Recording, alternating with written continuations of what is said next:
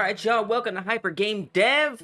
Today I'm gonna be learning about animation trees in Godot. Who's me? Me is me. What's up? How y'all doing? Hope y'all are doing good. I have been working on animation lately for this game. It is an alien invasion game. You are this charming alien who is out to collect meat. And I need you to be able to grab that meat, to reach out and get it. Okay, you know what? I heard it, but let's just please ignore it. Family-friendly stream. You need to be able to get stuff that's in the game and send it either back home to your alien planet or use it to try and, you know, heal yourself. Is the animation working? Yes. So this has been, welcome Hollow Tempest. This has been my my struggle for the last, how do you say, 3 weeks, 2 weeks, something like that. This is actually the new walk animation. Now look, it's not a great walk animation, but that wasn't the point. The problem that I was having was that there was some glitches occurring when Godot was calculating certain quaternion stuff, I think, when I'm blending two animations together that have a lot of quaternion value variance. All right? It's great. Oh, that's nice of you, Frank. That's nice of you. It's a handsome alien frog. Yes, welcome, Frank. Welcome, Creepy Eye. And Tincho is here. Tincho is a member.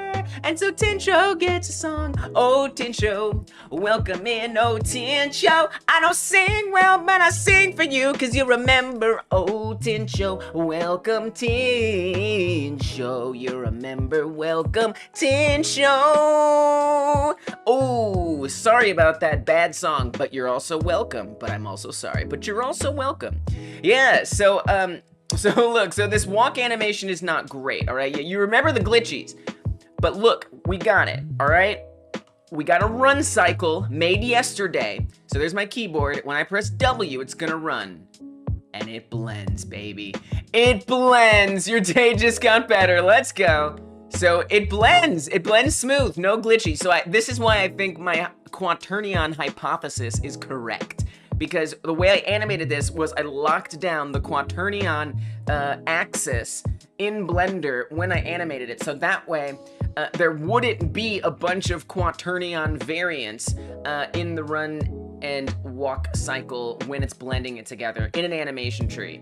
And so, yeah, we got it. It blends, there's no glitches, and this is being run through the animation tree. So again, just to reinforce that this is doing the right thing. So here's the actual animation tree right here.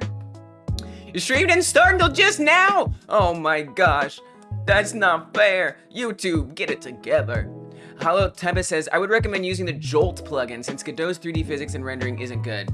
You know, that's interesting. So I'm not using any physics stuff, for one. And two, at least not yet. And two, I'm very plugin averse, and I'm not saying that's the right feeling to have, but it's true. To me, it's like I try everything I can until I just can't find a solution, and then I'll do a plugin.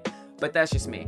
Let me keep that noted, though. Let me keep that noted, because that sounds very intriguing. I've heard that Godot's physics aren't good built in, but we're not using physics, so we'll be all right. But here's the transition here between the walk and the run in the animation tree, and you may remember this would show glitches. In fact, I could try to show you. It's a little buggy, since those animations animate different body parts. They don't swap out well. But if you look, when we go to walk and run, you can see, well, it's not glitching that much. It is glitching a little bit. It's not glitching that much, and the reason why it's not glitching that much is because we don't have some of those vectors in there, which does raise some questions as to what really caused the glitches. It actually does raise some questions as to what caused the glitches. But you can kind of see how that arm is like jumping, like this right arm is like jumping around, so it's definitely still at least the quaternion thing. Like, see how it spins around backwards to get there? That's definitely the quaternion thing. But we don't have that problem anymore. I think, you know what it makes me think? It makes me think that animating the property in Godot, because that's the big difference between the reason why. So here we're bobbing up and down.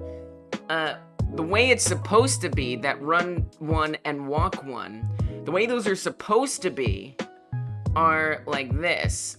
So this is the way that is supposed to look. See how we're jumping up in the air? That's animated via the property of the armature in Godot, which is the only way I know how to change the position in Godot for the armature. However, when I change the armature position in Blender, we get this. So we get a different animation icon and type, which isn't the property. So I also have to wonder if it doesn't have to do with that glitch a little bit with trying to blend Godot properties together in an animation tree. I don't know. It raises a lot of questions, but all I know is we're good now, but that leaves us with a problem. Just because we're good now and we got the right animation doesn't mean we're not in a bit of danger. And that danger is directly related to me having absolutely no idea what to do with an animation tree. I don't know what to do with an animation tree. I don't know. Someone in the chat helped me set this up in the first place. And the reason why I wanted to set this up was so we could grab things out of the sky. For example, these helicopters. So we've got trees. Yeah, trees, exactly. If I click on one of these helicopters, the arm stretches. So this is just stretching the mesh. It is not an animation.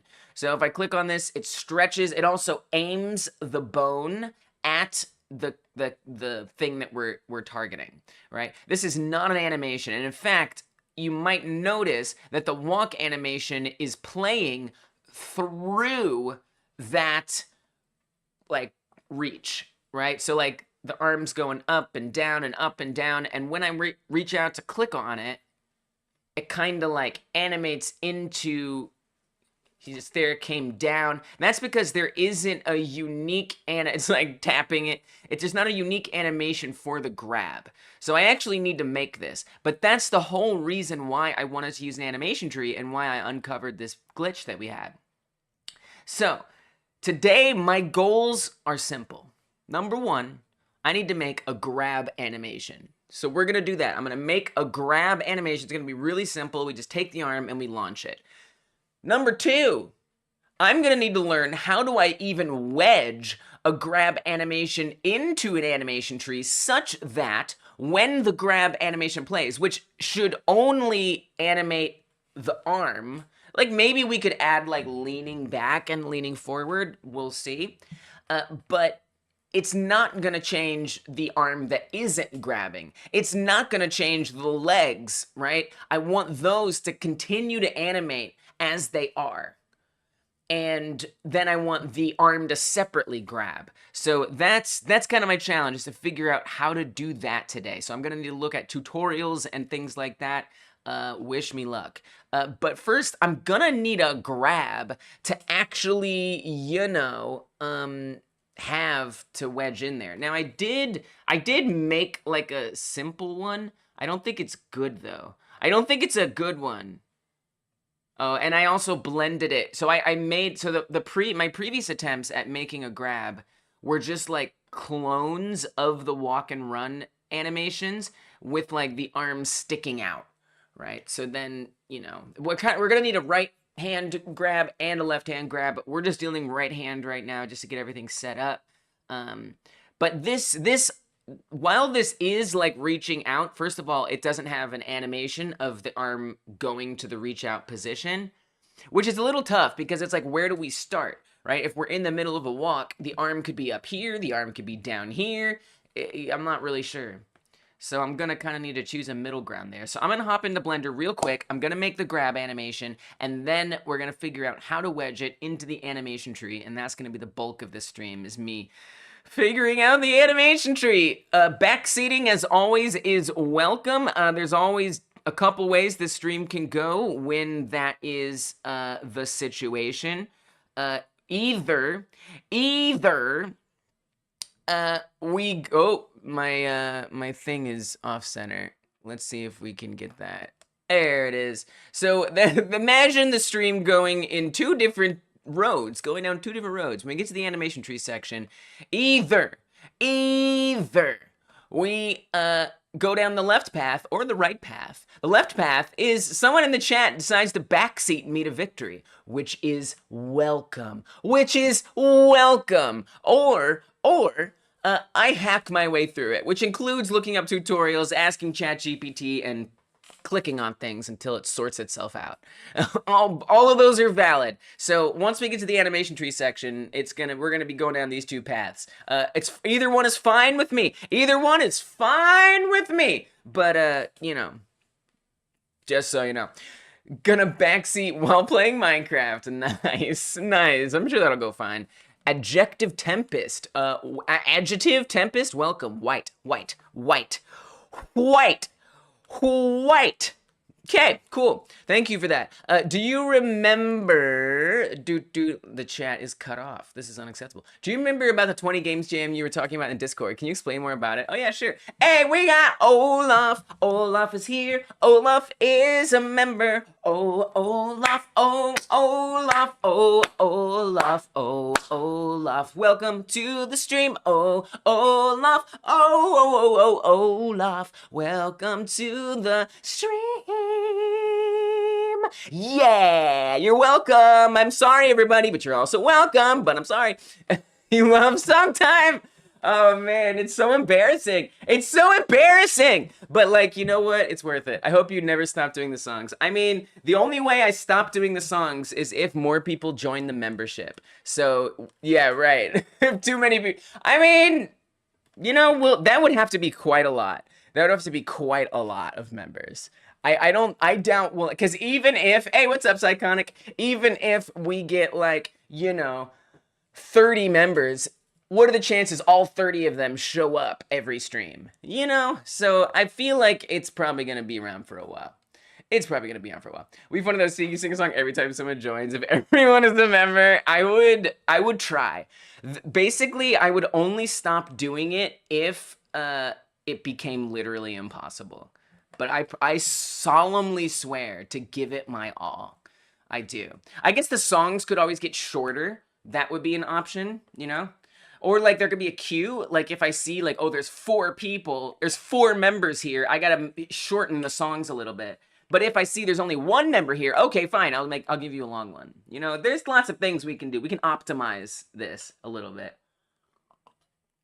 I'm a game dev. We optimize. Anyway, good to see you, Psychonic. Welcome. Thank you for stopping in. So yeah, animation tree stuff. So let me just get a quick grab animation. I did recently learn animation at all in Blender. Literally, I just started learning it. Like, I'm pretty brand new to learning how to do it. But that's okay. We'll get there. So I think that if I uncheck this, we unlink the walk, and I'm gonna create a new animation, and I'm gonna call this grab. All right, we're just gonna call it grab. I solemnly swear that I'm up to no good. Is that like an actual quote from something? Because it sounds like something. It just sounds like something. We're calling it grab, and then I'm gonna drop it into the NLA editor. So let's push it down here. Oh, there's no keyframes maybe, so it might not be push downable. Okay, that's fine. I'm okay with that. Let's give it a keyframe. Let's put a keyframe. Radoslav is here too. I won't participate in the jam tomorrow though, because today I tortured my PC with a simple chunk of terrain in UE4. What? Oh no! Are you not upgrading to UE5 because of like PC stuff? You might be able to still upgrade, but I will say UE5 has much better terrain stuff than UE4. I don't know why. That's not advice you asked for. I'm sorry to hear that. And I'm also excited for you. It's problem solving. You've got a purpose in this life. Tinsho is asking about the, yeah, so I came up with a game jam idea. And basically, it's from Harry Potter. Okay, I knew, it sounded like some kind of nerdy reference. That's all I knew. All right, so let me tell you about this game jam idea I have, guys. So, and I'm gonna draw it. We'll draw it in Paint. Okay, so here's my game jam idea. And it's going to be in addition to the 1 hour one, even though I know you said you couldn't join one of y'all. I apologize that. But you know what? Here's the good thing. I apologize that all of them can't be made. But you know what? We do it every Friday, and that's never going to change. Well, okay, maybe. I might take a break once in a while, but I'm going to keep doing it. I love doing the 1 hour game jam. I love it. You love when I draw in paint? Oh my gosh, Merp. You're so easy to please. Which is fine. So I'm gonna keep the 1 hour game jam, all right? 1 hour jam isn't going anywhere, okay? 1 hour jam is solid. That one is gonna keep happening on Fridays, no matter what. No matter what, all right? I promise, I swear, I have no interest in stopping that, all right? This is an extra jam. This is an extra jam. All right, and this will be like an occasional jam. The 1 hour and 1 minute jam. I mean, so we've done different times. We've done different times. I don't know about 1 hour and 1 minute. We're doing a little more than that. This one will be actually a longer one. This one will be a longer one, which I think is very exciting. So the 1 hour jam, it's fine. It's over here. Don't worry about it. It's gonna keep happening. Radoslav says, my laptop has an integrated video card. I see. Yeah. I also tortured it with a project of mine. The sunlight I put on the level was red as hell. Sunlight can be very hard on performance, for sure. I don't know if that's what you're saying, but I have definitely... if the only time I've crashed Godot is messing with sunlight stuff. 3-day game jam. You know, so it depends. It's gonna depend. All right, so this is my extra jam idea, all right? Let me tell you about my extra jam idea. So this would actually replace this live stream that you're watching right now. This very live stream would be replaced by the extra jam. And so here's the idea. We make a simple game. Simple game. Everybody does. Me, you, whatever. Simple game. So let's say something like Pong, right? I already know Merp Maker is working on a Pong game, and so is Tincho. So maybe not Pong, but just as an example. So for example, Pong, or what's another simple game? Space Invaders, right? These could be the types of games that we do for this jam, and everybody makes a version of that simple game, and we spend, you know, maybe a couple weeks doing it, you know, maybe not, but I'm gonna work on it, right? I'm gonna work on it while I'm streaming right now, not today, but like Wednesdays and Thursdays, I'm going to devote 8 hours to working on it. What's another simple game idea? You guys know simple games. What's a simple game idea? Try to use 64 by 64 textures next time instead of the 1024. Oh yeah, that's a good idea. That's a good idea. You got to like cut little corners. Honestly, that can like those types of limitation can produce like an interesting result. Like a nice game, honestly. You'll like that? Yeah, let's go. Oh, a racing game. So maybe we could say like a kart racer, you know, I don't know, something. Yeah, a race. Something simple. Flappy Bird. Yes, exactly. Flappy Bird is a good one. You get the idea. And a game idea that we're all familiar with too, right? So I think that's even better than like a racing game, because it's like everybody knows what Flappy Bird is. And so these are like our simple games ideas. Dogfight, airfight games. So that's a little more complicated, right? Even I would say maybe the kart racer is a little more complicated.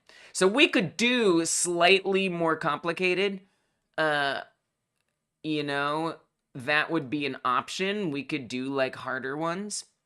And then the idea is we would all kind of support each other a little bit, right? Like you guys would share your progress maybe in the Discord.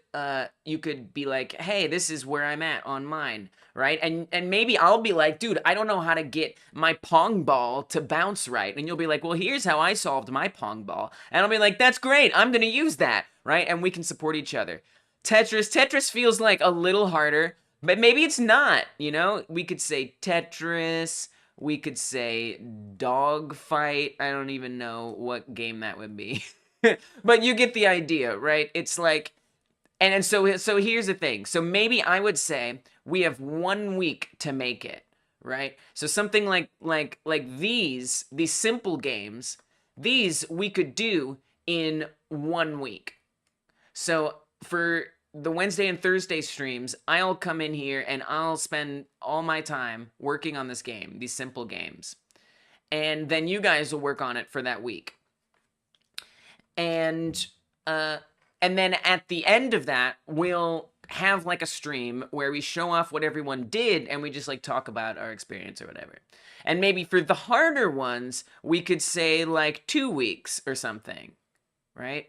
And so the idea is that we would try to actually complete these games. And I'd make like an itch page and everything. So we could do it all on itch.io. Like we're going to take it all the way seriously. Like, you know, you can all submit your games and everyone can check out. It'll be like a Pong game jam, a Flappy Bird game jam, right? Space Invader game jam. And we'll all have these awesome, different, unique versions of these games. That's pretty much it. That's pretty much the idea. Alien game, interesting. Thank you. Yeah, I am. That is what I'm going to be working on today. But and then for this extra jam, the idea would be that I would stop working on it's kind of like a vacation game. Like I'm going to take a break from working on my main project. And maybe that could even be like the theme in a way, like for you guys too. Like, hey, you're working on your thing in Unreal Engine 4 with your terrains. Take a break. Make a stupid little Space Invader game because you know what? It's good practice. Or games like Air Target that are also Air Fight but continue endlessly. By the way, Air Target had I love that, had a MIDI version of one Iron Maiden song as its soundtrack. That's awesome. So then this is good, right? Because you guys can also suggest games, right?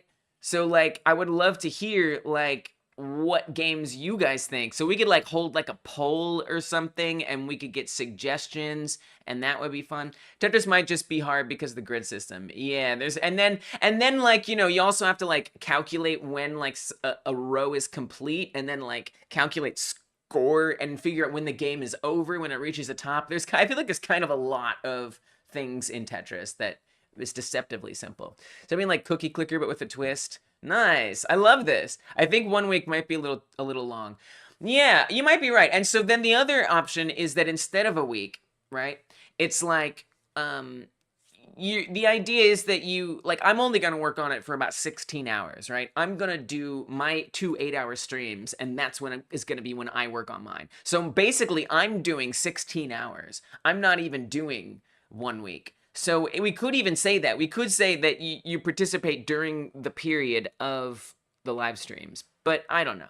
I think here's the thing. The good thing about doing a week, I don't think it's too long. Because it's really just whatever time you have within that week. So some people might only have 4 hours for an entire week, you know? They can only do a little bit after work and before dinner or something, you know? And so I think 1 week is good because for you it might be like, well, that's all the time in the world. But for someone else that might not be a lot of time. So I think a week is kind of good actually. For a complete game it's not that long, you know. Yeah. Right. And so it does sound fun, right? And so look, it doesn't have to be like an amazing game. It's still a jam. And then I don't know when I'm going to start this. I have no idea. And so that's the other thing is like, when do I do this? Do we do it starting next week? Do we do it in 2 weeks? Do we do it in a month? I don't know. I think I'd want there to be enough heads up so people could like schedule their time so they can participate. So I would want at least like a couple weeks, a few weeks minimum heads up before, you know, for everybody before we do it. I may have bit off more than I could chew by signing up for 2 game jams that are 2 weeks and 3 days in length, and I haven't touched Godot in ages. That's gonna be fun! That's gonna be fun! That's what game jams are for, pushing you out of that comfort zone of not doing stuff. Perfect. Well done. You're using the game jams well.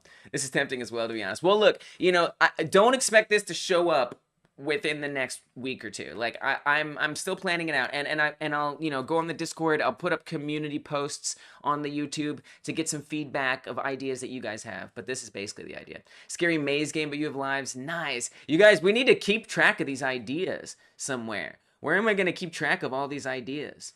They have to be written down. I'll just put them in like a notepad for now.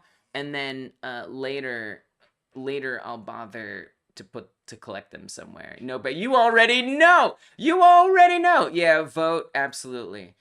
But we know I gotta do work today, and then we can keep talking about this more. Okay, so is your game jam on itch? I have an account there. I will wait. Yeah, so the one on Friday is on itch. The 1 hour game jam is absolutely on itch. 110% it's on itch. And then this one would also be on itch. But this is for a future. This is just a future idea. It's just a future idea. Oh my gosh, we have the hollow tempest and the adjective tempest. Are we the same? Because we're holes, or we're holes because we're the same? Maybe a game jam where you have to combine 2 topics. I like that. Yeah, we can always play with it, because really and here's the thing. The idea is that it's very simple. It's a game that like everybody knows and is familiar with, and there's not a lot of question about what that game is. And then you can play with it yourself a little bit too if you want, with your own entry. Okay, so what kind of, I wrote some stuff down in here. What maze game? Scary maze game, but you have lives. Scary. Honestly, the more there could be like a reference, I think I would most want them to be references to actual games. Now, you did give an example of like the dogfighting one. Cookie clicker. We can just take these notes down for now, and then at some point we can think about it. Tetris seems like a tough one. Pong, Space Invaders. Pong, what I don't like about Pong is that everybody's already made a Pong game. And so, that's fine. Like, that's totally fine. There's nothing wrong with that. But, ideally to be something maybe people haven't made. And who knows, we could even find, like, some game that, like, many people haven't heard of, but, like, is some simple game. Okay, Flappy Bird, we got that. Battle Cats? I don't know what Battle Cats is, but I'll write it down. I will write it down. Candy Crush? Oh, that sounds hard. I'll write it down, but it sounds hard. I'm gonna say Mario Kart. Any Ruthless game? I don't even know what those are. Car Eats Car? Oh my gosh. This is fun. It's fun to think about, like, games I haven't heard of. What was the dogfight one that someone was talking about? What was that one?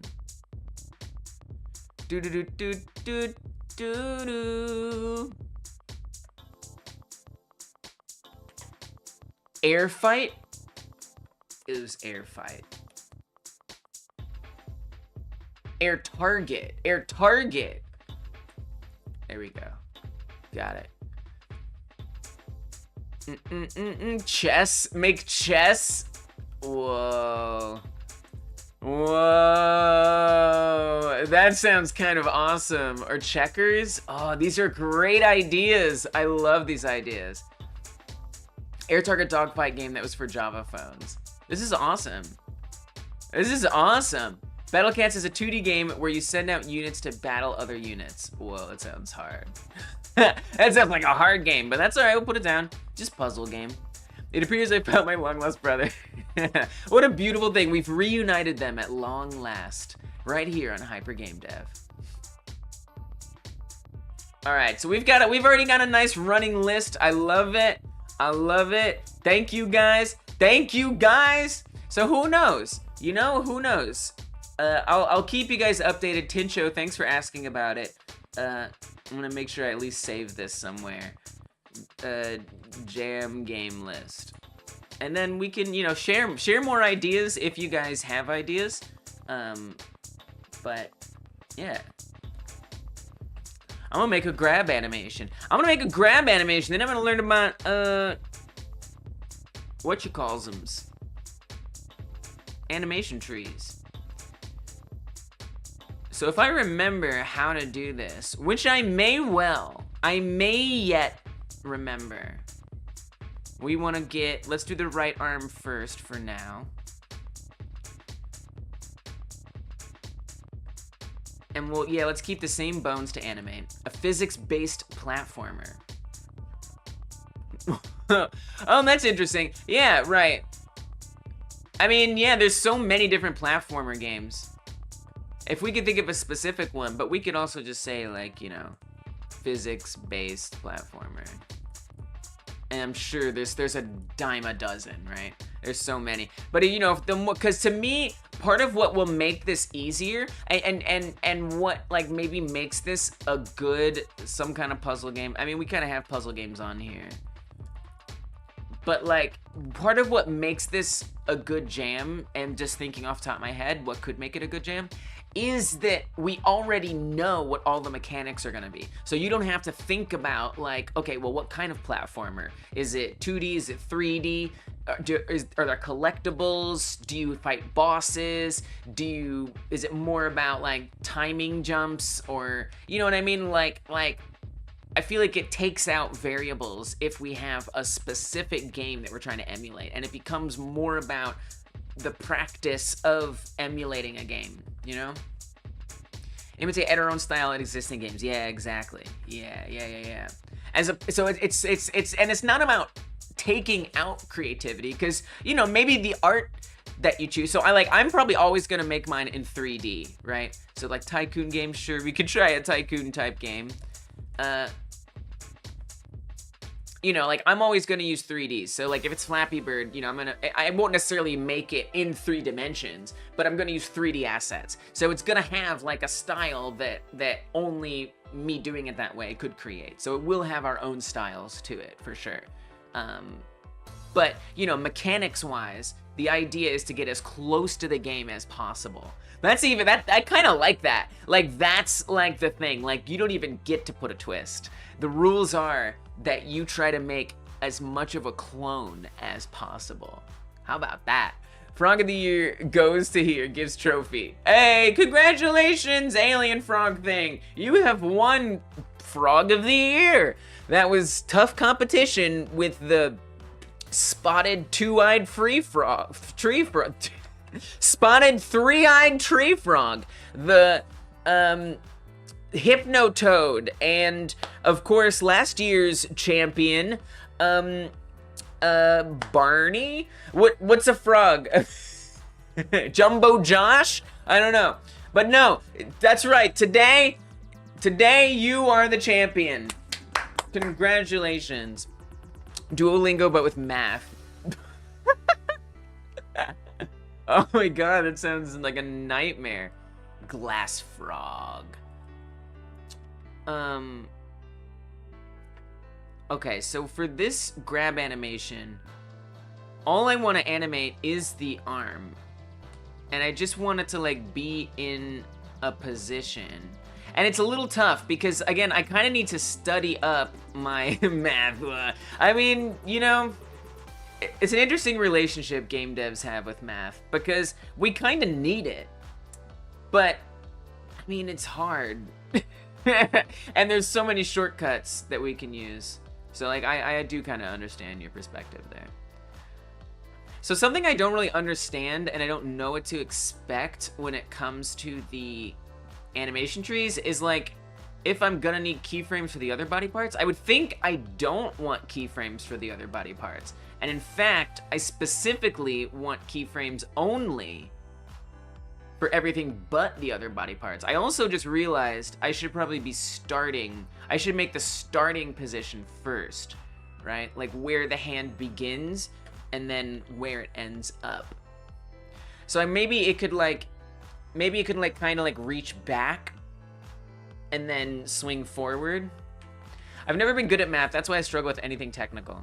Yeah, I've never been good at math either, but like the more I do game development, the more I like pick up little tricks here and there. Me didn't do Spanish lesson, he be coming for me. I am one of those Americans, all right, who basically doesn't know anything but English. So you know what?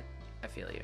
Start at the start. Milo, oh Milo, I like Milo. Who's here? Milo gets a song. Milo's a member. I like Milo, oh I like Milo. Welcome Milo. I like you Milo. Welcome Milo, Milo. Yeah! There you go. There's your song for being a member. Thank you. And I'm sorry, but you're welcome. But I'm sorry for that. Nihongo learning desu. Whoa. I got another idea. Potty racer. What? Potty racers? A physics-based racing and flying game. I mean, that first of all, that sounds like a cool idea. Is that a real game? Is that a real game? It's called Potty Racers? Guys, we're gonna make what is Potty Racers? Should I even be... I feel like I need to yoink this off screen immediately. Oh, it's an addicting games game? Wow. Alright, this actually looks pretty cool. This is fine. I don't know, man. I don't know, the name threw me off. Oh, it's like a porta potty. Oh, I see. You guys like the songs? Oh my goodness. I never played this one, but it looks kind of awesome. I love it. This is exactly the kind of thing. Honestly, this is perfect. This is exactly the kind of thing that I'm talking about. Like a game that necessarily people haven't heard of, you know? But they have. Or it's not, you know, again, a Pong game, like so many people have already made a Pong game. But how many people have made their own potty racers? You know? That's perfect. That's a great example. Shouldn't the grab animation be done in Godot since it's procedural and changes according to the target? Yeah. So, Psychonic, we do have the bone aiming at the... whoop. I broke it. Let's fix it. I do have the arm pointing at the helicopters procedurally. Shout out to my 2 cents for setting that up for me. So when we click on this, as you can see, the arm stretches and it points at the thing we're clicking on. So that already works. But this is not an animation. This is all code and this is procedural. And so it's just stretching. But if you'll notice, you see how the walk animation is conflicting with it? Do you kind of see that? Like how sometimes the hand will like attack like this or like this or something because it's mixed up with the grab. So the grab and the walk animation are playing at the same time, meaning that it's like not always the same like position and behavior. So what I would want to create is an animation or at least a pose for the arm that keeps it in a consistent, so maybe it just does this, right? It's not doing all of this stuff. It's just like maybe doing that is kind of what I'm thinking. And so then we don't get this like mid-walk animation. Because see, it just looks like sometimes it just looks like a little tap. It doesn't even look like a hit. It's like boop or like beep, you know, and it's not really consistent. So the idea is to combine the procedural code with an animation so that way we have more control over how the grab actually looks. Hopefully that makes more sense. But yeah, good thinking for sure. You're welcome, Milo. ChatGPT and looking things up has been the only thing keeping me from getting another career and giving up on game dev. That's awesome. I think that's an excellent application for ChatGPT, is that we can, you know, smooth over some of our gaps. I mean, it's like the same as looking something up, except, you know, it's just a little more specific to our problem. Because, I mean, here's the thing, like, you know, yeah, and that's what you're saying, looking things up too, yeah. Which you know, is fine, but when you look things up, it can be a little tricky sometimes, because it's not always, you're not always gonna find the, like, exact situation that you're having. That's fair. Honestly, Hollow Tempest, that's a part of game dev. No matter how good at math you are, no matter how smart you are, you have to look something up. So really, to me, what I hear you saying is you're just a game dev. That's what I hear. Skibbity Toilet, if it was good. Is it a game? Skibbity Toilet's just animation. Obviously, there are games that are based on Skibbity Toilet. Radoslav says, I'm from Bulgaria, and I can speak also English and Russian, and I'm learning German? Nice. Nice. I admire that. I admire that deeply. Yeah, over here in the United States, they maybe teach us Spanish and they give us the chance to consider learning something like German or French, and that's pretty much the end of that for most of us. And even then, you know, most of us don't. What if I earn 2 die? What?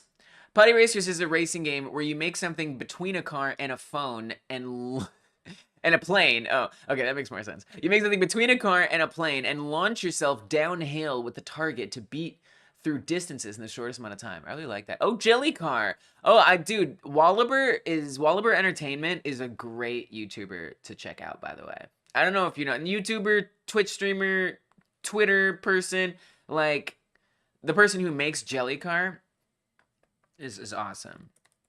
I think it's Wallaber Entertainment. Yeah. They're working on like a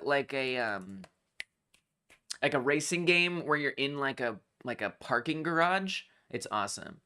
Check them out if you get a chance, cause like honestly, they're really entertaining and you can learn a lot just from hanging out with them. They're another like game dev streamer, and I think they're great. They don't stream on YouTube as far as I know, but yeah, Jellycar is a good example. But you know, then the thing is, and maybe it's not a good one because Jellycar. I mean, then again, I guess Jellycar versus Jellycar Worlds is super different, right? Jellycar Worlds has a bunch of like levels and stuff. So, you know, ideally it would be a game that's genuinely achievable within, you know, the time frame. About combining soft body physics with platformers and cars. It's actually a very interesting technical achievement. Yeah, maybe that's a little too difficult. That one might be too difficult, but we'll write it down. We'll write it down. We will write it down. Yeah, it's a really cool game. Everything's like really bouncy. I can't show you a video really, but it's like bouncy and it's cool. You should check it out. You should check it out. It would be like Voy por tu familia, cierra las puertas. I don't know what that means. I hope I didn't say something bad. I'm not supposed to say things that I don't understand. I apologize. Earn to die the game. Oh, so that is a game. Oh, that's a game. Earn to die. That's a game? I didn't know that. Whoa. Cool. Cool. Oh, it doesn't have a 2. Earn to die. Yeah, maybe, I mean, maybe we could do Flash game. Flash games sound like a really good thing to focus on. You speak English and Arabic, and in the process of learning Swedish. I'm in so much admiration. Merp speaks English, and some more English, and also the slightest bit of Spanish. Yeah, that's me. Yeah. I see you. I was just commenting about the cars topic. I didn't want to add to the list. It's so difficult. Okay. Got you. Who, you said, oh yeah, Jellycar. Okay, so we'll take Jellycar off of there. We don't want to torture ourselves. Arabic speakers. No cursing. Cursing is bad. Oh. Did someone curse? Oh, that's okay. Well, it's not gonna show up on here. As long as it doesn't show up on here, honestly, it's kind of fine. We do want to be family friendly. Yeah, Merp can be excitable. Don't get too worried. You're not in trouble. Merp is excitable. All right, so hopefully that made sense though, Joe, about the grab situation. So I'm gonna grab the arm. I want to think about it. I'm going to say it comes like from right back here and then it goes forward. If I curse and swear, you wouldn't understand it unless it's English. I'm still a cynical person. I mean, you know, that's why I need to not read things out loud that are in a different language. That's exactly why we don't read things that are in a different language as streamers. Because then you say things you didn't mean to say, and that's not good. All right, so I'm gonna have the arm start like behind.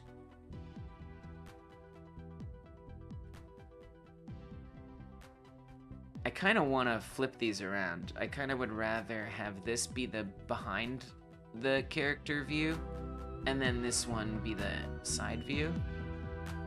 I don't know, that just like makes more sense to me somehow. Okay. So maybe it's about there. And again, this has to be kind of a position that can easily be like moved into from the walk cycle and run cycle. So we'll see. Who's Joe? Joe is Joe. Psychonic is Joe. Psychonic Joe is one of the foremost contributors to this game, by the way. By the way, I got proof. I got proof for it. I got proof for it. Radio glitch, Jesus escaped him. Psychonic Joe is the #2 contributor to the Alien game. Joe Mama. That as well. There's also that. So we gotta give our respects. I do, at least, have to give my respect to Joe.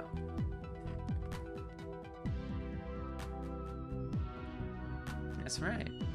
Hope there's an actual person called Joe here. I expected a Joe joke. All of the above. Merp, you are not. But you know what? There is one I can give you. When people like you ask, and I say people like you, I mean people who haven't given me a specific, you know, bit of help. You know what you do? You know what you do? Moral support. Moral support. You're here cheering us on. So let me get you in there for that, Merp. Moral support. And that's any of y'all. Literally, I would say, like, in the credits for this game, I would just be like, and everyone in the YouTube chat for moral support, right? But if you, like, shout it out, you know, I will make sure that we get you in there, all right? I will make sure we get you in there. Why is it making suggestions? All right. So thank you. Thank you for supporting me morally.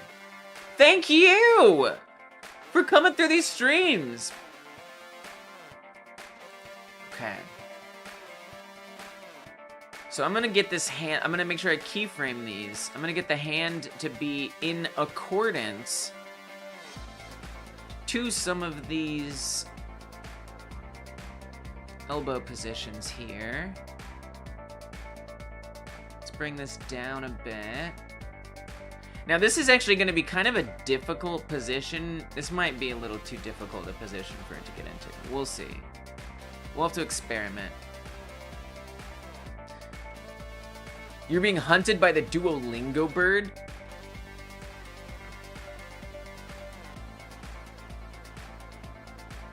What? You what? I didn't know that the Duolingo bird existed outside of anything. I mean, this is a fear unlocked that I didn't know I needed to have. So we're gonna have this arm, this elbow straighten out. And then I want the hand to unfurl.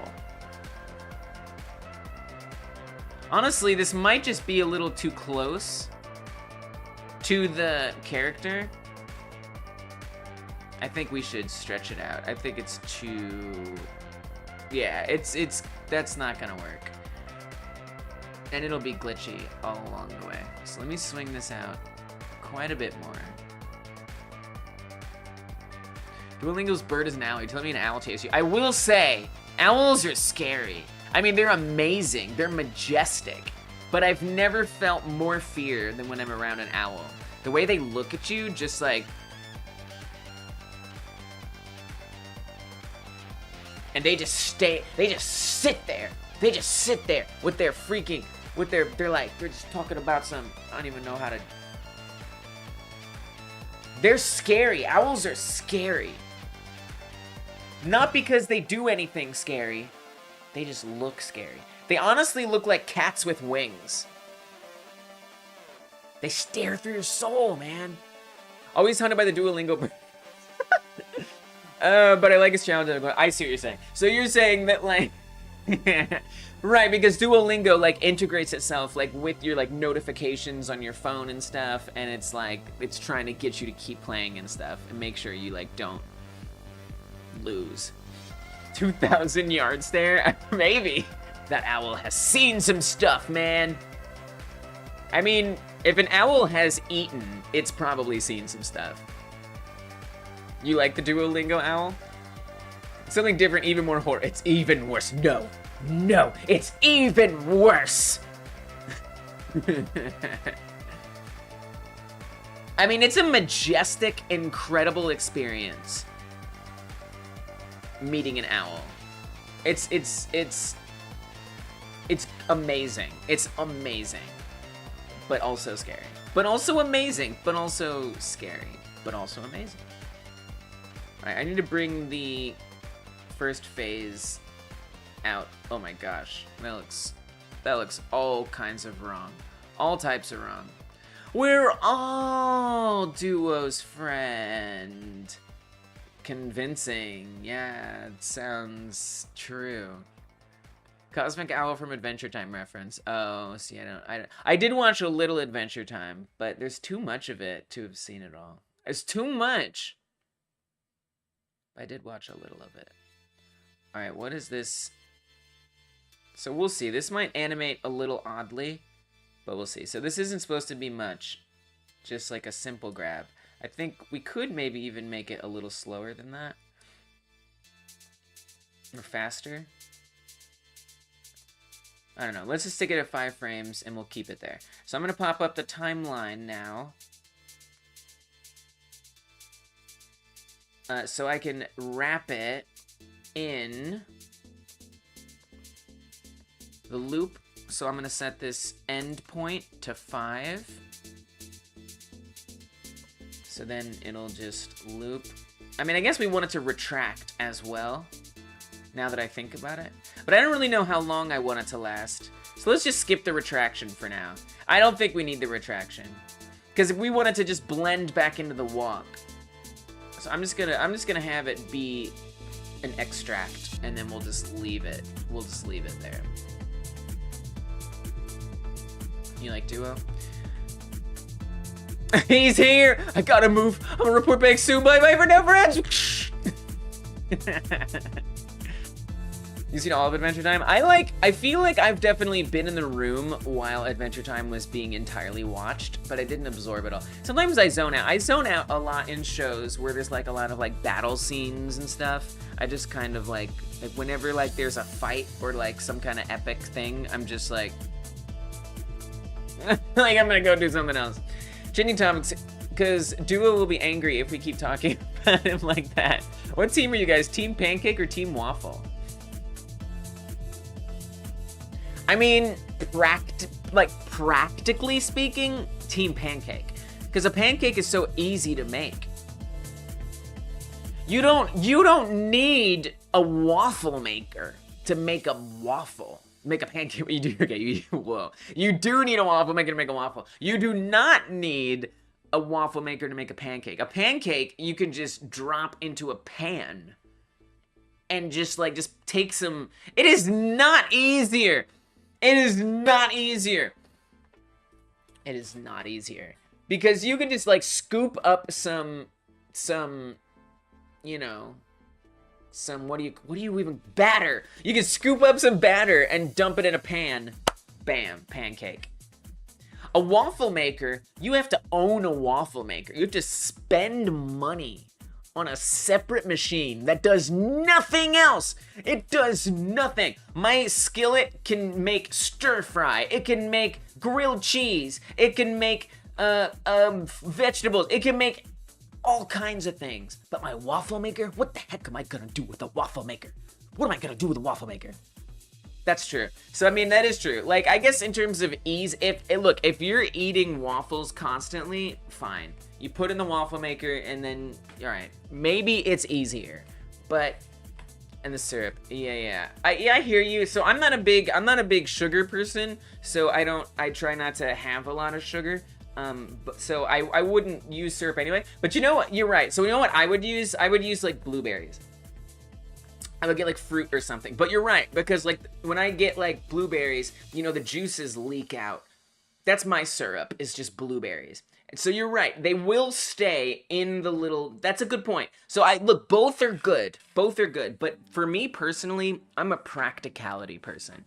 And I'm also a very unfinancially viable person. That is, I don't know if I said that right. I'm not gonna buy a waffle maker, is my point. Team pancakes, because my brain is like a pancake. Team waffles. Owl symbols are used by some rock and heavy metal bands. That's true, like Tool in their relationship with Satanism, just saying. Oh, well, Satanism is kind of cool, so. But yeah, I hear you. You're saying the owls are evil.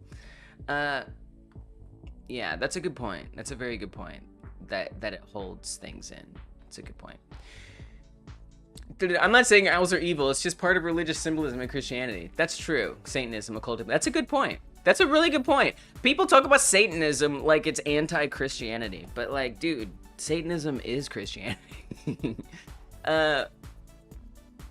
It depends. It depends. There's different kinds of Satanism. There's the Satanism that was made as a response against Christianity, as like an atheist movement, and then there's Satanism where the people actually worship Satan. So there's like kind of different versions. Depends on how good of quality you want your waffle. Yeah. Besides, simplicity is key, especially for a waffle maker. With the waffle maker, I can make waffle-shaped tortilla. Okay, that is convincing. That is convincing. I have never thought of that. Sugar people in the chat be envious now. All right, I'll slap. Envious? Envious of what? Envious of what? Okay, so there we go. With the waffle maker, you can make waffle-shaped waffles. That's true. Wow, solid point. Solid point. I think we're done here with the grab. So now I need to try to add this into the NLA editor. Will it let me push it down? It will. So we've got the grab. It looks good. To keep it from conflicting with other animations, I am going to, on its first keyframe, let me get back to, or its first frame, let me get back to the dope sheet, if I can. There we go. Dope sheet, action editor, edit this, and then I'm gonna select every bone here. Team Crepe. Ooh! Crepes are very versatile. There's a crepe-like restaurant in my location of Greece, and the crepes there are really good, especially the chicken one. Oh, I'm so hungry now! Oh, that sounds so good. The only food I have are shredded wheat. I literally, for the stream, I got shredded wheat, and I put it in an old salsa jar. This is an old salsa jar, and I put shredded wheat inside of here. And this is my stream snack. So this is gonna give me the satisfaction of a crepe right now, so I'm not craving a crepe.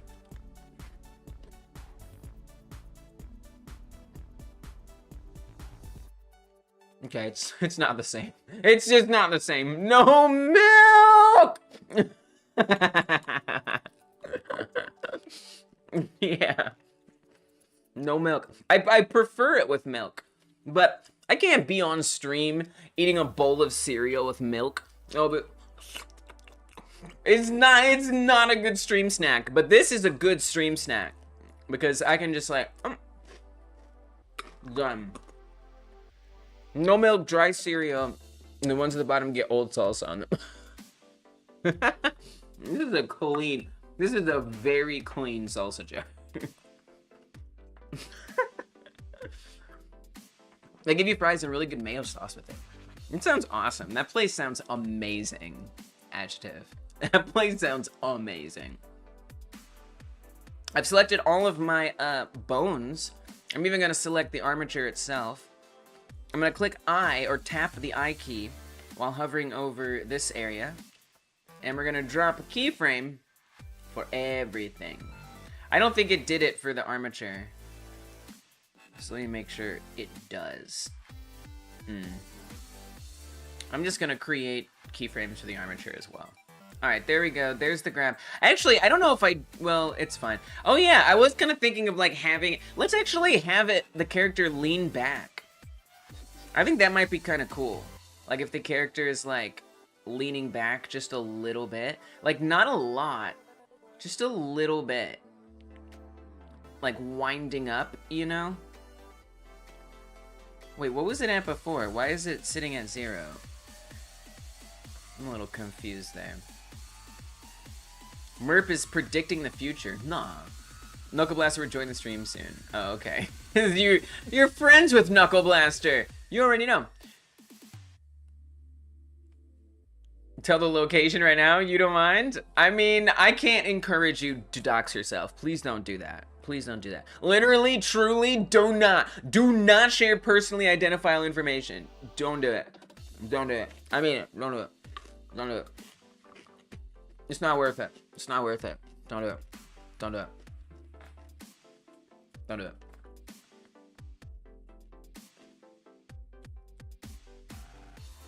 Yes, lean, indeed. Your nickname is Merp. I don't think that's what personally identifiable means, but I have a lot of respect for you anyway. Okay, I'm just gonna go back to before I created those keyframes. Not home. The restaurant, also my home, is actually not that near the restaurant. Okay, fine, you can tell us. Alright, tell us. Tell me now, so I can go to Greece and eat these amazing crepes.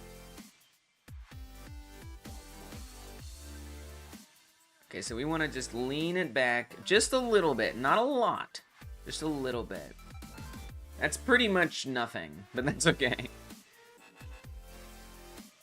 And then by the end, I'd actually want it to lean, like, forward, you know? So then maybe that's our animation. Alright, there's our throw. There's our grab.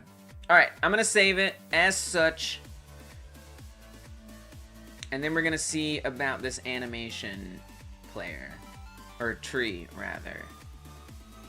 Save it. Hop back into Godot. New stream idea. It's a worldwide mukbang. What? Like a Zoom call, but like everyone's mukbanging. It's kind of amazing. The animation looks so good. That is nice of you. That is a little too nice. You travel the world and eat a meal from everywhere. That's actually a pretty cool idea. That is a cool idea. I'm not big on eating too much, though. Like, personally, my digestive system gets very angry at me if I eat too much. So you'd have to find someone else to do it. It ain't gonna be me. But someone should do it. And I will not watch them. But I think Merp will. Okay, so now I have this. What am I even doing with this animation? I don't even know. I wonder if it came in here. It didn't. So I've been having to extract my animations from like dropping in a fresh version of the Blender file.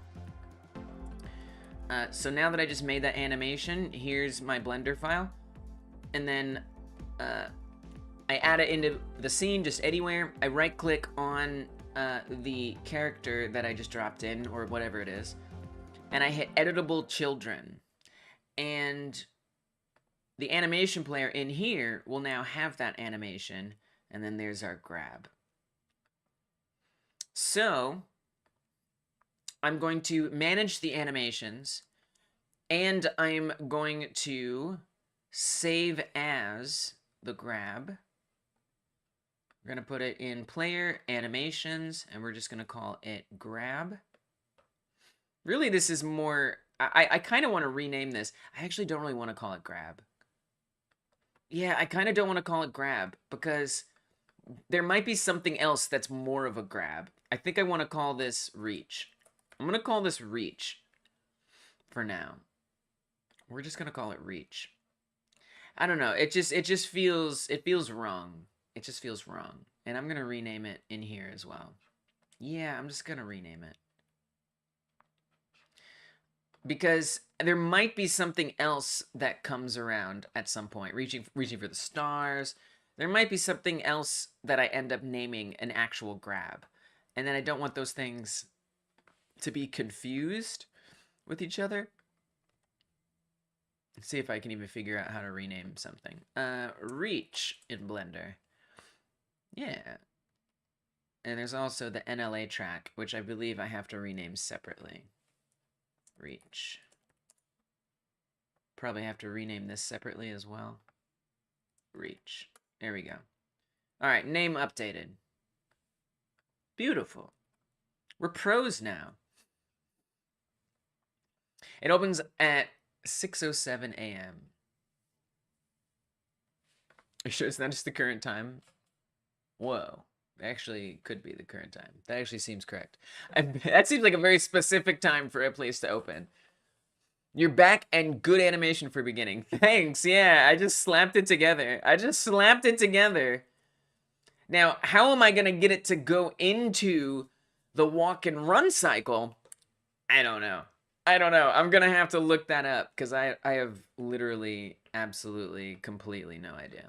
There has to be a way in the actions editor. Yeah. Yeah, something like that.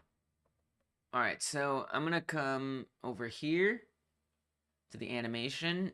This is the animation player that has all the animations we use. I'm gonna hit open. We're gonna bring in reach. And so that's gonna be here. It's gonna probably need a little work first. We have to add in blank keyframes. Probably. Actually, maybe not. I don't know if I do need to add in blank keyframes. Actually, maybe I do. Actually, I don't know.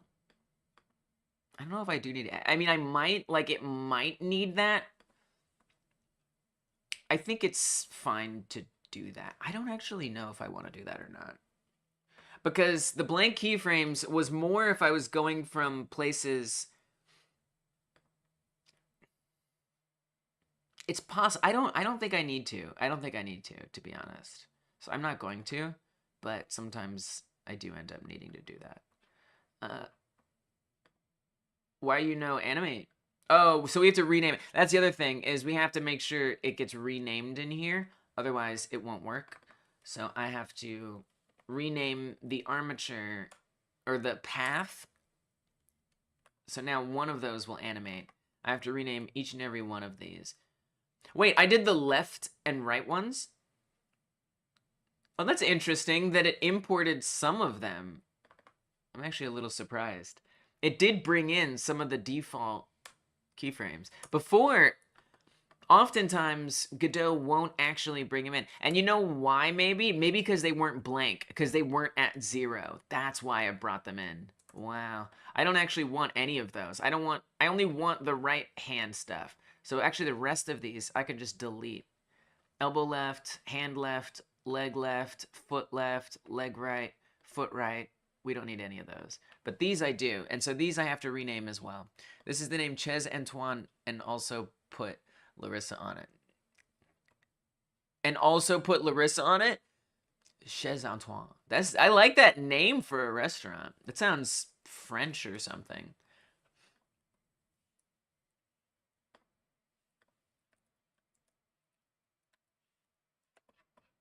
Let's see. Let's see what it gives us. It's a cafe. Oh, that's like the town or something. Remove the animation of other bones, it might break the animation. Well, yeah, you're right. You are right. You are right. And that is a concern to keep in mind for sure. Yeah, yeah, maybe I should add the others. I'm just not sure because of the fact that we're blending in from other things. Dang, those are some nice crepes. Those are some nice crepes. Those crepes look all right. Wait, those aren't all crepes. They have a lot of, oh, it's like pastry. It's like a pastry shop. It's like a pastry shop. We got croissant. We got crepes. Pizzas? They have pizzas? You said to say Larissa, though, to be more specific. This is maybe more what you're talking about, this place. Gotcha. We were just looking at other stuff. Gotcha. Oh, that looks tasty. Look at that. Look at that. That's what I'm talking about. That looks yummy. That looks yummy. That just looks yummy, is what that looks like. It looks like something I would not want to have too much of. But, oh, I like these. I like the like savory ones. I know, I'm sorry. Like it almost looks like a burrito or something. Sorry, we gotta stop making Merp hungry. This place looks cool though. This place looks legit.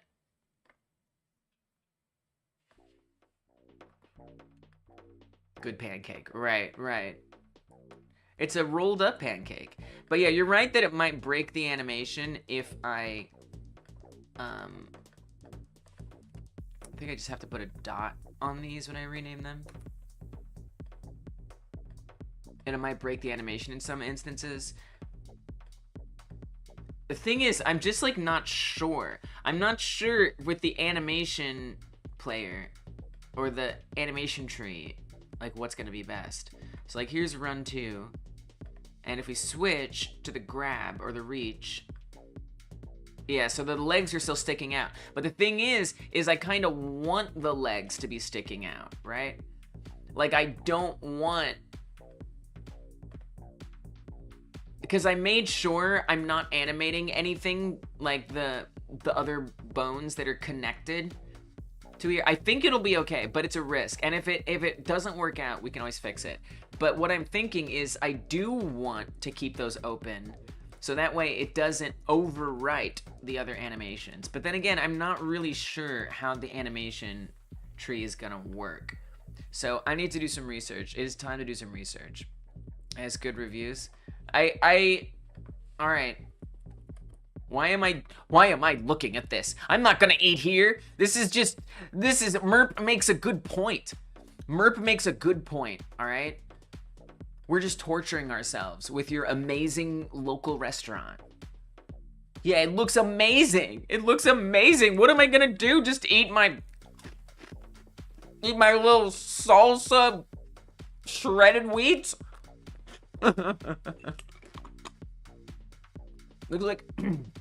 It looks like Jason reaching before dying in one of the Friday the 13th movies.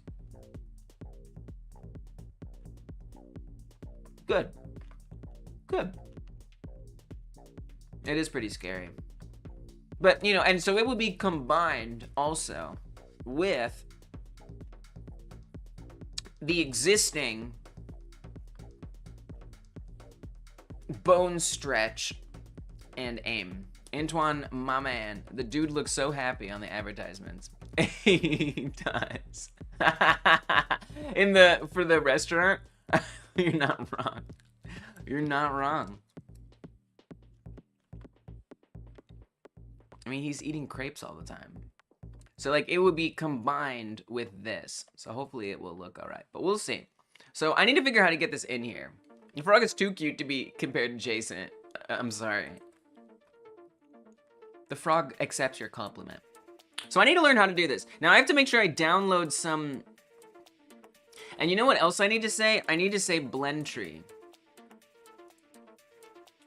Specifically.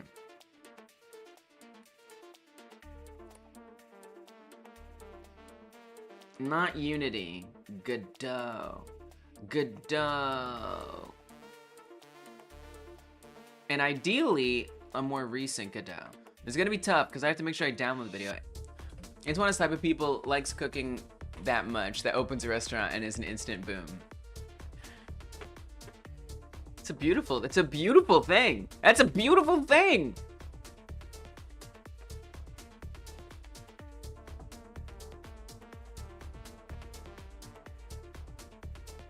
We only serve crepes now, but the crepes are good for real, especially the chicken. It's awesome.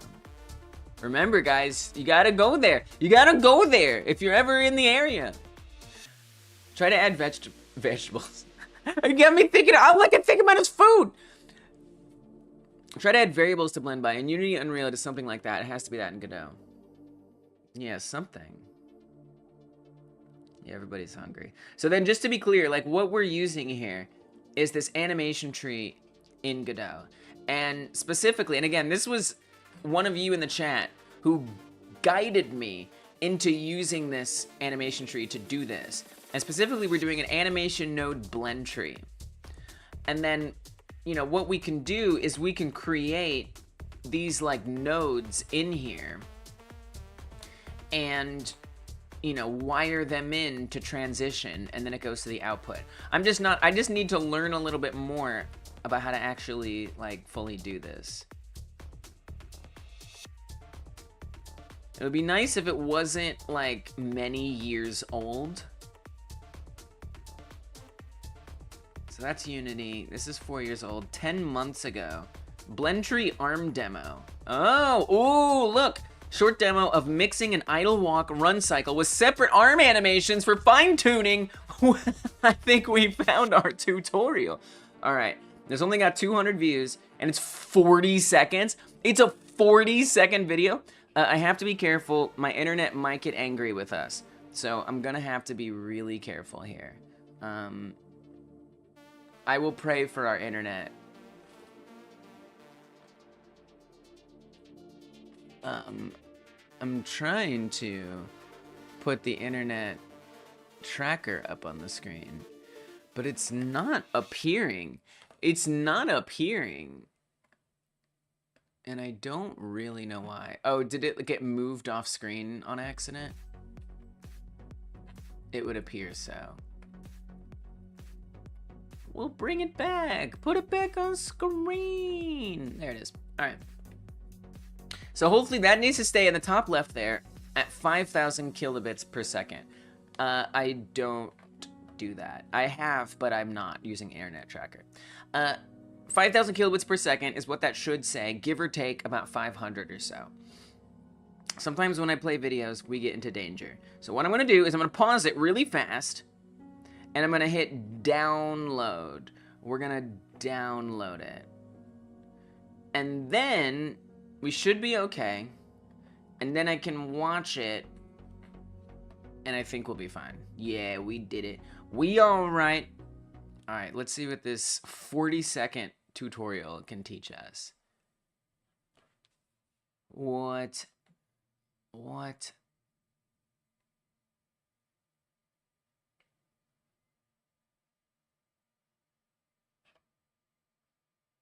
Is there any, are they saying anything? Let me see. No audio. Dude, this is raw. They're really just like putting this video up here. I can't even tell like what's happening. So it's playing an idle animation right now. Then it starts to walk. Now it's running. Where's the arm animation? Is what I'm looking for. Where's that? The arms. I was hoping for like an arm swing or something.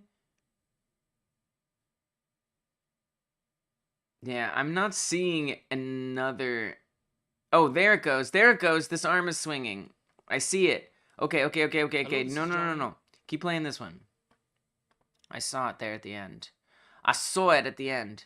Right there. When did that start happening? They changed something up here. Dude, this is impossible.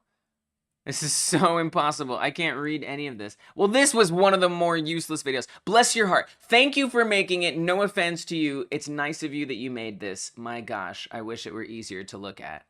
But, I mean, I guess that gives me some... Yeah, this is Godot. That gives me some confidence that at least we're on a track of something that could ever work. But, yeah. Let me see if I can find this elsewhere. I might be able to, like, search it up, you know?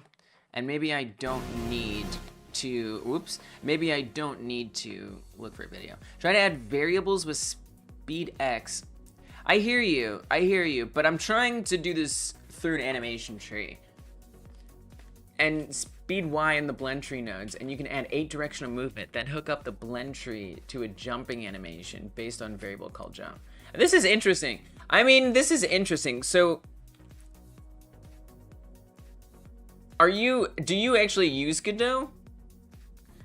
Because if not, I want to use Godot's AnimationTree specifically. If I don't have to get too creative outside of what it offers, then I'd prefer that. But consider that considered. I also don't need 8 directional movement, but, yeah. I hear you. Let me see if I can keep looking, though. We'll find it. It's okay. It's okay to be searching. So I'm gonna say, but thank you for trying. So I'm gonna say, you have Godot installed, but you don't use it. Okay, so I'm gonna keep that in mind. I would prefer more AnimationTree based. AnimationTree suggestions. But that, we could definitely try to pull it off with something like that, right? Absolutely. Probably. But I want to see if we can figure out some other way to do it. Blend tree animations out of sync. Uh-oh. How to change animations, animation node, attack animation. Transition. Yeah, so maybe what we would do is just add another state. But then it's like, how do I make sure it doesn't...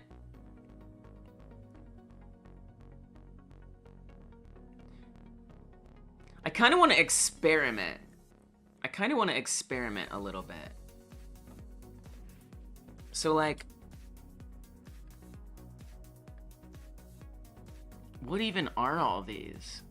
Add 2, add 3, animation, one shot, blend tree, blend space 1D. It'd be nice to have some like documentation on this. I found that the Godot documentation website is quite terrible in terms of its like bandwidth usage.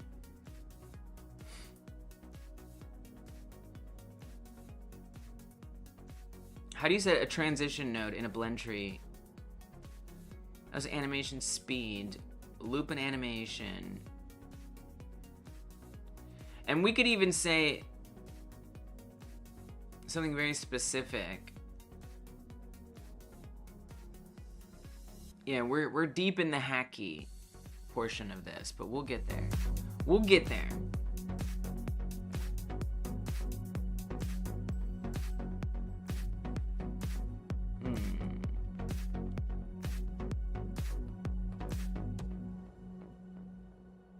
This is interesting. Sometimes loading Reddit is risky, but it's not as risky as some other sites, so I'm gonna take the risk. Blend spaces are for movements. Blend space 1D is for one direction movement using speed variable, and blend space 2D is for 2 variables, 4 or 8 direction movement. Thank you, thank you. So you got some good suggestions. I see that. Okay, heard.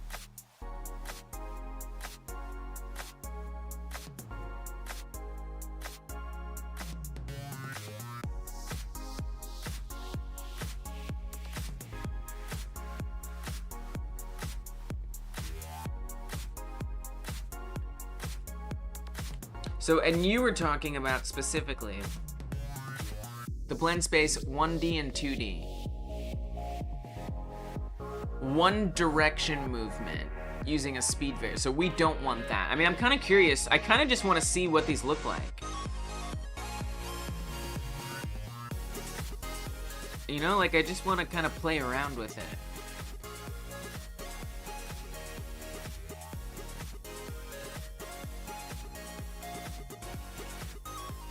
Open editor. What is this? So this might be where that speed comes in that you're talking about.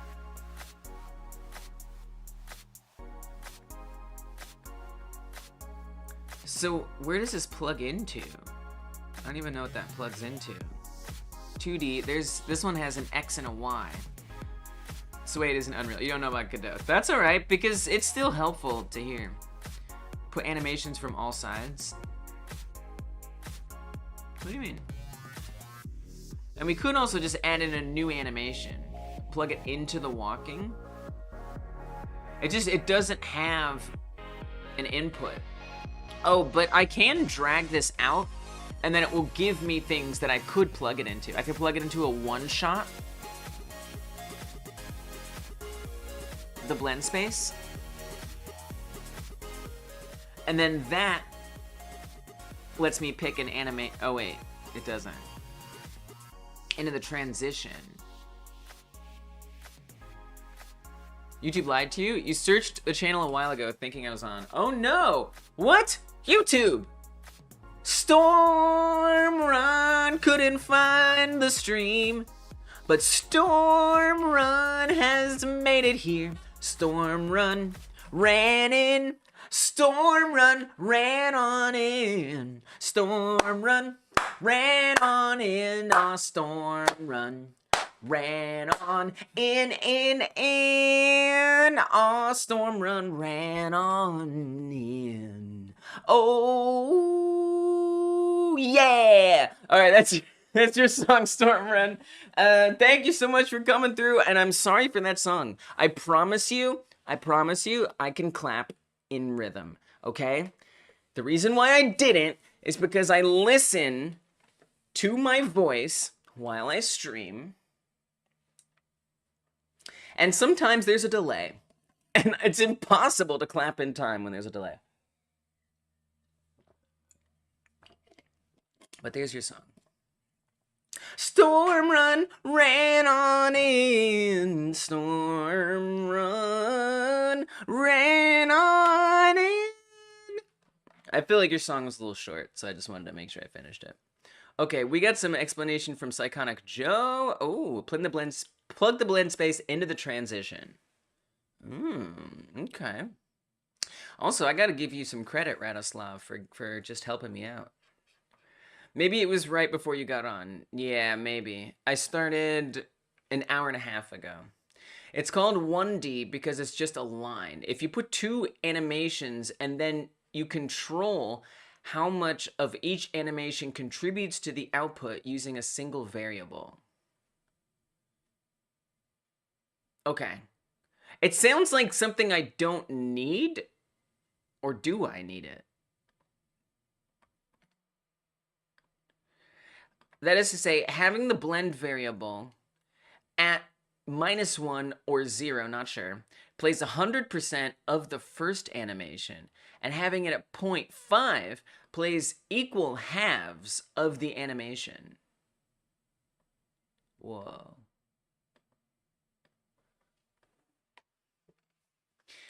In short terms, blend spaces save time if you have a heck ton of animations. Interesting. Interesting. So it sounds like it's not something that I need.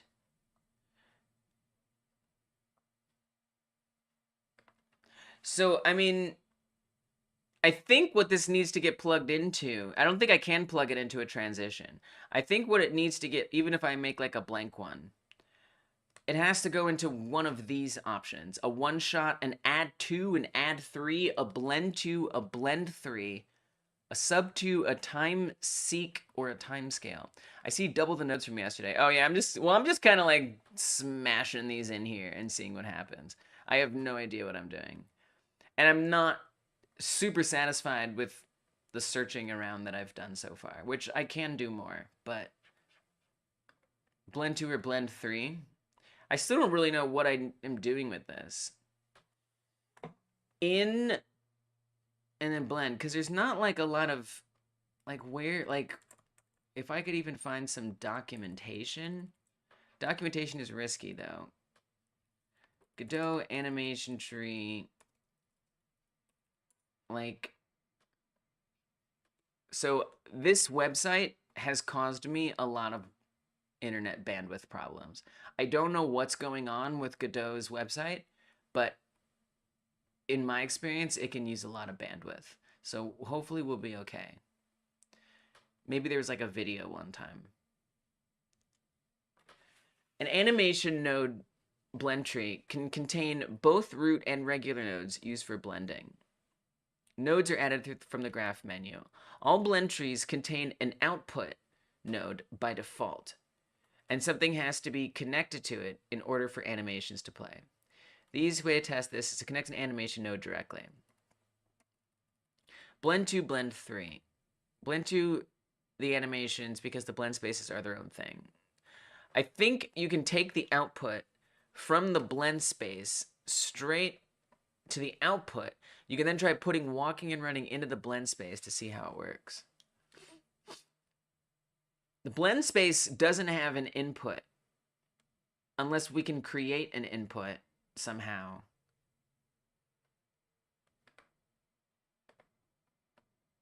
Wait, we can add an animation in here? This is wild. This is wild. I don't know what's happening.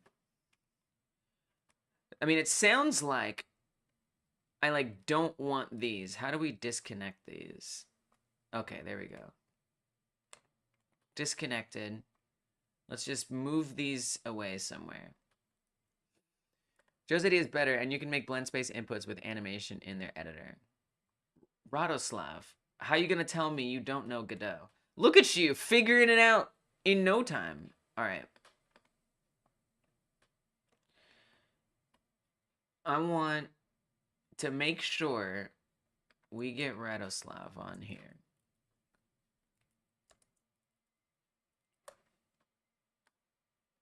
You're a Godot consultant. And I guess specifically, we'll say reach animation. I don't know. I don't really have, I actually don't have something new for you, Psychonic. I'm just kind of creating that. That's not really true.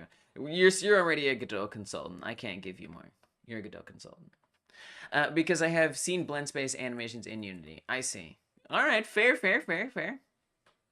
That's kind of cool that it's so similar, though. Yeah, there are totals. It's basically a leaderboard for all intents and purposes. It's a leaderboard.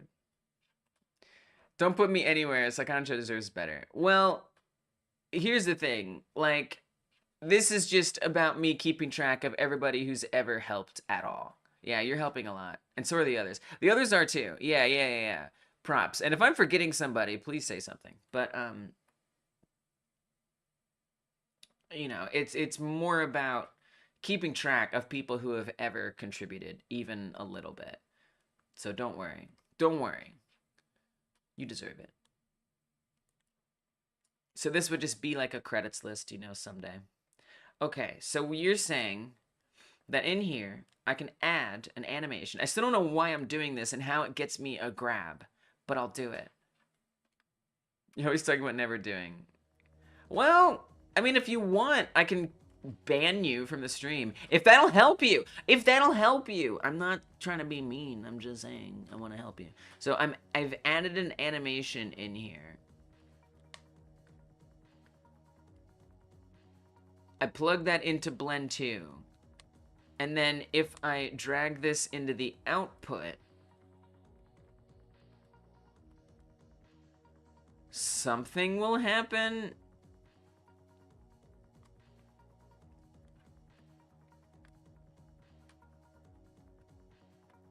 I don't know. I don't know what I'm doing. Like, what is this number? Try adding walking and running based on speed and then add reach as a separate animation. But, like, I don't understand what you're talking about. Like, based on speed? Nothing connected to input blend of node blend 2. It's the speed. I'm gonna need more guidance. I'm gonna need more guidance than that. What do I put into blend? Get rid of the blend 2 for now.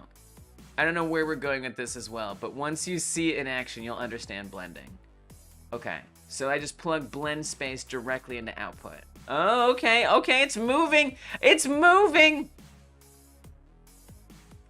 That's good. I like to see moving.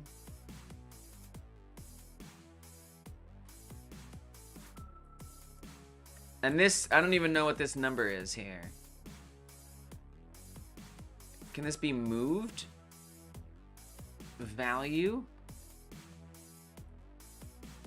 -1 and then 1 is over here. Right there. So someone said something about, Radoslav said like 0.5 or something? Whoa, so this line just moved. I don't know what I'm doing. I'm just pressing things. Now go to the editor and put the walking animation at the 0 mark.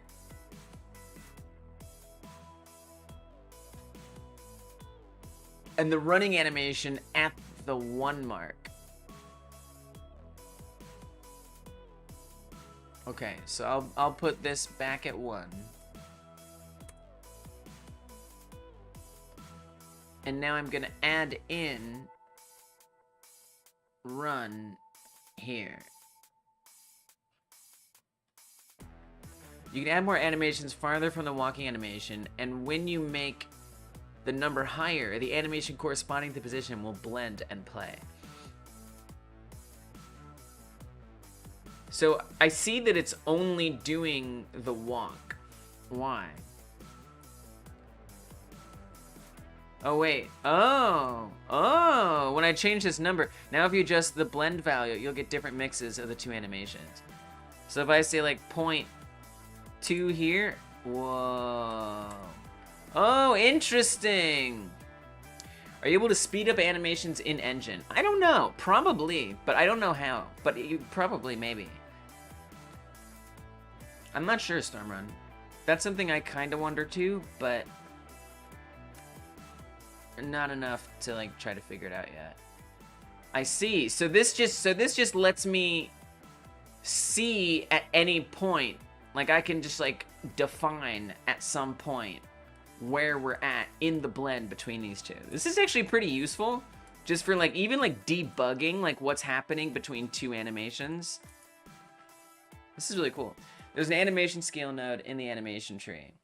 Oh, timescale. Oh, is there a simple multiply node? You can try multiplying the run animation. That's true. Is it too slow? I don't even know if I think it's too slow. So if I wanted to try that, on every animation player, there's a speed slider. Right, but we're not using the animation player anymore. I also didn't know that either. So that's cool. So here's what it looks like in the game. I mean, it might need a little bit of an adjustment, but I'm kind of worried that like the animations won't blend together correctly if I change the speed. So I'm not really sure what I want to do about that. But yeah, I do think the run animation is a little slow compared to how fast we move through the game. I always think it's good in Blender, but when landscape is there, my guy walks slow but moves fast. You know, part of me is willing to let it just not look perfect. But let's try it. Let's try out the timescale thing anyway. Let's see what happens. So you said it's called, thank you guys for showing me the blend space.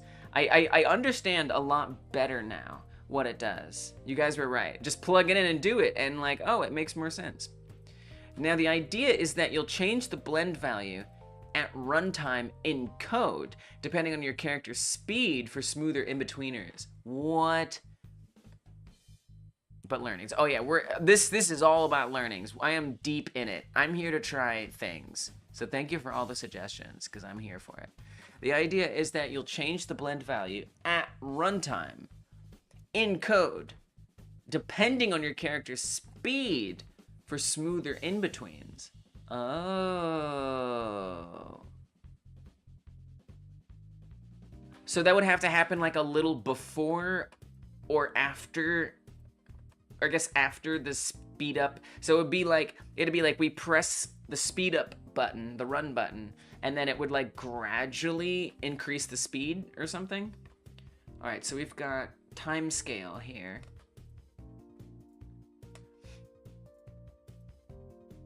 And if I plug this in like that,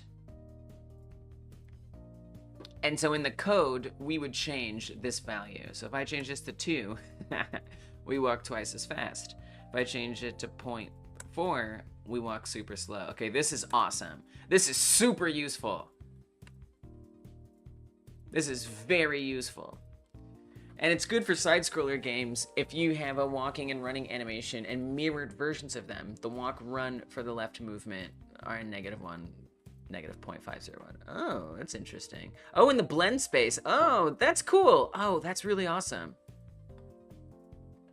I I didn't even think about that. These are great uses for these tools. And ones on the right are 0.5 and 1. It makes a lot of sense. All right, so like, so if I wanted to even set this up right now, so I already have code in here that says,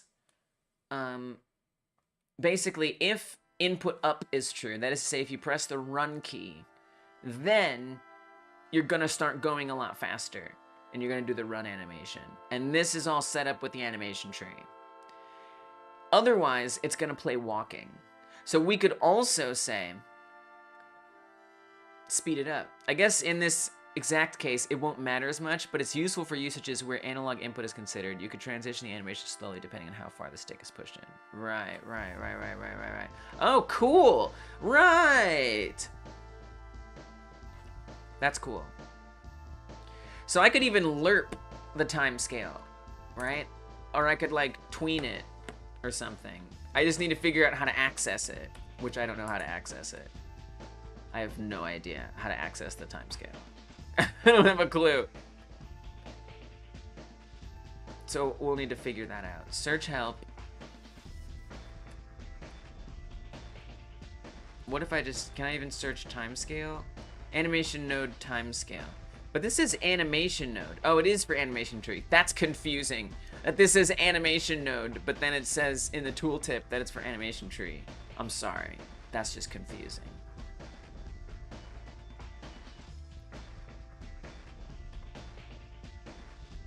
The blend spaces are supposed to be controlled at runtime, but about the timescale, I think it speeds up and or slows down the whole game, not just a character. Are we making Max Payne then?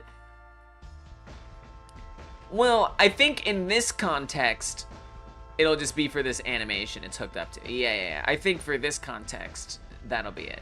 But yeah, you're right. Timescale, we could make Max Payne. But yeah, that I think it makes sense that since this is directly hooked up to only the walk and run, and this animation tree is only relevant to the walk and run, I think it makes sense that we can assume that it won't apply to things that we don't want it to apply to. I think that's fair to assume. Stormrun says, I made a card flip animation. I don't know if there's a way to make that flip go to different spots, but I'm making a separate animation for each possible card placement. That's a lot of work, Stormrun. That's a lot of work. It sounds kind of fun, but I wonder if you can't find a procedural way to do that. As for writing the timescale in code, you need to get a reference to the tree node first. Then it has, yeah, we have that. I do have that. That is this animation right here. This is the animation tree. Set property method or something. I have to be right back. All right, that's fine. So I think I found it in here. I just have to figure out how to use it. I just gotta figure out how to use it. Timescaling animation node. Oh, there's nothing here. Wait, there's nothing here. You can put the timescale node right after the running animation node instead of after the transition to only affect the running. Oh, right. Gotcha. Yeah, it sounds like that would take a long time, Stormrun. I'm amazed by the simple physics in Unreal Engine. I just give it animation and gravity, and the surface does the rest. Yeah, have you seen... Yeah, I love that about Unreal Engine. By the way, have you seen my noodle bone physics video? It's a live stream, but I'm just saying we did that, and I even did a lightning round that I forgot to ever edit into anything. But Stormrun, I really think you should consider putting an armature in the card. If you want, and look, you should do whatever you want. You should do whatever you want. Alright? I can't play this video because it's gonna cause all kinds of issues for the stream. But... Oh, that's in a playlist. That's probably fine. You can check out that link anyway. So, just consider seeing, and especially if you skip to like the end of the video, I did like a lightning round where I quickly hooked up like a arrow all in Unreal Engine with like, you know, a way to make it jiggle. I'm just saying, like, it may not be exactly what you want, but it only takes about 10 minutes for a flip animation. I made a simple car with a cube and rounded the edges. All right. Just, there's some really good procedural stuff in Unreal. And you might enjoy using it. Oh, we got My 2 Cents in the house. Welcome, My 2 Cents. Thanks for stopping in. I appreciate you, even if you're only here for a second. A pro. Who's a pro? Stormrun? If you want to access the timescale property, you need to select the animation tree, go to the inspector and click parameters, then copy the property path. You know, that makes a lot of sense.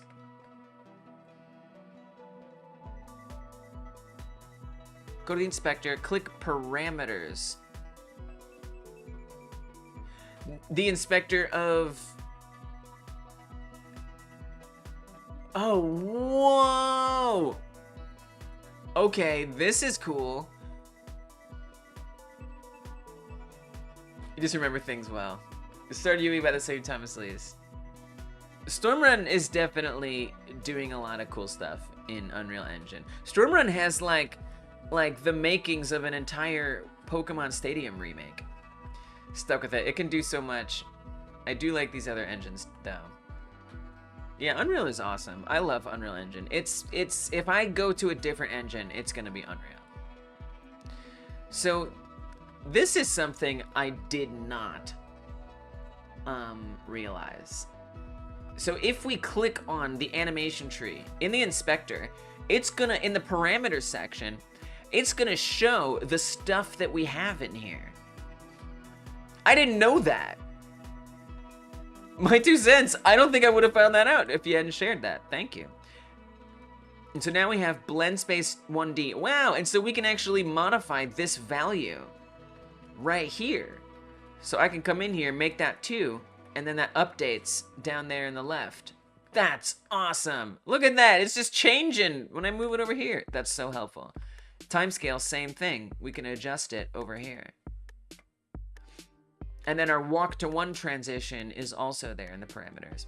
And so now if I want to get this to reference in code, I can copy the value of the scale. Start small, ignore most. I like that advice. And so now if I paste that, whoa, that's just what I had on my clipboard. Copy value, paste. Wait, do we drag it? Oh, we drag it. Gotcha. Nice. Look at that. Parameters timescale / scale. So inspectors are very intimidating at the beginning, and I watched tutorials on how to make terrain today because I haven't used Unreal in a long time. But yeah, Unreal's inspectors are, dude. That's my biggest critique of Unreal Engine, is just like how overly complicated and badly organized the menus are, the UI is, the IDE. The IDE is kind of chaos in Unreal Engine. And sometimes, you know, like a problem that's like ruining something and making something fundamentally not work is a matter of like clicking through like 4 different menus to get to like a checkbox. You know, and it's like, oh, I just need to check that box and great, now it's fixed. Yeah, Unreal Engine's inspector is super overwhelming for sure. Sub for Stormrun. Nice. Does Stormrun make videos? I didn't know Stormrun made videos. Okay, so I have this path. Doesn't mean I necessarily know how to put this in here. Landscapes are pretty easy to get going.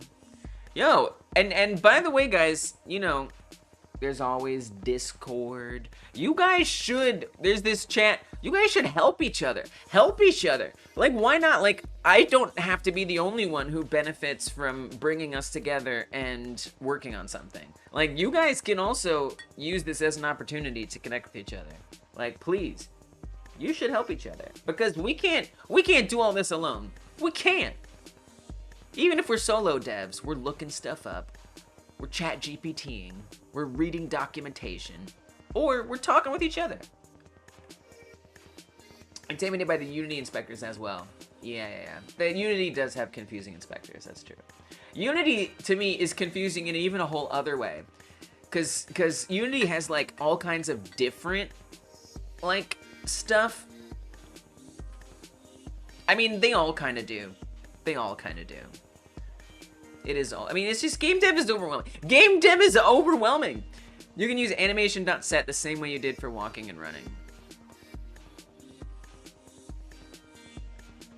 So, oh, so you're saying just do, like, animation.scale? Or something?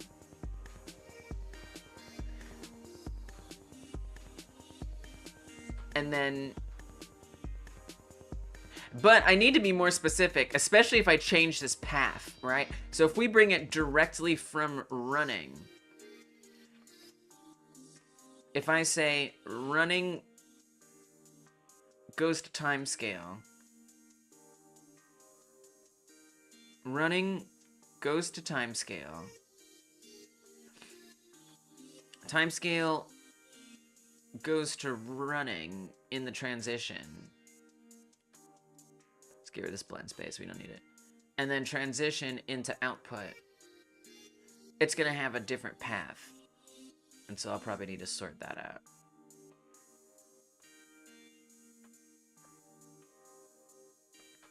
Right?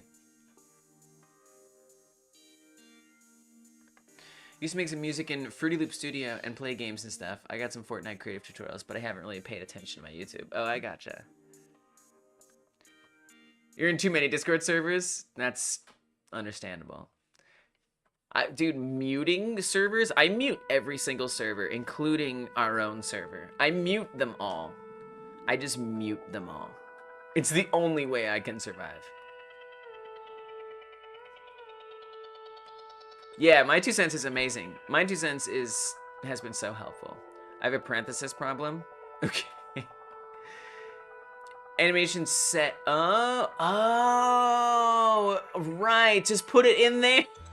I'm so not used to that in GDScript. That's not a way I'm usually using GDScript. Gotcha. Somewhere in a 3-hour tutorial is probably one sentence I missed that will make my grass model go to my grass instead of being stuck to my rock face. Whoops. Why are you trying to change the scale in code, by the way? Why not? Basically, I want to say that when we start running, I want the run speed... Honestly, I'd prefer to, like, tween it or, like, lerp it. So, and a couple of reasons. One, I'm experimenting and learning about the animation tree and just trying stuff. 2, I want the run to speed up when we start to do it, but I still want it to blend from the walk to the run somewhat in sync.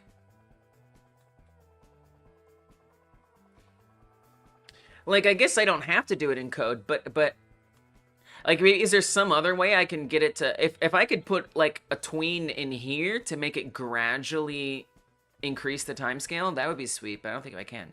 You can move them around. It will have the same path. It will only change paths if you change the names of the nodes in the animation tree. Oh, so actually I probably should change the name. Okay, gotcha. Thank you. I am going to change the name then. Especially then. I had more problems texturing the terrain than sculpting it. Make sure there's no notifications on your Discord, and you still heard a ding. What? Well, if you get, like, private DMs or something, you'll get dings. Ignore Discord. I understand that. Alright, so I'm gonna say... this is run speed. This is what we're gonna call this. I'm gonna say speed run. No, we'll say run speed. Run speed, and then change that in the transition node inspector. I don't understand it well, but there are some settings. Change what in the transition node inspector?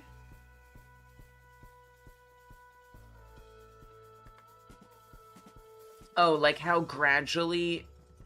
Oh, I see what you're saying. Yeah. So we do have a crossfade that we can do. I don't know if that's on an input basis.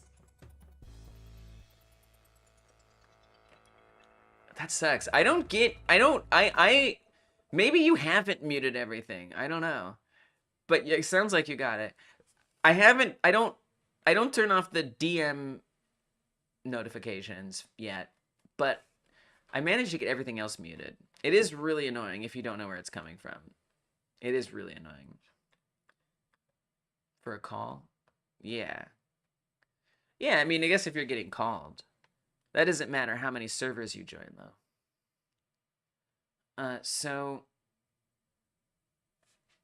But yeah, that's true. It really does get super annoying when you're like getting these notifications and you don't know where they're coming from. It's really, really annoying. It's honestly scary. It's like upsetting. I hear you there. All right. So, I mean, and you know, Psychonic, like I'm down to not do it through code, but I just don't really know a better way to do it.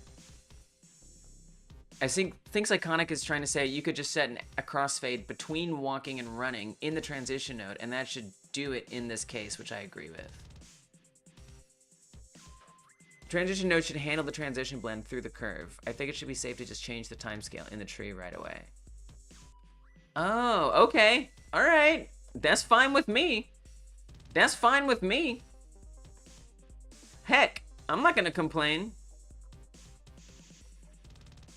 So just keep it set up like I have it. Welcome back, Mert. Just keep it set up like I have it and increase this however much I want it to be increased.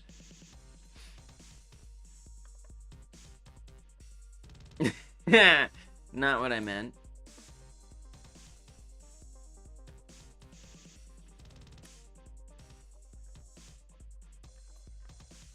And then you're saying that the it was like a cartoon, man. I don't know, that was like the sound effect I heard. I'm sorry. So the curve will help with blending it in gradually, and then it will be syncopated and everything will be fine. Is what you're telling me? All right.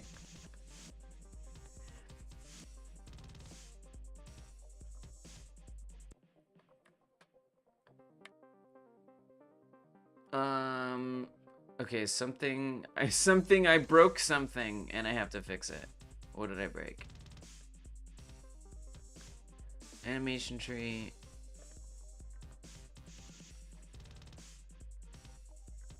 What did I break? When I pressed W,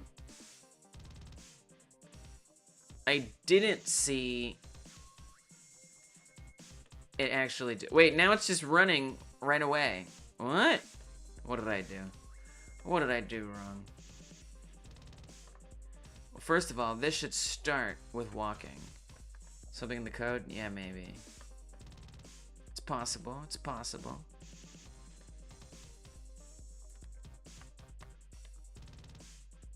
See, W isn't making the run animation play anymore. Something in the code? I don't know. I mean, this was the original code. Oh, but I did change the name of the transition node. That's true. But,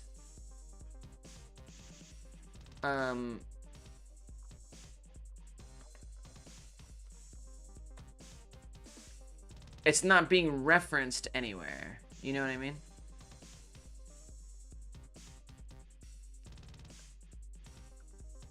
The code isn't changed the transition state.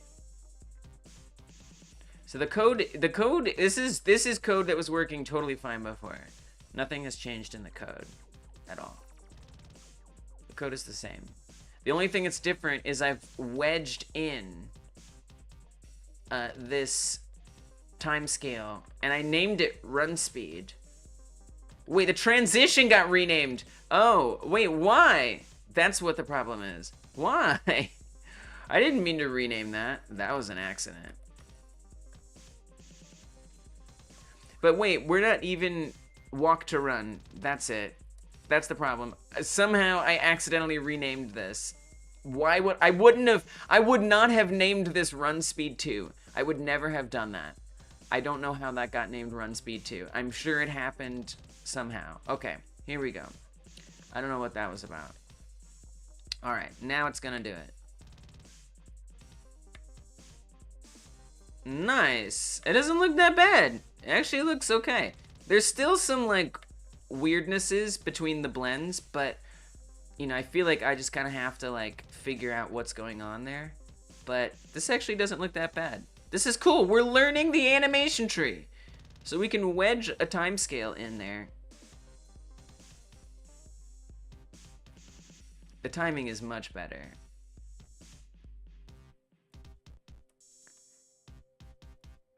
There are a couple things that I do want to fix, by the way.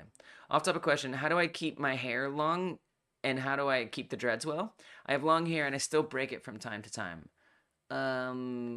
Wash it gently. Don't use too much shampoo and don't leave the shampoo in too long. Condition it. It depends on your hair type, you know? If you have more African style hair like I do, like this is, my hair naturally grows this way, all right? Because I'm half black, and so we've got like, you know, lots of twisting, so it holds itself together, and that's just the way that my hair is. So first of all, your hair has to naturally do this in order for this to work properly. And then besides that, you know, if you have my hair type, and everybody's, even people who have, you know, different ancestry, their hair types are going to be different. Even if they have similar ancestry, their hair type's going to be different. But for me, lots of conditioning, lots of hydration, not putting too much shampoo in there, and that's pretty much it. That's pretty much it. And then other than that, I think just my hair type just holds together well, like that. Pierogi gone. Thank you, Pierogi gone, for supporting Hyper Game Dev. Pierogi gone is on the go. Pierogi gone might be gone soon, but Pierogi gone came here too. So Pierogi gone, welcome to you. Pierogi gone, gone, gone, gone. Pierogi gone is not yet gone. Welcome, Pierogi gone. Yeah, yeah, yeah, yeah, yeah, yeah. There you go. You're welcome. And I'm sorry for that song. Ugh, I'm so sorry, everybody. But Pierogi gone is also welcome. The timescale node has the name of run speed. Put that in your code. Yeah, I don't need to put that in my code because we're not coding that. So that doesn't have to be in my code. You can copy the property path again of the transition node parameter. Yeah. So we're good. The only thing was I somehow accidentally the name of this got changed. I don't know how it got changed, but it got changed on accident. Sit an hour and you are one street away from where you started. Ugh, that's annoying. Boo, bad bus, boo. Time to give proper AI to the helicopters. Right now? Maybe. Maybe not. You walk outside at night? A fellow night owl, I see. Oh, yeah. I don't think it's nighttime for Pierogigon. Pierogi God. Thank them. Pierogigon uses they, them pronouns. Thank them for making Hyper Game Dev sing such a beautiful song. Here, 11:06. Yeah. It's, I mean, in my area, it's about 3 o'clock right now. But in stream time, it's 4 o'clock. My voice is good for singing. You don't need autotune if you ever make songs. Thank you. I don't know. I do my best. It's okay, Merp. Just correct it. Really doesn't matter. It happens. All right, so let's keep figuring this out. So the main thing, so this is all good. We've learned a lot. We were tinkering around, and then people came through and were like, I know things. And I'm like, great. Oh, we have people who know things who are maybe here. So therefore, we are very squarely going down one of these two paths. We're on the helpy path. We're on that help, no hacky, we're on the helpy path right now. So, I mean, look, here's my question then. Here's my question. Doop, doop, doop, going down the helpy road. My question is, how do I wedge in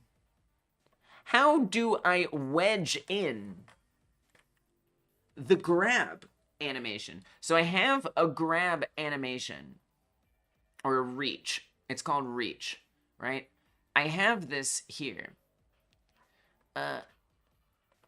And what I want to do is I want this to occur alongside the walk and run cycle when a grab happens in the game code. So I've got my animation tree set up. We can transition between them. We even got the run to be speedier. It's fantastic. But what I don't understand is how I'm going to wedge in another animation that doesn't mess up the other stuff. So that's something I really want to figure out. And I'll keep tinkering. I will go hacky. I will go full hacky. Well, I will do it. Oh, my 2 cents is here. You can use the blend node between the output of the trans... What? I wouldn't have known to do that. I would have known to do that. Radoslav says, I am he, him, cisgender guy, although my baby face makes people mistake me for a gal. That's interesting. That's honestly interesting. I love that for you. That's kind of cool. You must get rid of a hacky. I mean, you deserve to be recognized for the gender that you identify as, but still. Sometimes, if you're cisgender, there can be some value in having the experience of being misgendered. You must get rid of hacky immediately. It only leads to bad things. Oh no! No, not necessarily. I don't agree with that at all. What?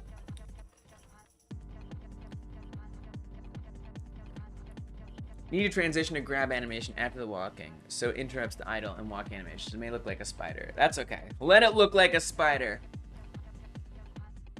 A blend node, I didn't know that existed. Yeah, it does. There's all kinds of good stuff here. Apparently you can add a one-shot node.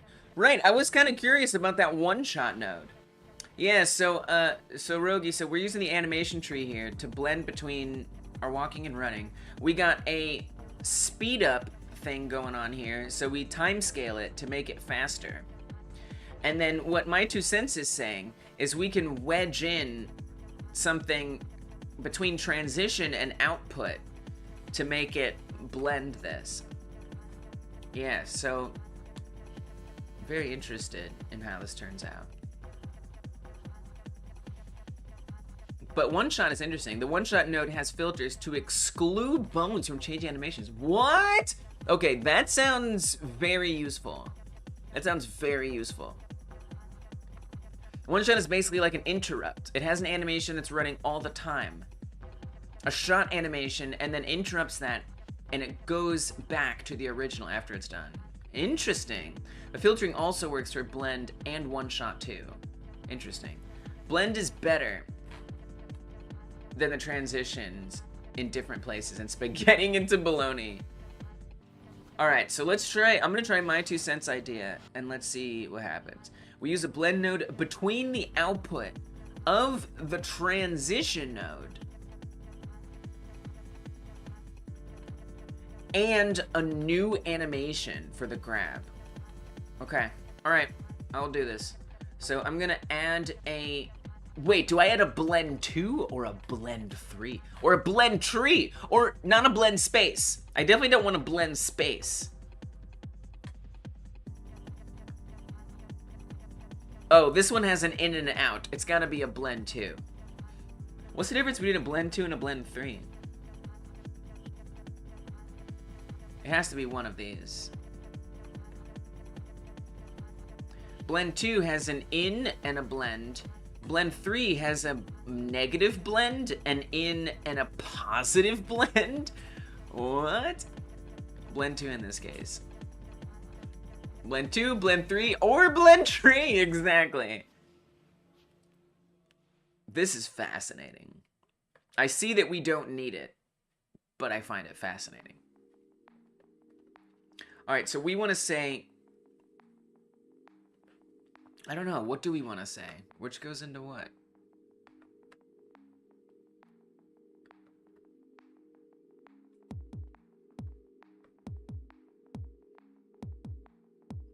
Exactly what Psychonic Joe said. Use a blend node between the output of the transition node and a new animation. So is transition the blend or the in? I would guess... I don't know. I kind of thought maybe it would just like start running. So I'll make a new animation as well.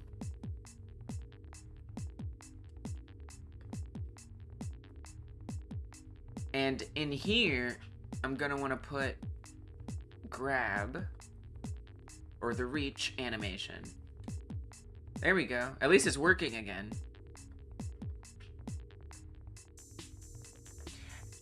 Output of the transition goes to the in. Okay, I guessed correctly. I completely guessed. I had no real idea. In this case, you put the transition in the in slot and then the grab in the blend slot. Got it. The in is like the default state. Okay. Okay. Blend 2 is for blending Boolean. Either one animation is true and the other is false.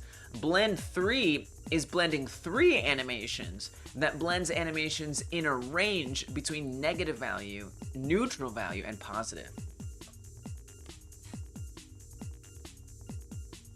Blending 3 animations. Oh, so is that what you were talking about, Radoslav, too? When you were talking about, like, going left or right? I don't know. That doesn't make sense. But, like, I see. It doesn't matter. It could be anything. But if the value is more negative or positive. So here we only have positive, right? Whoa! Oh!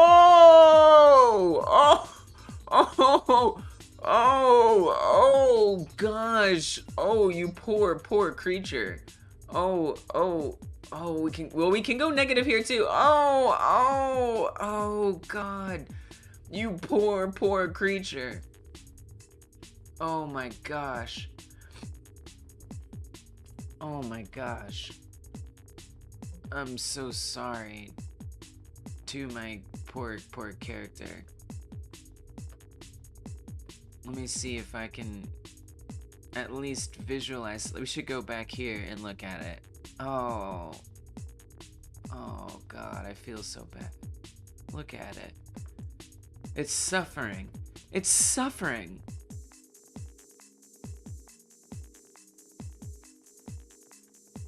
Interesting. If I just put it at 1, it looks like that.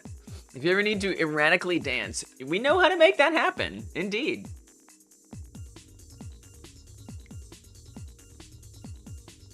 Oh, interesting. Wait. I do see that it's... I'm confused. So this animation... It doesn't loop or anything. Okay, there's a lot to think about. Keep it at 1, and now edit filters to exclude lower body bones. Oh, filters! Oh. So in code, I'm gonna also need to tell this animation to happen, right? This reach animation. I'm gonna need to tell it to do that, right? So if the grab button is pressed or whatever, play the reach, and then, I don't know, play the blend as well. I mean, if I had like a different action, I would probably need another blend too, right? So this would be, is it supposed to loop? I mean, I don't think so. I mean, so imagine this, right? Like, here's the game. Oh, the game's not gonna work right because we have things all weird. Let me put it back to normal. If I make this 0, does that make it normal? Yes. So imagine like this, right? Here's our game. We're walking, we're running. When I click on these, I want it to play the animation and then stop playing the animation. Play the animation, stop it. Play it, stop it. So it really only needs to play once. It doesn't need to loop. It just has to play once. And that's it. There's edit filters at the bottom, and we can set which animation is supposed to control which bones. All right, let's do that. I mean, at this point, we definitely need that other credits category. We definitely need that other credits category at this point, like 100%. Y'all are pulling through for sure. Thank you. Thank you. Multi-arm attacks. Oh, that's other stuff. Reach animation. We're just gonna say that. Psychonic, my 2 cents, and Radislav. Add that in there. Make sure it's including all that. And then we sort it. There. You have moved up. In that case, I think it should be a one-shot node because it switches back automatically. Okay. Gotcha. Instead of an animation, because otherwise it'll just, it's staying complete here, which seems like a mistake. Okay, one shot. Whoa. Whoa. This has got some settings. This has got some settings. Instead of blend 2? Oh, they look the same. Oh, wow. Wait, they look the same.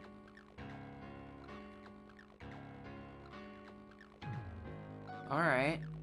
Okay. Animation into shot. Transition into in. And then the output into the one shot. Burn the blend down. Fire, abort, fade out. What does that even mean?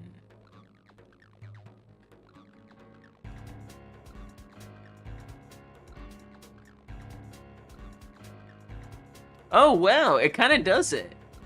I mean, it's... Oh, and then we gotta do the filters. Yeah, it kind of works. Then we have to do the filters to tell it to ignore everything else. Whoa.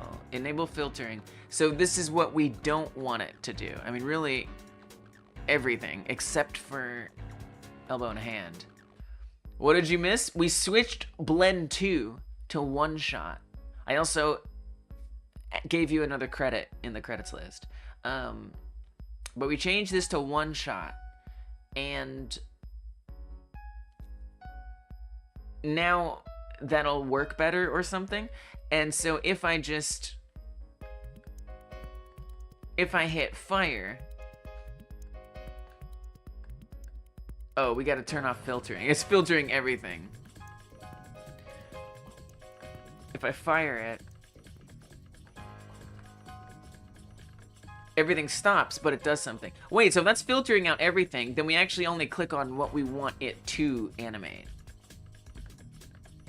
Nope. Incorrect. Okay. So we leave those unchecked, the things that are animating. That's gonna be, oh, wait, just kidding. Sorry. Right side, not left side. My mistake. Elbow right, hand right. Okay. Oh, and then you know what else is also happening? Position and rotation. These are also happening. Okay, let's see. Yeah, it should be. I made a mistake. I'll put it in the code. Yeah.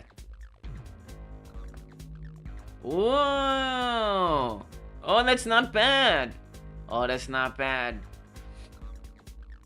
Now, I might need to find a way. I need to make the animation longer, to be honest, but that's okay. Cool. Oh, dope. All right, cool. This is awesome. So, now in the code, the animation is too short. Yeah, I do need to make it longer. I do. Yeah. I guess I could always use timescale as well. Maybe. It is looking good. It is looking good. Thank you, guys. Thank you. Okay, so, and then extending it, yeah. And then I might even want to do like a retraction as well. We'll see. So in here, we have do grab. And this is basically what happens when that occurs. So I'm pretty sure this is where we would want to run that animation. Pretty darn sure. Yeah, and then this is the retraction here. This is the retraction. And this is the extension. So let's put it in here. Retraction, you can duplicate and reverse the animation. Yeah, something like that. Something simple like that. Same way you do the walk to run transition, set the property to fire. Okay, so we'll say animation set, and then we grab this, go to parameters. Now it's just called one shot. I'm gonna say this is just reach. I guess I'll just call it reach. We'll just call it reach. Timescale -1 to play it backwards. What? We want the request to be fire specifically. So I can drag this in here, but I need to make sure that the request is fire. So somehow I have to define that request as fire.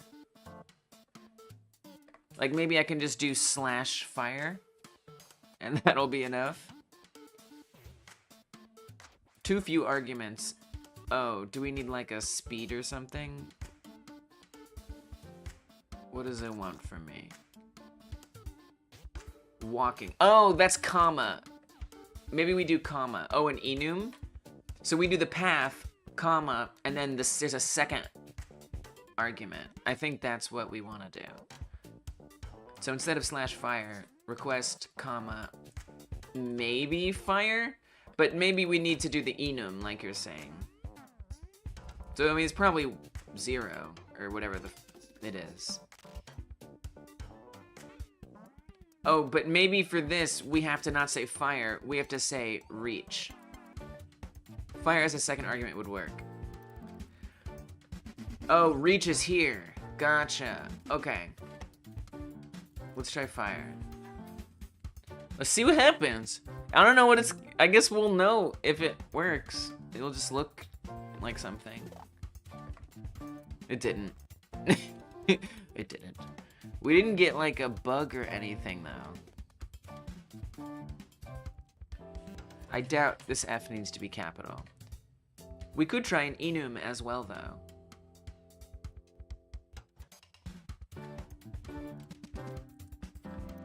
Yeah, I don't see it playing an animation.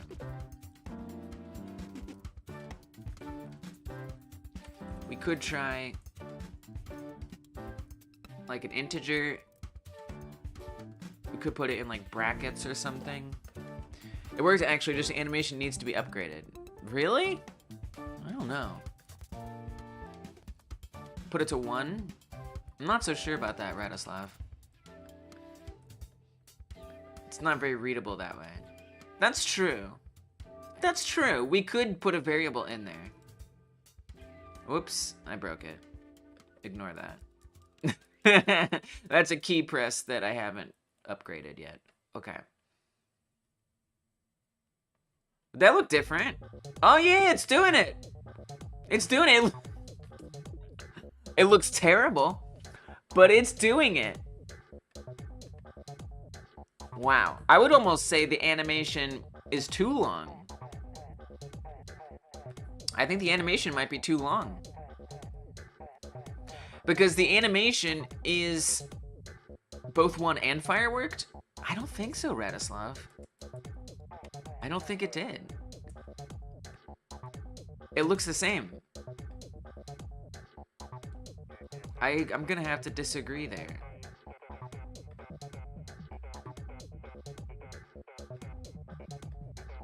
See, that's not working. So let me show you. Let me show you what it looks like without that code in there at all. All right. This is what it looks like without that code in there. Right? Code's not in there. We're not telling it to play fire. All right. Check it out. This is what it looks like.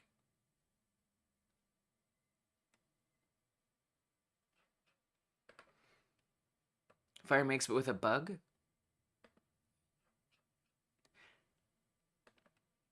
I will say also, it is doing something kind of weird.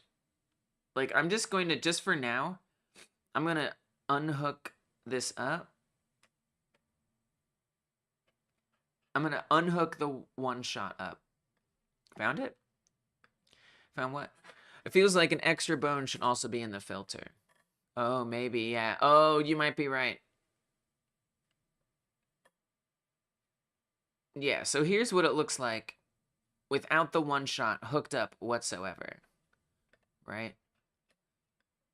The arm stretch is like a bug to me. I mean, it's an incomplete feature, so yes. So this stuff right here, right? This is the arm stretching to get to the distance away that the helicopter is. And it's also rotating to point at the helicopter. So that's all we've done here, is we've got it to stretch and rotate to the helicopter. So that's what this is doing. That's all it's doing. And so what I'm trying to do now is wedge in an animation that goes along with that. Now, I'm not saying it's going to look great, but that's what we're up to, you know? So this is what it looks like without the one shot added in, all right? Now, if I add that one shot in here, it still shouldn't really do anything since we're not firing that one shot, right? It's just passing through here because no blend is being fired. And so it should all look exactly the same as if we hadn't hooked that one shot up. And I would think that it does. All right, so that looks the same.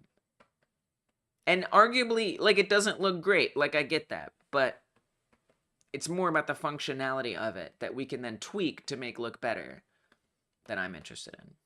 All right, now I'm going to comment in this one shot happening. So here we have animation set, and this is with it set to the word fire. If I do this, it's not going to work. Yeah, one will work. Yeah, one will work. That's all I wanted to show you. So here's fire written in here. And you can see it's the same. It's the same as if we didn't hook it up, right? Yeah, one seems like the way to go. I agree. I can try capitalizing the F. Just want to make sure it's, like, obvious. So if anybody's watching this or wants to, like, learn from this, it's clear, like, what makes it work and what doesn't. So pressing the word fire, or typing in the word fire, doesn't make anything different happen. Okay. However, if we just make it an integer, 1, not very readable, but indeed, it will work. And now, what you'll see... Actually, that didn't work. Did it? It kind of looks a little different. Let me try 0. That didn't look very different to me. If it is different, it don't look very different. Oh, I guess it is different. It is different. It's a very subtle thing. And so my 2 cents suggested adding another bone into the filter. I think that's a good idea. Yeah, it's doing something different. It is. It's definitely doing something different. So you can see it just like wiggles a little more when we do 1. So there's definitely some, it kind of like tries to go back. Maybe the animation should be longer. I'm not sure which it is, but it's definitely firing the animation. In terms of the filters, I'm not really sure what else I could do. 0 worked? It didn't work. No, 0 didn't work. 0 did not work. I just tried it. No, 0 didn't work. No. 0 did not work. I just tried it. It did not work. 1 worked. 1 worked. Turn off the arm stretching. 0 doesn't work. Why? It definitely works when we do 1. It definitely works. I know it doesn't kind of look like it does, but it does. Hopefully you guys can tell the difference. Do you see? Look at the elbow. Look right here. Right here. You see how it kind of whips back? That's it doing the animation. And in fact, it seems like it's always kind of coming down like this, which is in part what I wanted. For it to be a consistent animation every time. See how it's consistent? So there's another place you can look besides the elbow, is you can look at the helicopter, and when the hand gets there, it's kind of always doing this. It's a little off center, but it kind of like karate chops it a little bit. See how it's always doing that same animation? This is good. It's too short. It should be the same length as the stretch tweens. Oh yeah, I agree. Yeah, you're totally right. I agree with that. So I'm gonna comment out that line. So now it's not gonna happen. And notice that when the arm reaches the helicopter, it's always reaching it in a different way. So it might sometimes reach it from underneath. It might come from the top. So there it kind of came from the side. There it did like this wide thing. There it came from more underneath. There it went underneath again. So it's not consistent. This is what I wanted to avoid by adding in an animation. There still needs a lot of work, of course, but it's more consistent with that one shot. This is without the one shot again. So you see how when it gets to the helicopter, it's reaching it in different ways. Whereas if we comment this back in, it's always reaching it in the same way. Try to make the model taller to prevent bulk deforms while animating. What? See how it's always reaching the helicopter in the same way? I don't know what you're talking about, Radislav. I hear you. I hear you. I don't know what you're talking about. Make the model taller to avoid bulk deforms. And I want to also say, like, a little deform is acceptable. A little deform is okay. All right, so we need to make the animation longer. So the tween length is... What do we make the tween length again? I don't even remember. It would be nice if I had made a variable of that. I don't know if I did, though. Grab duration, 0.2? But it's a little more than that. Bulk and grab walking while in Blender, the animation was good. I'm still confused. I'm still confused! Because the grab duration also gets multiplied at some point.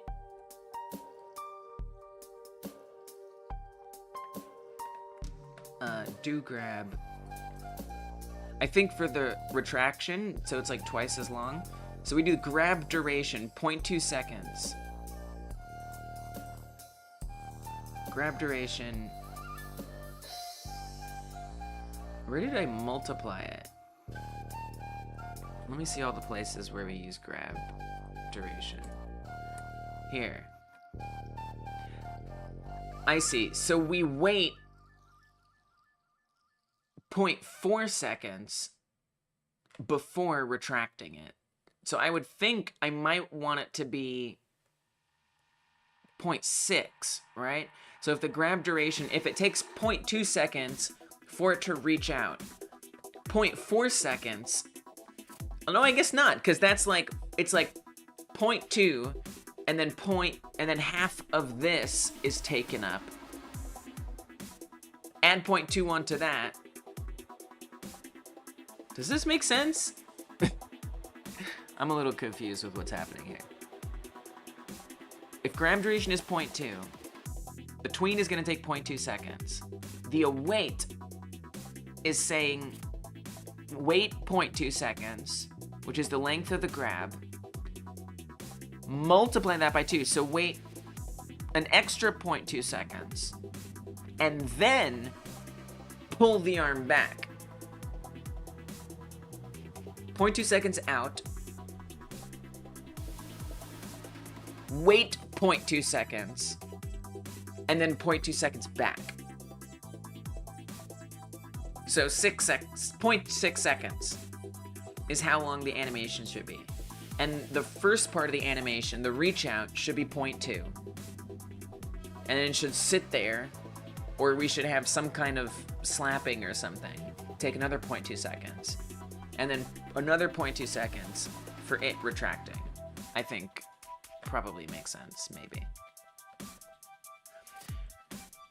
And then before I try that, I like the idea of adding something else in. So we could, the only other bone that's in there is arm right.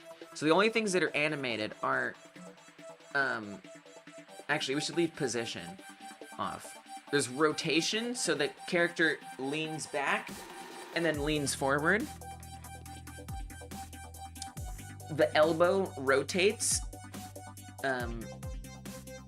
for it to like do this. Basically, it's pretty much the shoulder. Elbow is shoulder. And then hand is elbow, basically. And that just kind of like does this. So I could do arm right, but arm right isn't actually animating in anything. So I don't know if that's gonna make much of a difference, but I'm curious just to try it anyway. Yeah, it doesn't really animate. So I don't know. Is that doing something different? It's really hard to tell. I'm gonna uncheck it again, just to see. And then I'll go into the,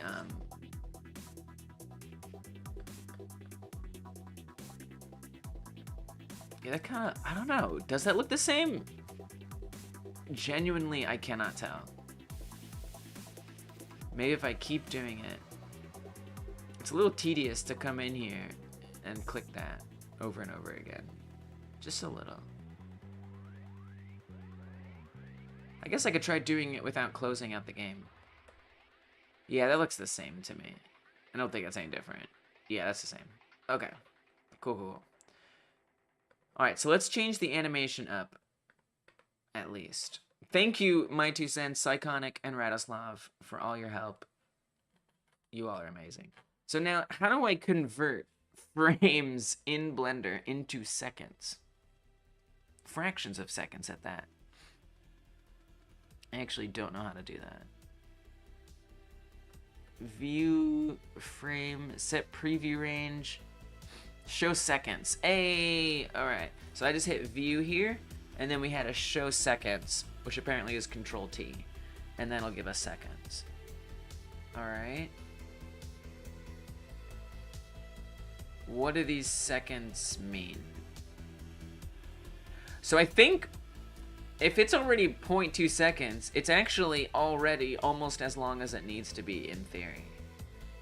If I'm understanding this correct, I guess this is 0.02 here. Oh, okay, so 0.1 would probably be, I don't really understand this. I've never seen anything like this. It says plus. It says plus. I don't know, like, technically what that means. I see that it means something.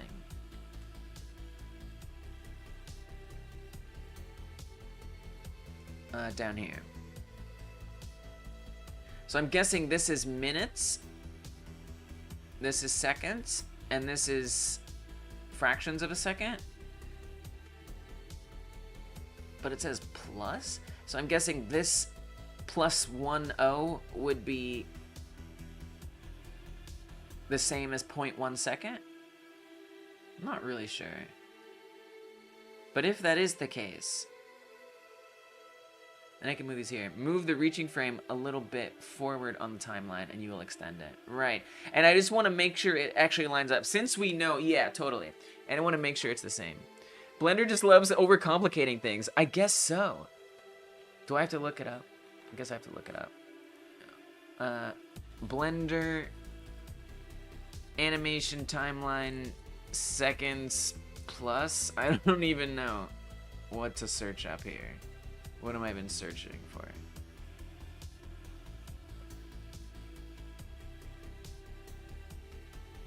Show timeline seconds. Do show seconds.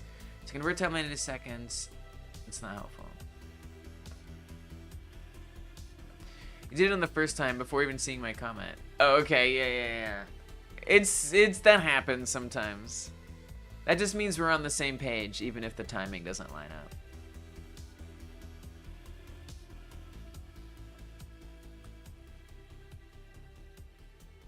Oh, there's no help here at all. Whether to show the time in the x-axis and the playhead as frames based on the FPS or as seconds. Okay, that was useless. Well, we're just going to assume that maybe that is where we want it. I don't know.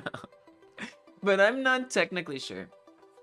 Alright, so we'll just say that the reach takes that long. Oh, we have to make the loop longer.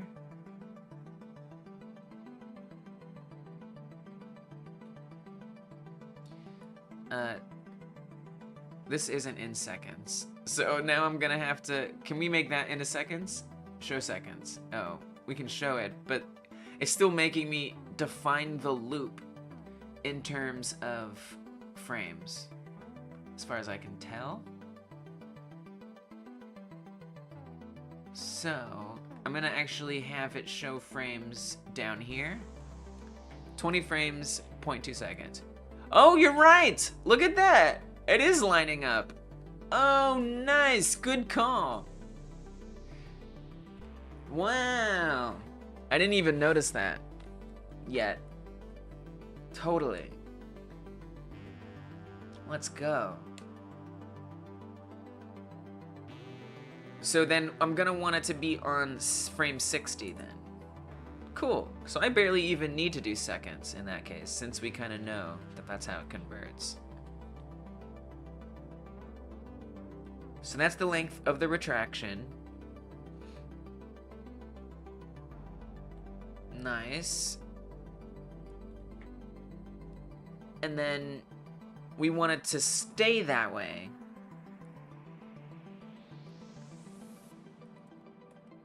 For 20.2 more seconds, right? And maybe we could add like a slap in there or something. I don't know. For now, this is fine. And I think like some of the animation we can also fix, because if you remember, it was constantly like coming in this way. So I kind of need to change the animation a little bit so it's further out. I once made a low poly grenade and animated throwing it away from the camera. It was hilarious, but like a slow motion at the same time. You do not want to slowly throw away a grenade. I would think if you're trying to throw a grenade, you want to get that away as quickly as possible. Before I duplicate this, I'm gonna...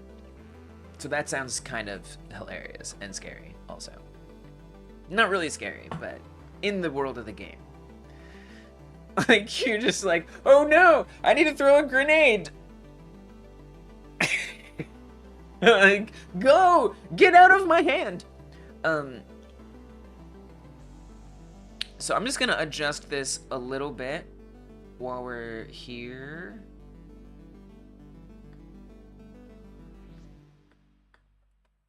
Adjust the animation a little bit. So I want the right arm to be not so in. I want it to be out a little more when it extends. I mean, I kind of want it to be more out when it's far back too, actually. Right.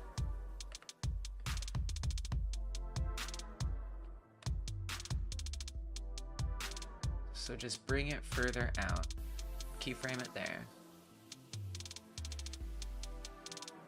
And then have it a little further out here. We'll see how much of a difference that really makes. And then we'll put this at 40. And we could even do like a smack. Like maybe I could start this. I mean, we could even have the whole animation be that long, you know? I don't even need to really stop it there. We could just have like that whole animation be that long. That feels very slow. That feels very slow. Why is that so slow? Alright, that's too slow. That is way too slow. I'm not gonna worry about it. I'm just gonna do this. You put the frames long after each other, but putting no in-between frames, no tween frames in between to increase the movement speed, but you quickly rotated, it was glitchy, and you didn't use arms. It was like an invisible force was throwing it. I don't know if I can envision what you're explaining. The longer you put the frames away from each other, the slower it will be. Well, yeah. Of course. I was just, it's, you know, that makes sense. Like, that makes sense. Yeah, I got you. Of course, of course, of course. Let's get the retraction here. And for that, we can do the starting point. I'd almost kind of want it to be, like, more balanced than anything. Blender animation workflow is just so overwhelming and intimidating to me. Props to you for actually figuring this stuff out. Yeah, I did. I spent the last 2 weeks just getting deep into it. It's honestly, once I learn it, I feel like once I've learned it, I feel like it's not too bad. But it is really confusing at first because of all these different editor window types. And it's really easy to like mess it up, but now that I understand it, I feel really comfortable using it. It is overwhelming, but it's doable. It's doable. Honestly, one of the more annoying parts is like getting it from Blender into Godot, but that's okay. It could be a little easier, in my experience. All right, so we want to bring it all back in. I'll get the first positions, but paste that. So we're leaning forward, and then that brings it all the way back, which is a little further than I actually want, if I'm being honest. We're gonna also want this armature position to be what we return to as well. So there it goes out, comes back in.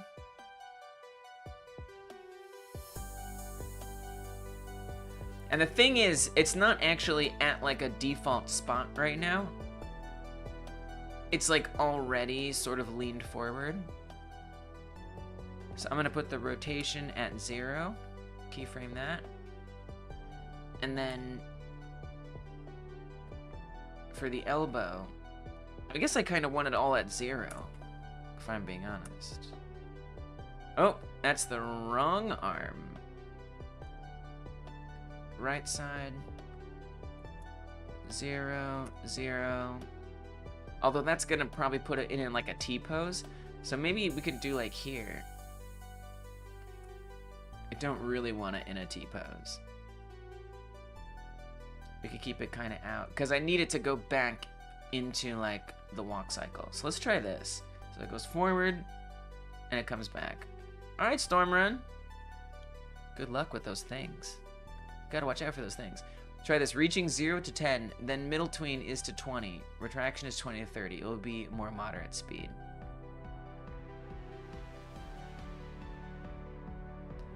That might... I hear what you're saying. That makes sense.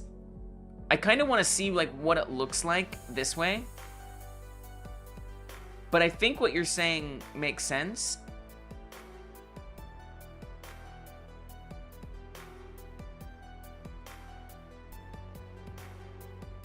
The reason why I'm hesitant to do that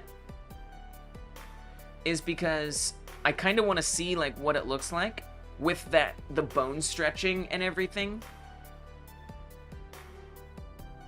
Do you know what I mean? Like, since the bone is going to be stretching, I kind of want to see the animation take up the entire length of it.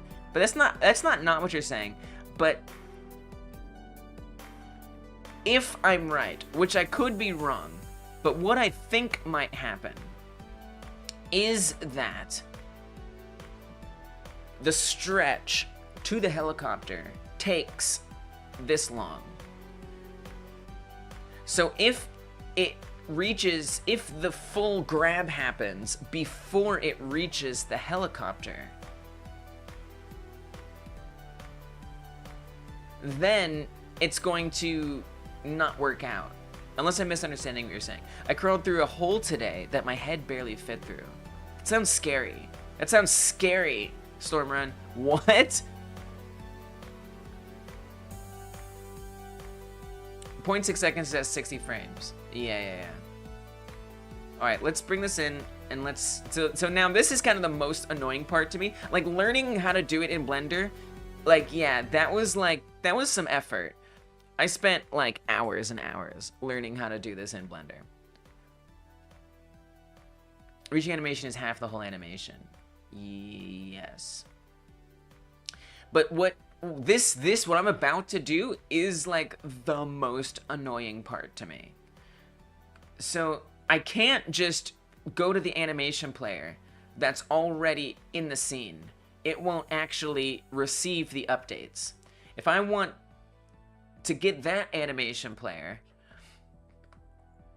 2 animations and make them separate with tweens, smoother with tweens.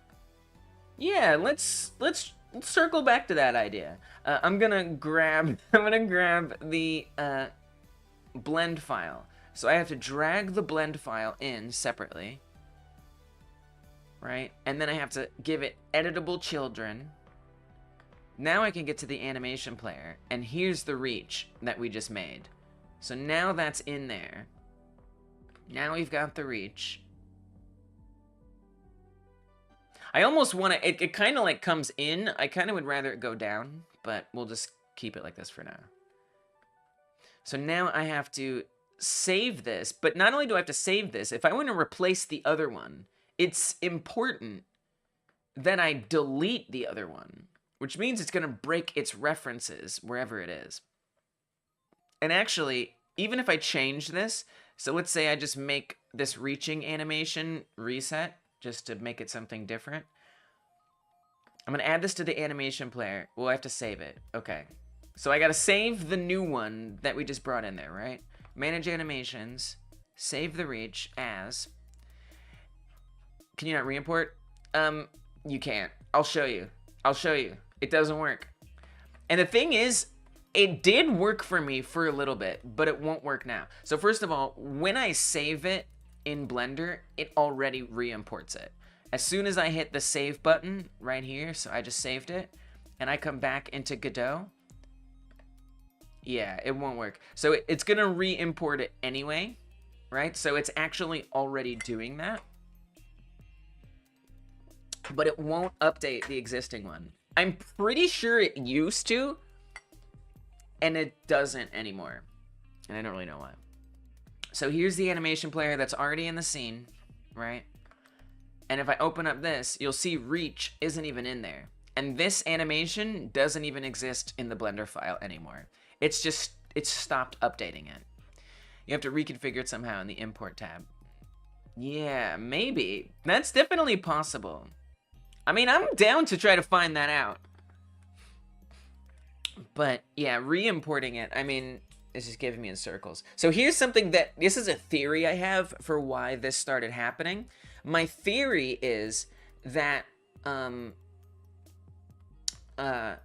when I made it unique, which was the only way I was able to save it, that messed it up. So here's the animation player in Godot. This is what you're talking about, right, Psychonic? This right here. The import. So we can skip import. We don't want to turn that on. I have no idea what optimizer is. I don't even know what that means, but it's checked. Compression, not checked. You know, import tracks, position, rotation scale, the advanced import. So this is what you mean. We got some actions. You can set animation save paths, which I don't really know what that means, to be honest.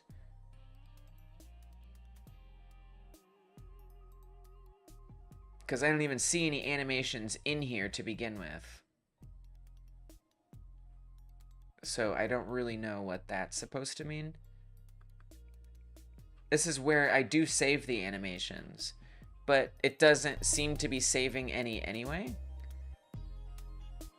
Like, I could select this folder, but like, so what? Whoa, set paths to save animations as resource files on re-import. Whoa, oh, this is interesting. So now it sees the reach. It doesn't see that animation that's not supposed to be in there. File exists. Yeah, that's... So this is the other problem that happens and that I'm worried about. And so what I've had to do is delete this file and then save a replacement of it. But I haven't seen this before. This is interesting. Set paths to save animation as resource files on re-import. Okay. Set paths. Re-import. So this would bypass. So this still wouldn't solve it not appearing here. But in theory, this would bypass that entirely. And it should just update the reach animation elsewhere. So you can see this existing animation player did not update. Don't know why. But in theory, the reach in here should be the new one, which I don't even believe that that's gonna be happening. You've had similar issues with imports and animations. I don't understand them well. I don't think they make well sense. I think they're not, I think it's not made well. It's my guess. So it did. Oh, it did. Looks like it replaced it. You will go to sleep so you won't sleep at daytime tomorrow. Yes. Take care of yourself. Get some sleep. Thanks for hanging, Radoslav, and thank you for all your suggestions. I really appreciate it. And we've got you on the credits list. Take care, and good luck with your own game dev stuff. Thanks for hanging out. Goodbye, Radoslav. And good night. So this actually did re-import, which is awesome. That's actually a big win. This is quite okay. I'm actually thrilled about this. Now I still have to rename all these. So it's still annoying. Guess what? It's still annoying to bring it into Godot because the path is different, right? So in Blender, whenever, or not even in Blender, because if I drag in the blend file and we set it to editable children and we open up that animation player and I play it, it works. And these are all labeled correctly enough. I mean, this is showing like the wrong animation player, but hopefully you kind of at least see what I'm saying. However,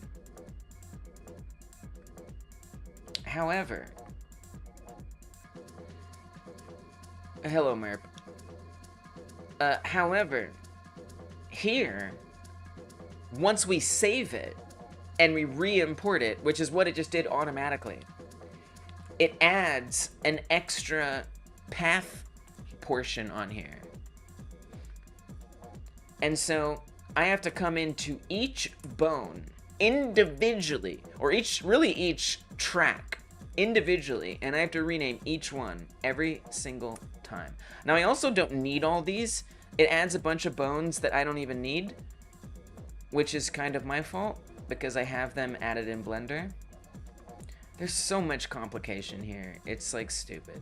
So I'm gonna delete all of these. We don't need all these. But I have to rename the rest of these, which can be really annoying if we're animating a bunch of different tracks.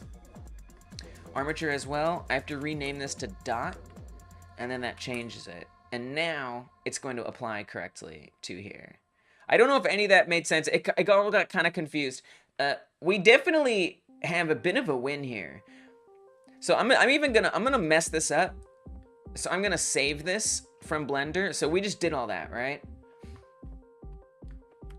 I'm gonna save this. So this is good because now we know how, if we go to the advanced import editor and set the path to the same place. But the thing is the path might change, but I don't think it will. I saw someone suggest adding a fake user to the animation and pushing it down the stack will update it, but no clue. Yeah. So that might work. We'll see. So here's our stack, right? So I've been editing these right in here. So I can edit the stashed action, and that will change the animation. Yeah, so it's already pushed, because I'm not actually editing the action. I'm editing the stashed action, right? So what is already here in the strip and stashed is what I would be editing. That's the way I usually edit it. And then what you're talking about would be to pull it up down here, right? So we're not editing this that's already stashed. And then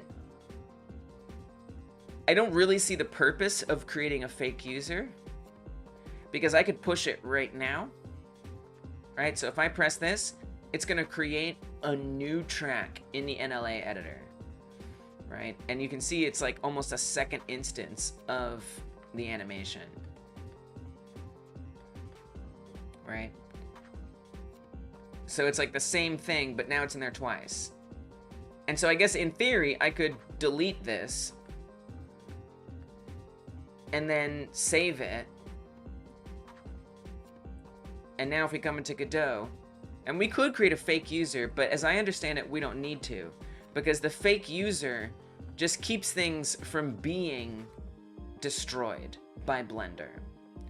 So this reach right now has 2 users, and in Blender, as I've learned in the past couple weeks, a user means that something in Blender is using this thing.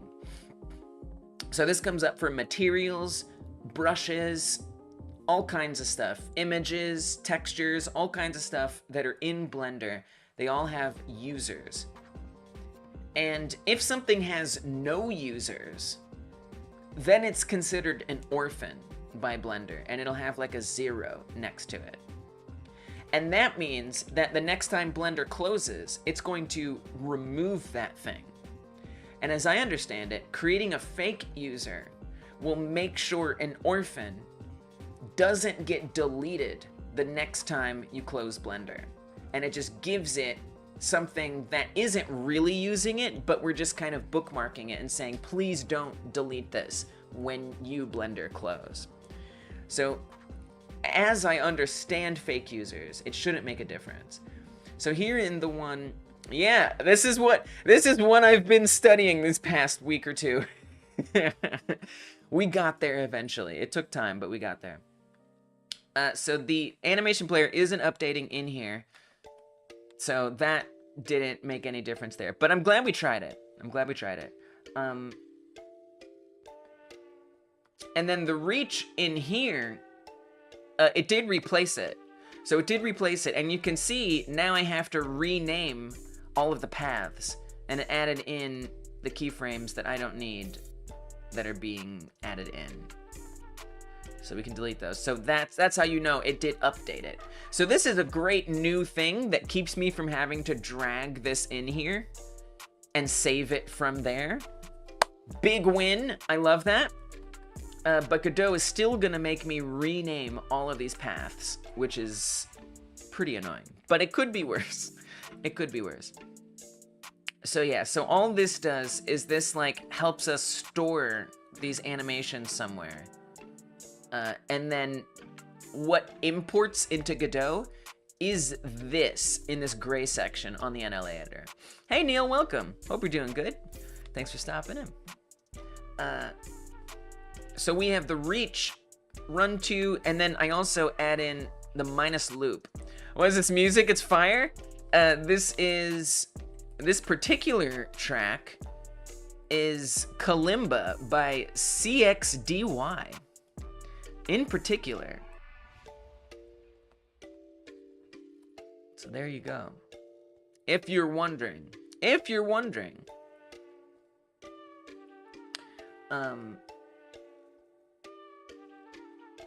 So these are what comes into Godot. Let me zoom it in too, because zooming is nice. It's a lot. It's confusing and complicated. An annoying workflow. It should be looked into by the Godot team. I know, right? Unless there's something we're missing. Yeah, I don't really know. I guess I haven't really looked it up. So we can add a flag on here, minus loop. And then what that's gonna do is that's gonna make sure it loops when we import it. So this is the name that actually appears in Godot. So like you'll notice it doesn't say reach.001. This isn't how it's saved. It's saved as reach. And similarly, you know, here I have walk2 underscore dope for dope sheet. It doesn't take that name either. The name it'll take is this. Now, if I were to give it a fake user and it doesn't exist in the NLA editor, so let's create like a new animation, right? I'm gonna unlink this. So right now it says it has 2 users, right? The reason why Reach has 2 users is because it's currently being used by the action editor in the dope sheet, since this is currently loaded in. The other user, the first user, is this stash right here. This push down stash is the first user. So if I hit this X, it's going to unlink it. That is to say, it's not going to be used by the action editor. So I press this X, it's still going to be in here. We can open this list and we can see it's not orphaned. If I wanted to orphan it, I could just delete it from here. And now, well, it should be an orphan. So something else somewhere is using it. Not that I am sure where it's being used. Doesn't really make sense because here you can see it doesn't say 2 users. So I'm pretty sure this is orphaned. Action reach will not be saved. Create fake user or stash. So it is an orphan. I don't know why it isn't showing a 0. That's horrifying. That's terrifying that it could potentially not tell you that something is orphaned. But okay, cool. Wow. Orphan data. Yeah, it's not even showing up in the list of orphans. But it will be. It warned me that this will be removed. So right up here, action reach will not be saved. Create a fake user or stash to retain. So I don't know why it's not. Maybe if I hit save. I don't know. I don't know why it doesn't have a 0. But this is an orphan for all intents and purposes. So if we create something new, so we just create something called action. I'm going to unlink it. That one has the orphan. That one has the 0. And you can see it popped up the same message. So this is going to be removed, right? So if I add a fake user to this, now it's got an F, which means it will be preserved and it won't be removed. I am going to put reach back. We're going to push it back down in there so we make sure this actually gets exported. That would be nice. It would be nice to keep it. It looks very long. I like how the reach is longer than the walk cycle. That's like hilarious to me. Hey, Insane Alpha Beta. Thank you. Oh, sorry. Hi, Spirit of Insane Alpha Beta. Thank you for clarifying. Did the NLA stack thing solve the issue of different actions merging together? Yeah. In part. So there's a couple things with that. Am I making a horror game? Not necessarily. Nah, not really. I mean, there is kind of like a scary character face, but I'm not really making a horror game. Also, welcome, Abo. Welcome, good to see you. Thanks for stopping in.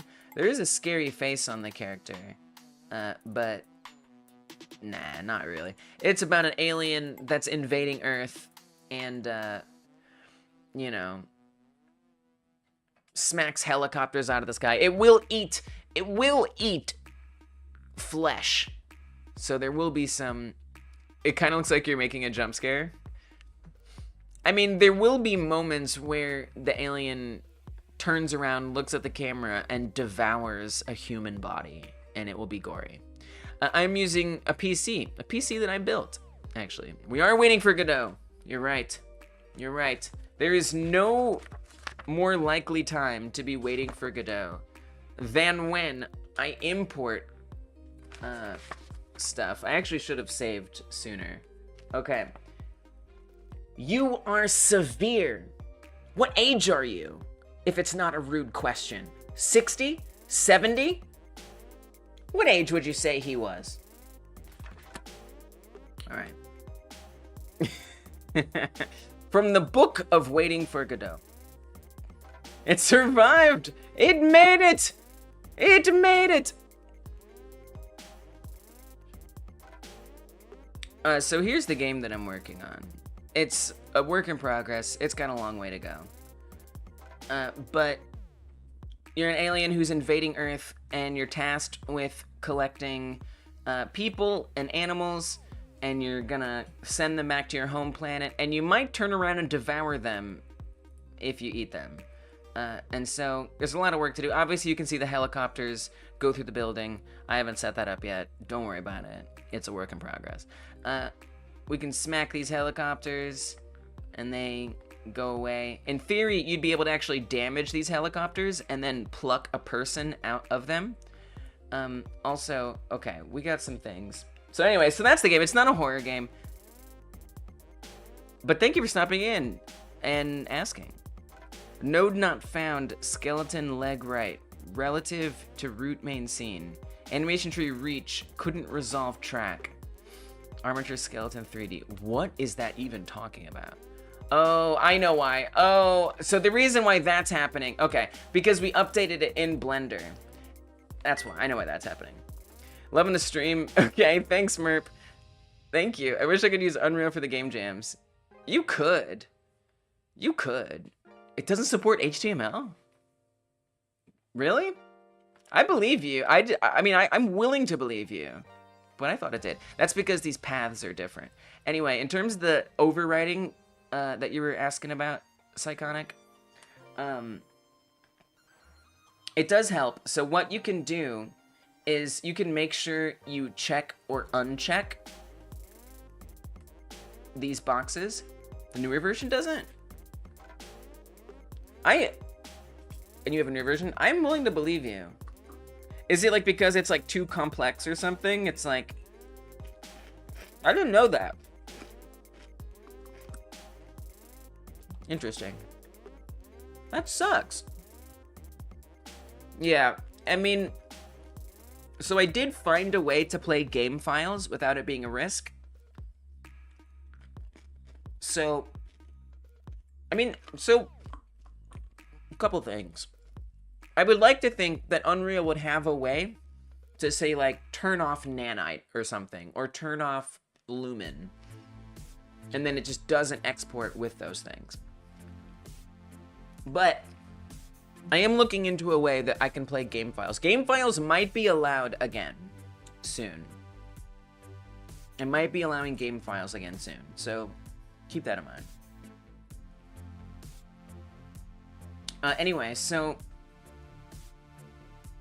yeah, pretty much. Yeah, pretty much a virtual machine. Yep. Yep.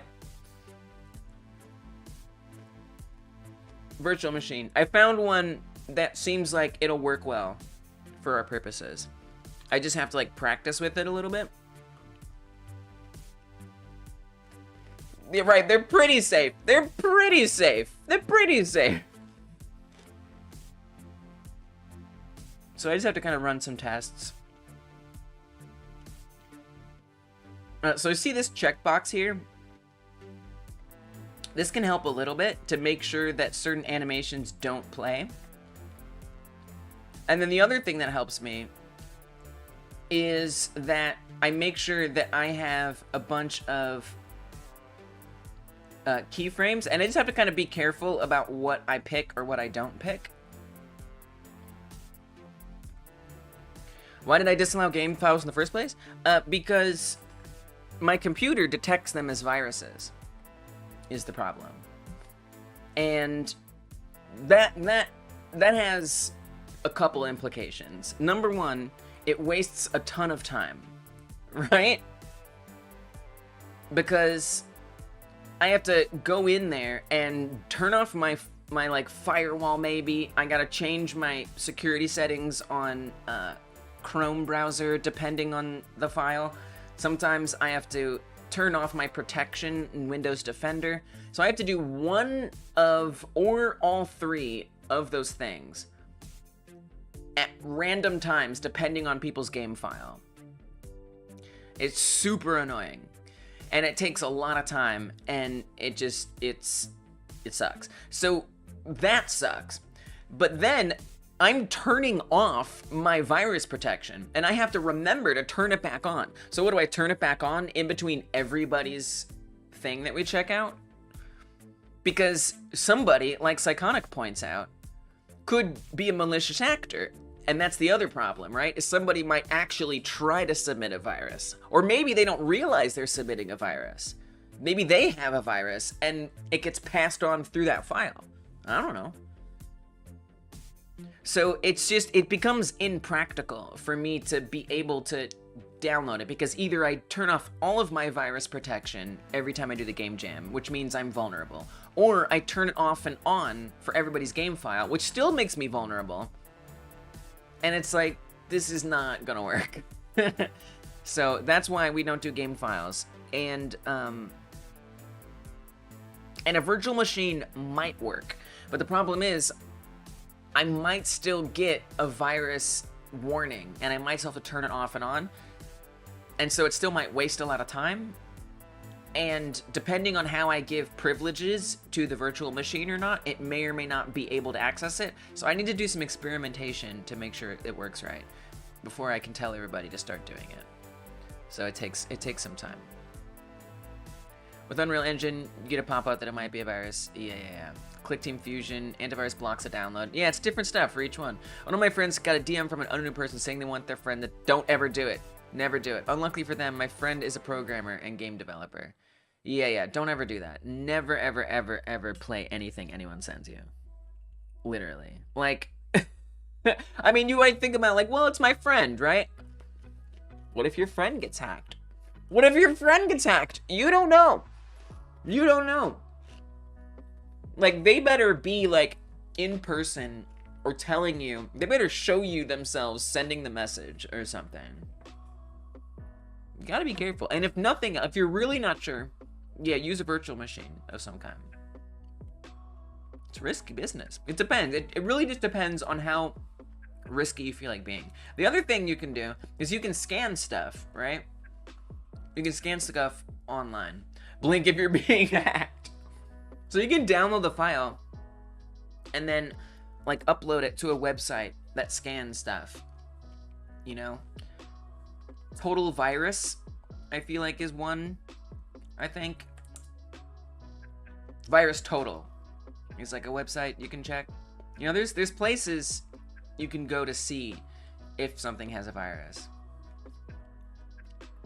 But it's hard, right? Because if it's a game file, it might be a false flag. Anyway, what was I saying? So I was trying, I got tangled up into like 8 different things. Basically, in regards to the... Oh, we got Henry in the house. Welcome, Henry. Good to see you. Thanks for stopping in. I hope you're doing good. Yeah, so different things help me. So, for example, on the Reach animation...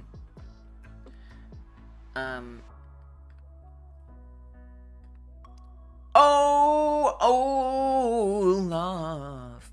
Oh, Olaf. Oh, Olaf. Welcome to the stream, Olaf. Welcome to the stream, Olaf. Olaf is so welcome to this stream. Oh, Olaf, you're welcome. Oh, Olaf, you're welcome. And I'm also really sorry for the song. But you're also welcome. And welcome to the stream. Good to see you, Olaf. Do I want to play a game? Okay, Gizmo. What's his name? Gizmo? Knockoff? Bing Bong? What's his name?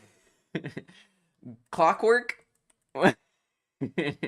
The character from Saw. The bad guy from Saw. What's his name? Saw villain. No, not that. That's not his name. Get him out of my face. No, he has like a name. Jigsaw. That's it. Jigsaw. Welcome, Olaf. Alright, so we'll see if I can explain this without some kind of distraction happening. So, basically, there's a couple different ways that I avoid it. if I pull up my my reach animation, I've made a bunch of keyframes that I don't really need. That's like one way that I protect against it. I don't really have to do that though, and I'm kind of opposed to it, if I'm being honest. I'd kind of rather not do that. So I'm just gonna select all these and get rid of them. Animation is going great. Yeah, so I've finished the walk and the run cycles, and they blend well together. So no more does the walk and run cycle glitch. It seems like whatever I've done has avoided the glitch. So these are the new walk and run cycles. They're good enough. They have a few problems, but that's fine. And then so what I'm trying to do now is learn the animation tree in Godot and figure out, yeah, so it's going well. And so I'm trying to figure out how to wedge in a grab animation while the walk and or run cycle is happening. We've got some leads on that. Got like distracted by 8 things. I like how this one is like bigger. Like, oh, we got more level over here? Yeah, but then you're gonna die. Jump! So yeah, so we're getting that added in, and then, you know, now I'm just distracted by different things that we're talking about. But yeah, it works well, and we're figuring out how to get this animation wedged in, but we're a little distracted from that. So here we got the reach animation, right? Now, if I'm in the middle of this, and I switch, we actually should be okay. So I'm gonna switch to the walk, and this isn't causing any conflict. Now, the reason why this isn't causing any conflict is because I don't have anything selected. I don't have anything selected. So now it reaches. No conflicts. Come over here to the run. Play it. Switch back to the reach.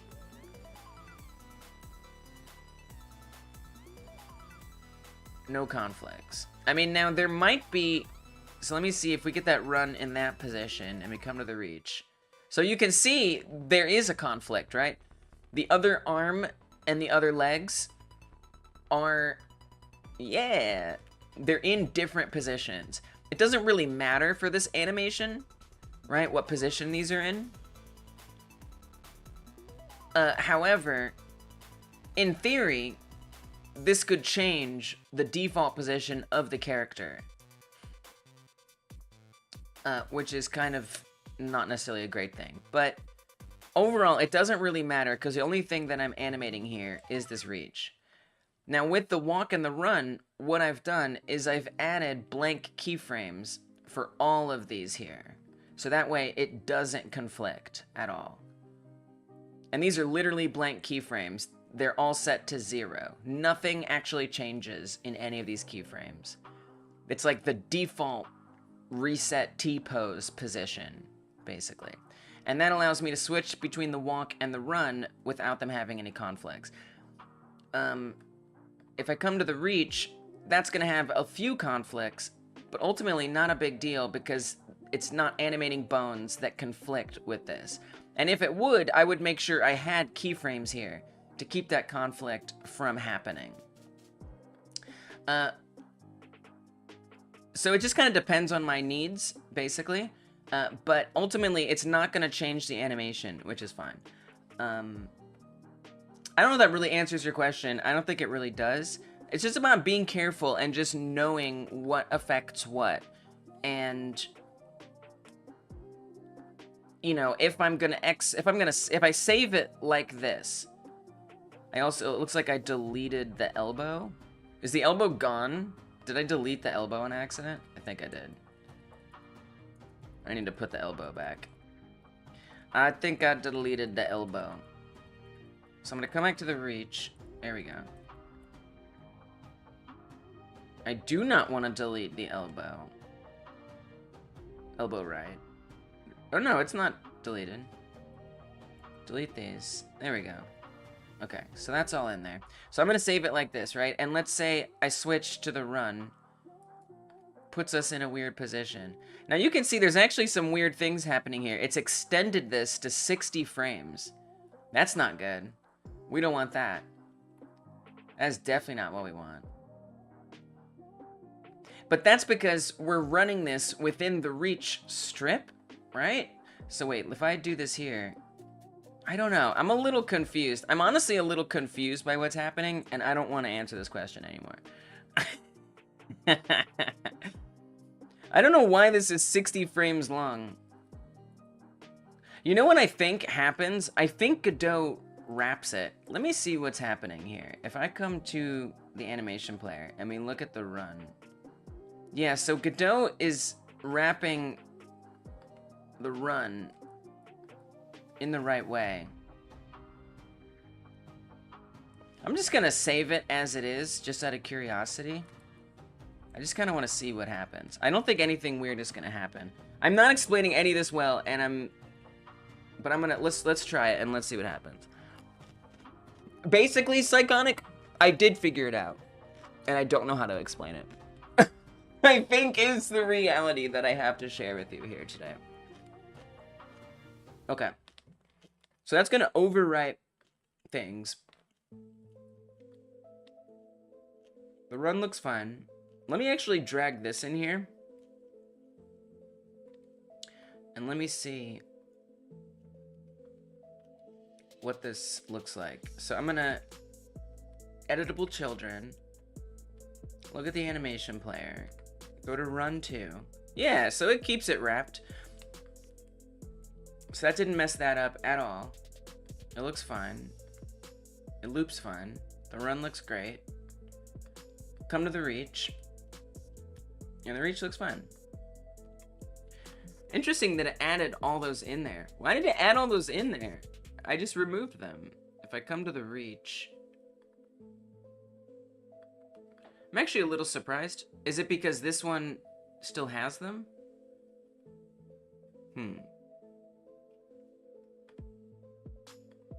What if I push this reach down? And we get rid of that one. And then I save it. I don't know, I'm kind of just experimenting. I don't know, honestly, Skyconic, I don't remember why I fixed it, but I did. You just gotta be careful. You just gotta be careful. You gotta be aware and make sure you're not having multiple of these checked and keyframing at those times. Make sure you're not selecting things. So that was like a big problem that I had, right? Was like, if I click on, so let's say I've got an animation in one place and I click on another object. So let's say the head. If I open up the scenes here and we click on not the head bone, but let's say like the head as an object. Click on the head object and we come here, see what happens? Now the head is having run 2 applied to it. So I guess that's another tip I would say, is make sure, maybe I can explain it. Make sure you're not selecting something that you don't want it to apply to. Because now, you know, if I unlink this and I click away, it's gonna keep that head in that position that it was left off in. And in fact, if I save this way and we come into Godot, the head is probably gonna be in a different place. So that's one way that it can be an issue. Sorry I like blanked out there. I was like, how do I explain this? I don't know. So I sort of just like internalized those things and forgot them forever.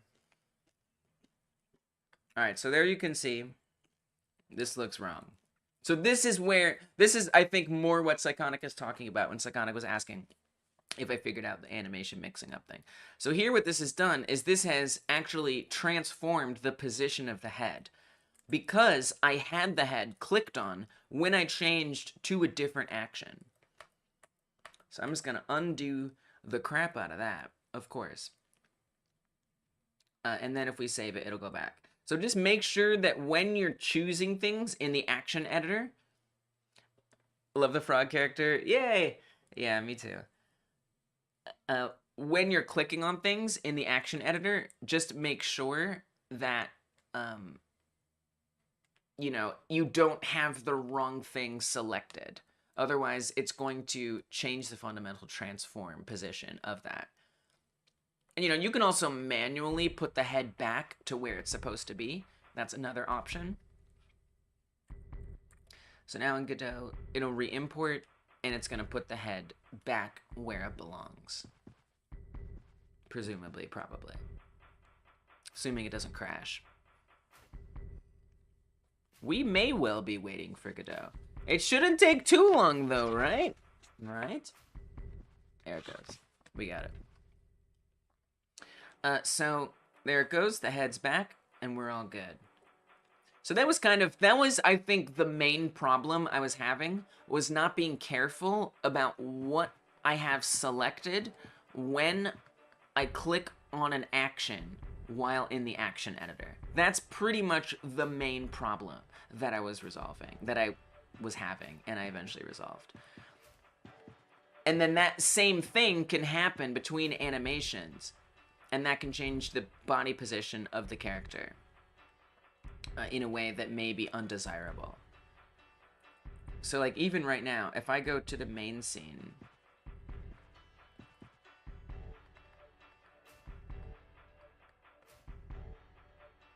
let's turn off the animation player, or the animation tree.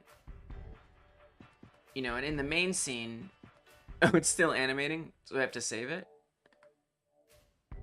So in the main scene, you can see it's stuck in this position. But that's kind of like not a big deal that it's stuck in this position. And so that's probably the same, that's this same position, right? So in Blender, I actually have changed these to the pose position. The rest position, kind of as long as we still have a rest position, everything's fine.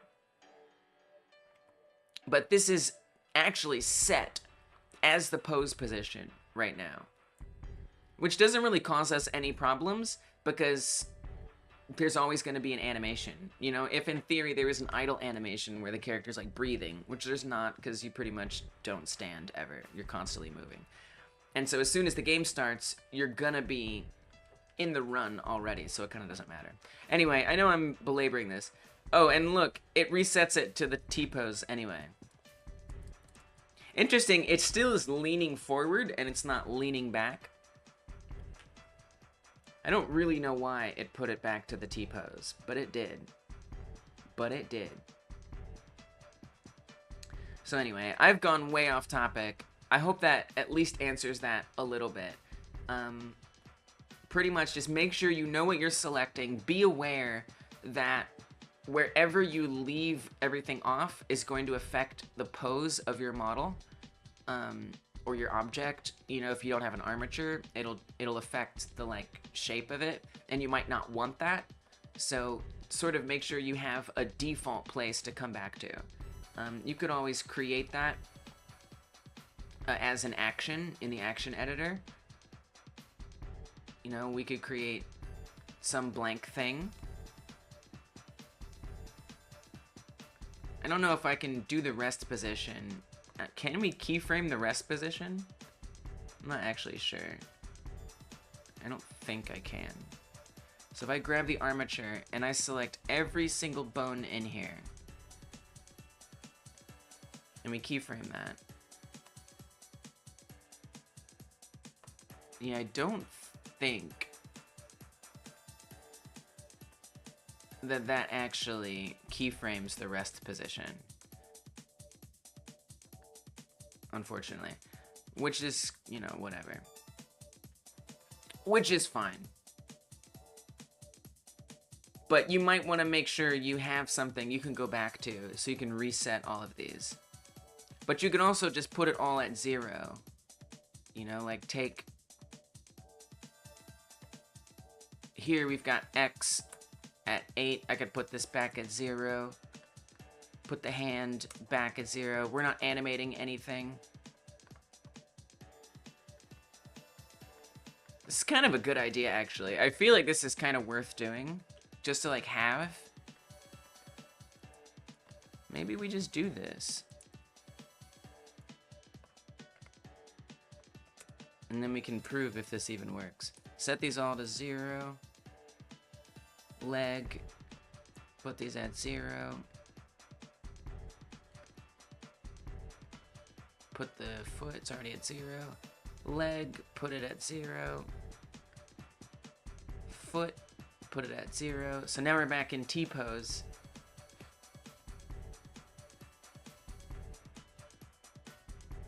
Oh, let me do the armature as well. Rotation at 0. Okay, so then... Oh, I already had all these keyframes, so it just moved it to those. Whoopsie, that didn't work. Do it again. 0. Elbow. 0. And I'm only animating certain ones, so I kind of know exactly where to go to reset this. Elbow, X0, Z0, hand, X0, Z0, leg, Y0, foot is already 0, leg 0, foot's probably already 0. Nope, 0. Okay, and now, this is great. Ugh. I created a new one and it moved it. Oh, because we still have reach playing, that's why. So that's the other thing. Make sure you have, I'm glad we're going through this. I try to uncheck these, right? So if this is checked, it's gonna put it in those positions. In this case, when I created a new action, it set it to this position. If I uncheck this, it's not going to play that. So I gotta come in here and fix that. It's only gonna be the right arm that changed. Put that back to 0. Put that to 0. Right hand, 0, 0. Everything else will be the same. Maybe the armature, actually. Yeah, 0. Okay, so now I'm gonna come in here and I'm gonna select all of these bones. Keep them selected. Hover over the window, press I. Create a keyframe for all of these. I'm gonna rename this reset. So this is like our default pose. So now it's gonna be like that. And if I switch to like this one, right, it's gonna go to that position, it's gonna go to that position, and if I wanna reset it, we can come here. Looks like I need to add a keyframe in for rotation. We didn't add one in for rotation. So I'm gonna set this to 0, create a keyframe. Now I come back here to our run, come back to reset, it's fine. Now for this one, I could create a fake user or I could stash it as an animation. Really doesn't matter in my experience. So I'm just going to, it's not really animation. I'll stash it, we'll call it reset. And now if I save this, in Godot, in that main scene, it should be, instead of being like in that mid-run position, it's gonna be in that T-pose, because that's where we left these off at. So I guess, you know, just keep in mind that where you leave the things that you modify off at are going to affect the model once you bring it in to the project. I'm not entirely sure why it's leaning forward like that. It might be because the property... What's the animation that we have loaded up in here? This one? I'm not exactly sure why it's leaning forward, because it's not leaning forward in here, but we've got it reset about as much as I can reset it, at least from Blender. So then here in my main area, you can see that it's in the T-pose, and I'm not even in, so if you come with the armature, I'm not even in the rest position. This is just now its pose position. I don't know why it's leaning forward. It kind of doesn't matter. So yeah, so to recap, make sure you're not selecting something that you don't want an action to apply to when you click on it, number one. Number two, mind what you have checked here. Because if you have something checked while you're trying to keyframe something else, then it's going to overdo what you were trying to keyframe here in order to apply this. Unless you already have keyframes here, then that's going to overdo it. And whatever it is that you're applying, whether it's keyframes or any little adjustments, that's going to be left over even if you leave an animation. So if I'm on this run 2 and I walk out of here, this is going to be left that way. And if I save this now in Godot, this is going to go to that mid-run position. So you're just going to have to make sure to manage what you are clicking, what you aren't clicking, and when you're clicking it. And then I think it's kind of nice to even have that reset action. So if you do want to get it back to like a default position, it's easy to do that.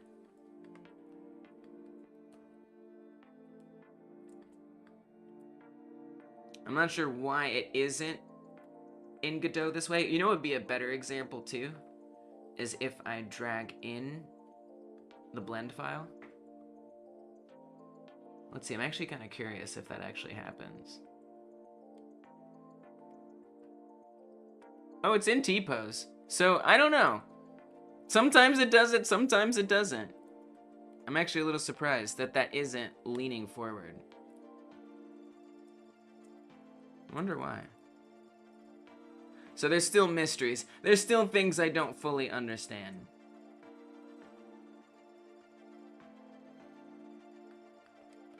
I wonder if I leave this action loaded. Oh, they removed the head because I had the head selected. So make sure nothing is selected. Oh wow, the head was still selected. Select armature. And then run 2 appears. So it's even like, if I already have the armature selected, it loads that. What if I save it like this? Does that change its positions? So maybe I sort of understand it.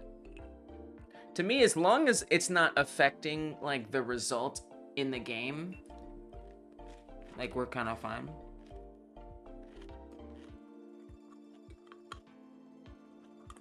So I don't really know why it isn't in the wrong pose. If I'm being honest with you. I don't really know why it's in the right pose. I did my best. I hope you learned something. This has been my TED Talk rehearsal. I have notes for myself.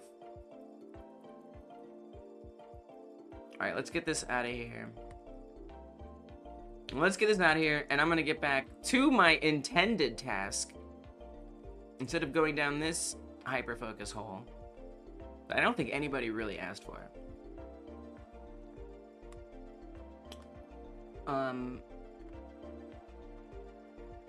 Oh, it might be because the animation tree. So there's the animation tree. Now that's on. Okay, that looks good. So for real though, I'm gonna go back. Alright,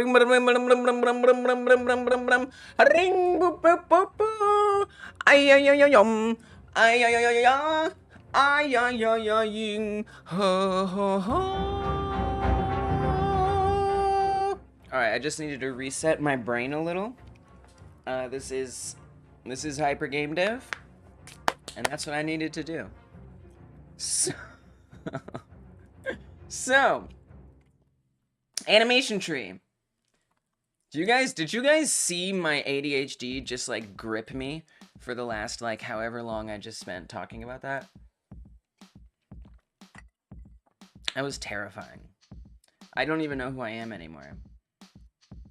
The whole thing that we were trying to do was to add in a grab animation, a reach specifically, and change the timing of it, which we did. So I wanted to line it up to the timing in the code for the reach. Now, the thing is I need to update it a little bit because in Godot, it's going to have the wrong path. I wanted to set it up so it didn't import all these keyframes that I don't need, but it still imported them. So I'm just gonna have to delete them again, and that's okay. And then I have to change the paths for all these. So I'm gonna switch it to Skeleton 3D. For the armature, we switch it to dot. And this, I don't think there's any better way to do this. It would be nice if there was some resolution to that someday, but it is what it is as far as I can tell. So now we got the reach animation in here. And I believe it's still referenced in code. Animation set, parameters reach. We're requesting it to happen in the one shot. And we're saying fire, which is 1 in its array. And then we have it hooked up. It should just work. So I'm gonna click on these helicopters. Nice. The animation is too long. So I'm not sure that those frames really line up to the fractions of a second. Based on what I'm seeing here, I don't think they actually line up. Because we did it at, unless I'm just missing the timing right, it might be 0.4 seconds instead of 0.6 seconds. I think that might be the problem. So I'm gonna come into Blender and I'm just gonna fix that. I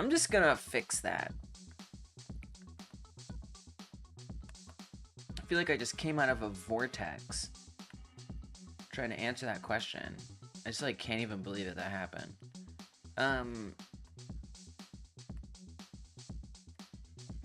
So instead of it being 6.6, oh, and then look, the run and the walk are set to 28. So I don't really understand that. I'm gonna edit the stashed action. And instead of having this big empty section here, I'm gonna get rid of that. And I'm gonna scooch this in here like that. But we wanna get rid of this one. Bring this in. I have a feeling that, like, I was misinterpreting the code and the length that it was supposed to be. So I'm gonna make this 40. I'm gonna save it as such. We hop into here. I don't know why it doesn't always save the position of it wrong, but sometimes it does. Honestly, it hasn't really been much of an issue. I think just making sure you're not grabbing the wrong object when you switch an action. Whoa. That's a lot of errors. And making sure you check the right things in the NLA editor keeps you pretty safe.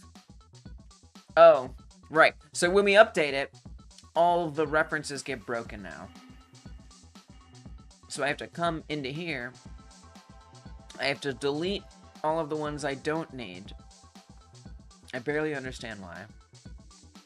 And then I have to rename this. That's every single time I update this animation. I have to come in here and change all that. At least we don't have to re-import it. That was one of the worst parts. So we're actually doing better than we were. So that's a good thing. This still isn't that fun. Okay, here we go. Let's see if this lines up a little better. It still seems too slow.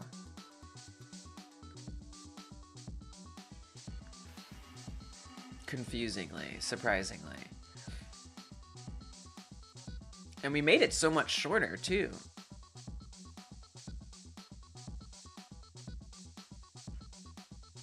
Yeah, I don't really understand why. With all that extra time.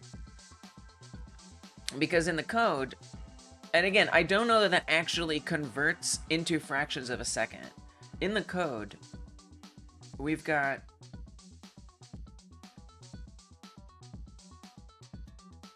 grab duration is 0.2 seconds, or 0.2. And grab duration is being put into this tween here as the length of the tween for when the arm reaches out. And then it waits. I feel like this awaiting is something else. I don't know. But it does do this other one. This is where it retracts it right here. Because this is multiplying it by 2, which should make it 0.4, right? And then it does this, which by my math means it should be 0.6 seconds for the reach and the retraction. So if I remove the animation, let's just get the animation out of here, and all that's going to happen is the bone stretch and the aiming. So it's just going to reach out there, but it's not going to play the animation. I mean, that's fast, right? Like, that is so fast. Just out of curiosity, what if I increase the grab duration? What if I make the grab duration like 1? What happens? You love this guy? It's so cool and chill. Why can't you be like him, Godot? Godot's pretty cool and chill. Maybe you mean like the logo that they already have. So now this is set, the grab duration is 1 second. So in theory, it takes 1 second for it to reach. You can sort of see the problem with the grab animation here. Because there isn't a grab animation. I've turned off the grab animation. I think Godot is super chill. It turns off the grab animation. I've turned it off. And so the walk, the arm may be underground if I start the grab while the arm is down. So the arm is down and I press it, it has to scoop out of the ground. Whereas if I reactivate that animation, we're all good. Godot mascot is hyper chill. Only thing Godot program is not. Godot engine is not? What does that mean? What do you mean it's not chill? What would make a game engine chill? Is my question. We're also offended. I'm like, what? How dare you? How dare you say that about our dear Godot? No, I don't really believe that. Chill. Tincho's saying that it's not chill, which is fine. I just don't know what that means. What does it mean for an engine to be chill? Is any engine chill? Okay, I put the grab animation back in. And so now, even if the arm is down, it shouldn't grab through the floor. Yeah, so that's the advantage of adding in a grab animation, is it bypasses whatever the arm is doing during the walk and run cycle. So at 1 second, this looks pretty good. I think you can even see there where the animation ends, if you look. You see how the elbow kind of changes its position? See if you can see that. So I'm going to click on this. It's a little hard to see. It depends on the grab. A game engine is chill when it's not that hardcore. Anyway, Godot is not that hardcore, not gonna lie. Like, Unreal is not chill in every aspect of the engine. Alright, that's fair. That's a fair assessment. Give Unreal some respect. I think... Give it some suspect. No, give it some respect. I think what Tincho is saying is that chill in this context means... You see how the arm just like kind of broke? I think that's when the animation ends. See that? That's when the animation... I've set it to 1 second now. I think what Tincho is saying is that the more awesome an engine is, the less chill it is. That's what I think Tincho is saying. You're afraid of Unreal? So watch this. We come out here, the arm's gonna go... You see that? I think that's when the animation ends. And this is with the animation set to 0.4 seconds long, or 0.4. I don't know if it's really 0.4. 40 frames. And so if I've set the animation to 1 second, or the grab to 1 second, and then it waits 2 seconds, there's something with this timing that doesn't make sense. Something is not making sense here. I think maybe this code doesn't do what I think it does. Like, I'm gonna time it. I'm gonna try to press. I have a 1 minute timer. That's not great. Godot's amazing for me, but it's not that hard. Unreal is very hard, so Godot's more chill than Unreal. So difficulty. Difficulty. Okay, that's fair. I'm gonna see if I can I set my timer to be 1 second? I think I can. I'm basically certain I can. Oh, I can only set it to minutes. I actually can't set it to 1 second. So I don't really know. How do I even set a 1 minute timer? Without clicking something else. Here's what I'll do. Here's what I'll do. I'll open up clock.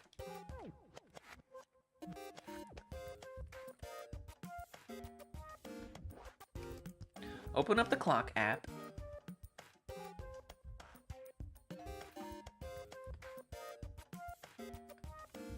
And we'll set a timer for 1, for 2, for 3. I'm gonna give myself 4 seconds. All right. I'm gonna give myself 4 seconds to press the button. To press it at 1 second. All right.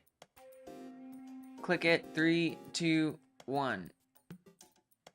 I guess I'd want to click it a little earlier than that to really get the sense of it, huh? So I'm gonna click it at 3 or 2. Let's do it at 2. 2. Click. Well, I don't know. That actually seemed to still be going. I mean, if it's 1, it should be... Actually, I should make it more than 4 seconds, shouldn't I? I should make it like 10 seconds. It actually does seem like the math is right here. Click it. I'm clicking it at 6. It ended at 3, so it took about 3 seconds, I would say. I could also start a timer in Godot. We could also set a timer in Godot. That would also work. You think the timer will work? Maybe. Kind of. We might be able to actually calculate this in Godot more precisely. So I'm gonna grab the grab section. And I'm gonna say that when this animation starts,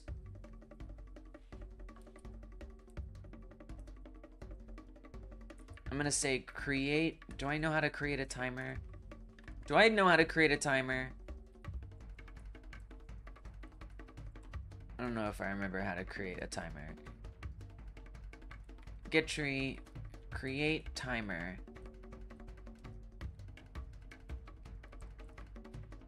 What do we put in there again? I don't remember. I forgot. Find in files, create timer. We put the time of the timer in there. Okay. But that's await get tree. So I could do this. We could say print.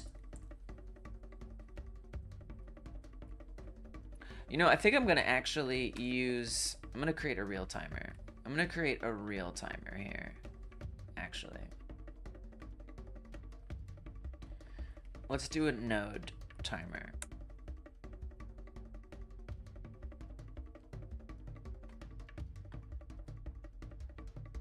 And I don't want this here.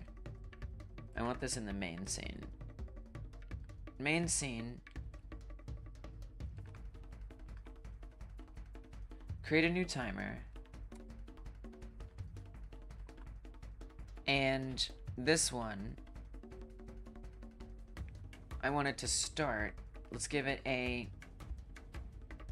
unique name so we can just drag it in. We're gonna say timer start. I don't know how long I want it to be, really. Let's say 1 second. Let's say 0.1 seconds. 0.1 seconds. That's what I'm gonna make it. And then I'm going to connect this timeout to our player script.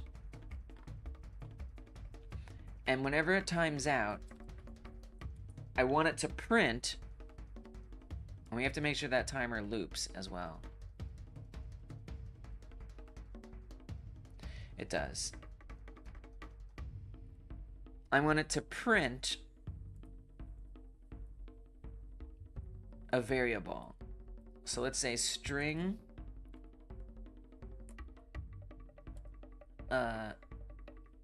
we'll just say timer.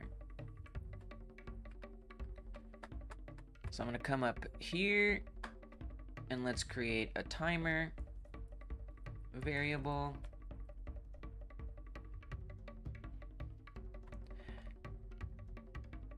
And every 0.1, I want it to say add 0.1 to the timer variable. So every 0.1, it's going to add 0.1 to the timer variable. It's going to print the timer variable so we can see. And then I want it to stop, presumably, when the reach is over, which should be when this tween stops. And this tween runs grab action tween here, which is this. And there's two different instances of this. There's the instance where it's going out and the one where it's coming in. And actually, it might make more sense to do it over here. Well, the problem is, it's gonna be a little tricky, because I need to make sure, I kind of need to set up another await for when it ends. Because this is gonna be the grab duration. So I could say, I could add an await here.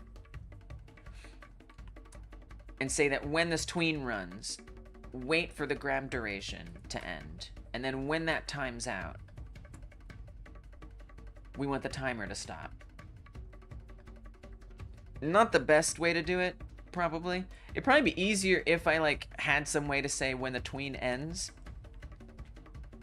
And it could be nice. You know what would be even better than this? You know what would be even better than this? Is if I had two timers. As if I had two timers. So I'm going to say timer stop. I'm going to add another timer. I'm adding another one. This one's going to be timer. I'm going to even rename them both. This is going to be timer animation. And this is going to be timer tweens. So I need to rename this to tweens.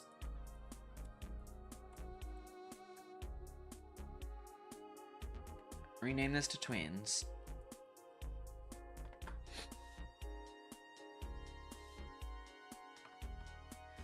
And then, for timer animation, I guess I'll keep it a little simpler. We're just going to say Annie, so it's not as long. Access is unique name. We'll track when that animation begins and when it ends. Not that I exactly know how to check when it ends. I'm not actually sure how to check when it ends, actually. I don't think, I have a feeling everyone has left the chat. I don't look at the viewers, but I assume we're on our own. But my 2 cents was the one who was able to help us when these things end. So I don't know if there's a way to tell when the animation tree ends. But that would be helpful. You know, it's not really that. It's actually the reach that I really want to determine when it ends. But it kind of depends. So that's the only problem with this. Because what I want to see is I want to see when does the tween end, when it stretches and it retracts, and when does the animation end. And if those aren't lined up, then we can like see exactly what those timings are and then fix it. The animation tree, I'm sure everybody left in my ADHD spell trying to explain how to not have overlapping animations in Blender. So here, what I want to track is how long this reach animation takes, or like when it starts and when it ends. But I'm not exactly sure how to do that. I'm not exactly sure how to do that.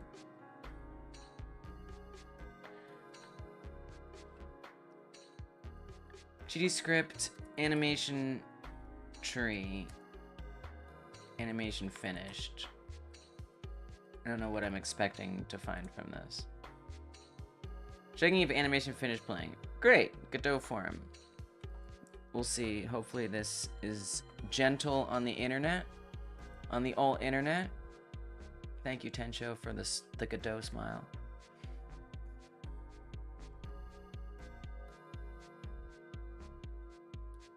Yield? Yield stops executing the function.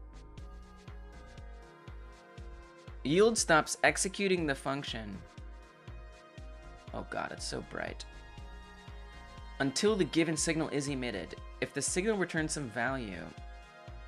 What? This is chaos. Call method track in every animation.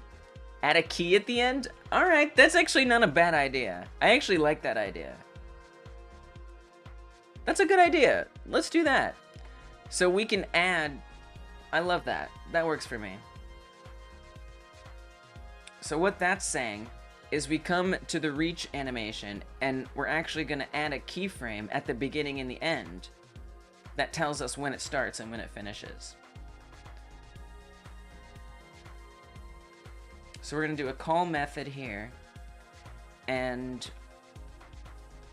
I guess I need to create a method. So I'm going to hop back into the script.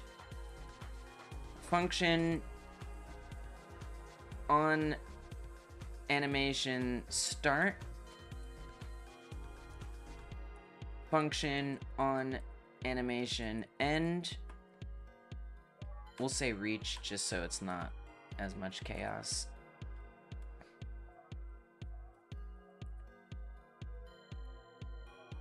I should be doing that with my other timer as well, if truth be told. Hell, we could even do this in here if we wanted to. We could have the timer run in here, but that would be a little too much. All right, pass here. And then I'm going to add call method. We want to do that on the... Oh. So I have to... the script isn't on the... I have to do this somewhere else. That's fine. That's totally fine. I'm okay with that. Alright, save this. We need a different script on the alien itself to really test this out. And so I'm just gonna cut that timer that I made, and let's just paste it on here. And then I'll put a script on the timer. And then that's where we'll put these functions. On reach start, on reach end. Alright. Add a track. Call method. Timer. And then specifically, we want to insert a key.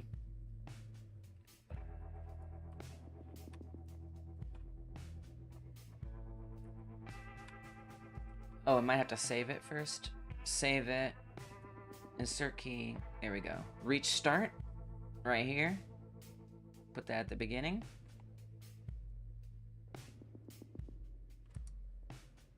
We gotta change the snap so I can actually reach the end.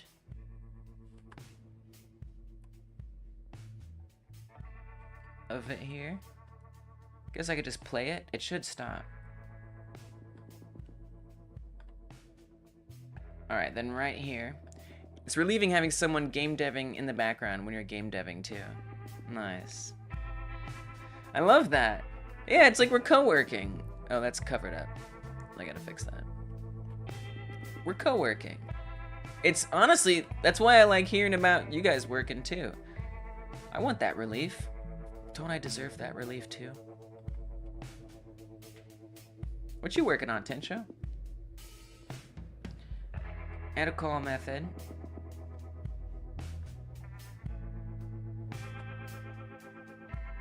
Oh, I guess I don't need a separate one. We can just do it on the same track. Insert a key for it ending. So now it's ending here. Kind of. I guess I need to make it more granular. It'd be nice if it just snapped to it. Like, could you just snap to the... Maybe what I'll do... Actually, you know what I could do? If I select this one and I press duplicate keyframes, it should put it right at the timeline position. Duplicate keys, nice. And then we'll just change this to point to something else. So we want to say on reach end. There we go. Great. So then when on reach start happens, then we want this timer to start 0.1 seconds. And then when it ends, we want it to end.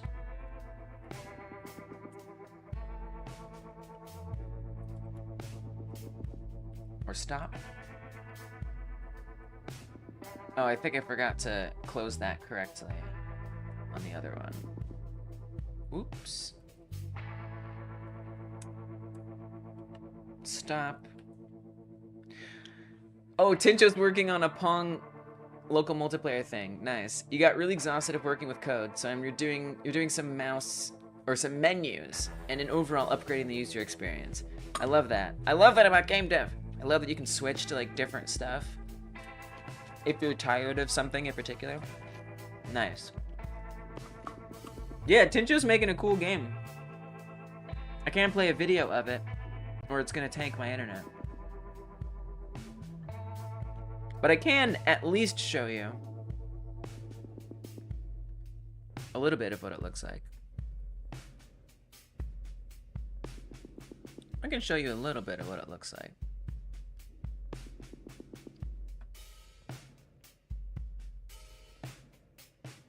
Here. So I think the idea is that it's like 4-player potential, 2 players or 4 players Pong. I can't play the videos, but this is how Tincho's game is turning out. It looks awesome. The videos are great. You can always head over to the Discord to check them out. It's got like multiple paddles. It looks like it's gonna be wild. But the animations are really cool. It's turning out really well. Pong champions. Yeah.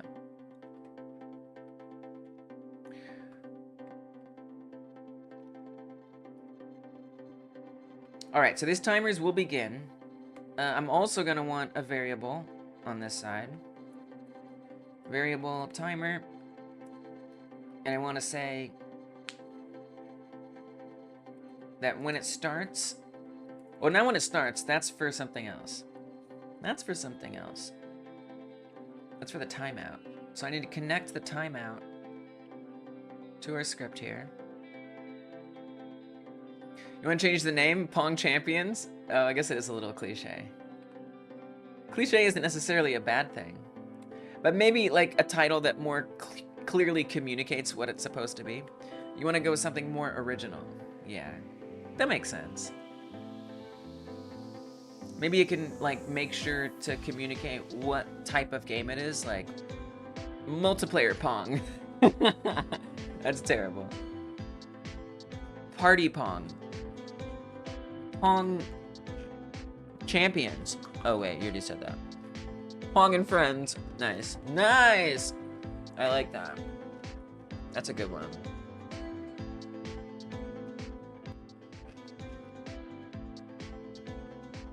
So when it times out, and we want this to loop, when this times out, I want it to update timer by adding on 0.1 every time.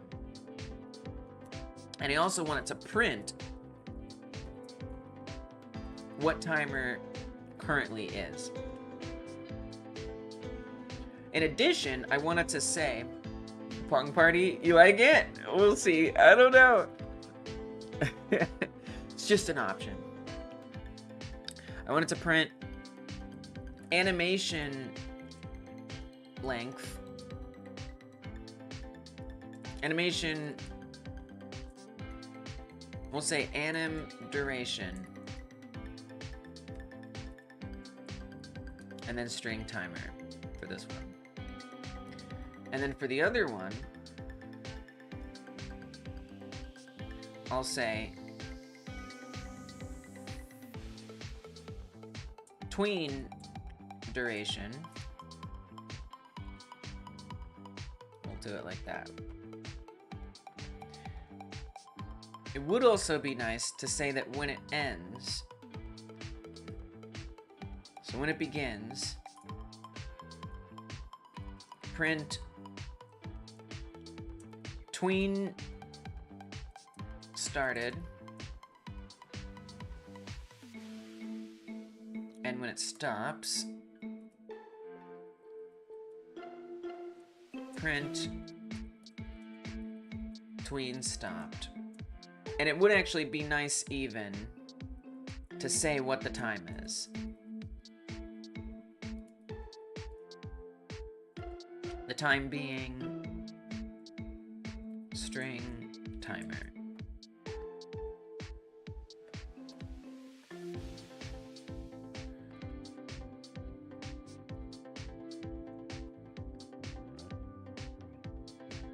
And then we'll do the same thing for the other one.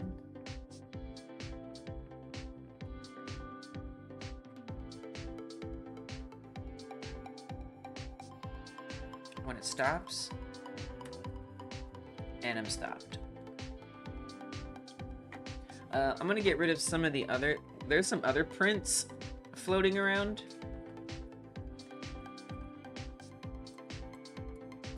That I don't really want to be there.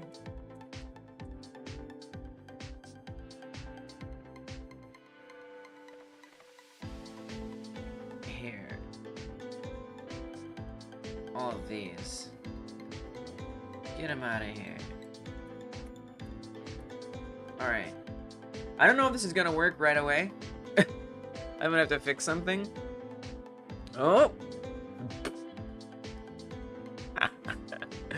I think we've broke a little more than just our debug.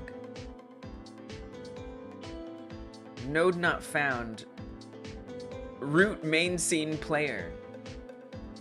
Oh, we probably just didn't close something somewhere.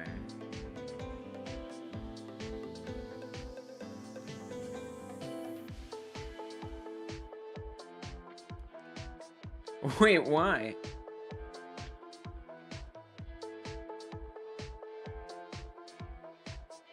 AnimationTree alien not found.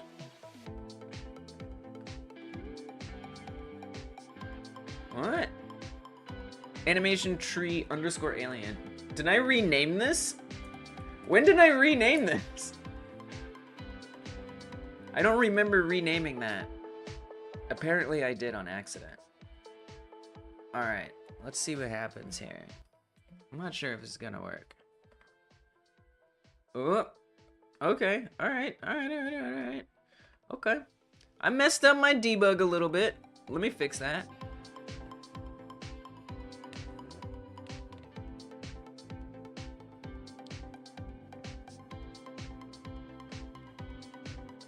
Oh, nil and float in operator plus. So, are you saying I can't add it on there because, do I need to like say that it's a float? or something.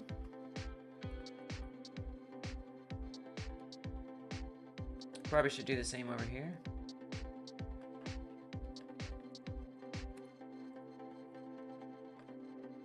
Like maybe it's expecting an integer.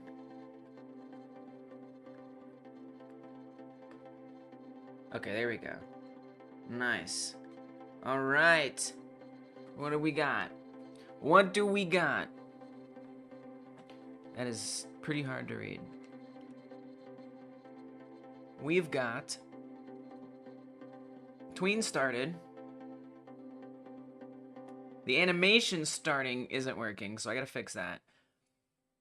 The tween took 3 seconds. That's actually not what I expected. Is it? I don't know. I guess that is what I expected. So the tween took exactly 3 seconds. That's super helpful. That's such helpful information. And why didn't the animation start? Oh, probably because I'm not playing the animation? Or am I playing the animation?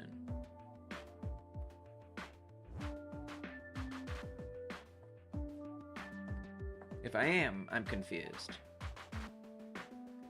Yeah, the animation is playing. Did I actually, like, update it? So we have this function. Hold on, I gotta use the loo real quick. I've been sipping on this tea. I gotta use the loo. I gotta do what I gotta do. I'll be right back. I will be right back. In the meantime, I'm playing the BRB music. Give me, like, less than a minute. Just, like, less than a minute or so. Something like that. All right, hold on.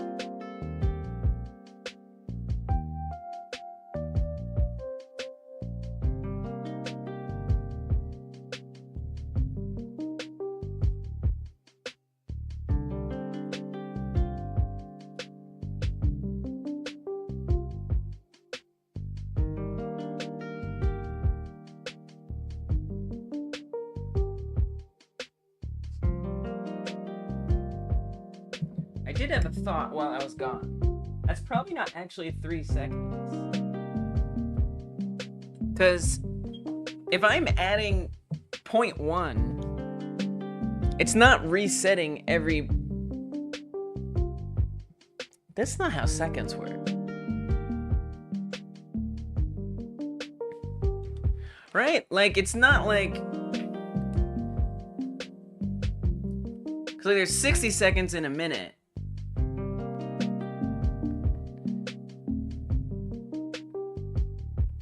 That's not how seconds work, is it?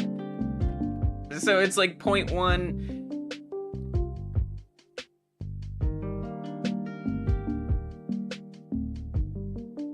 I don't actually know. I'm sorry. I don't know how to. I guess that's right. I guess that's correct. Maybe it is correct. So what was I trying to do? Right, because the animation player wasn't actually getting started. So this is supposed to call the onReach start function.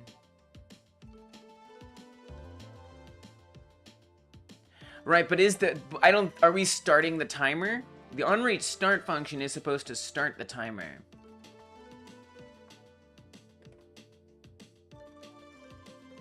And when that timer starts,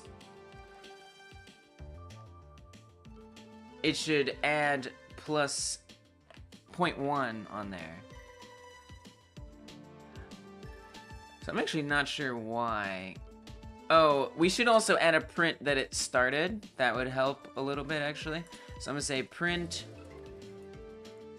anim started. That would help a lot.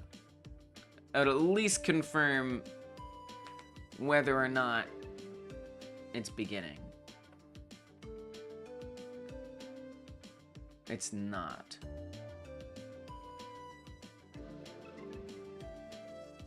Wonder why.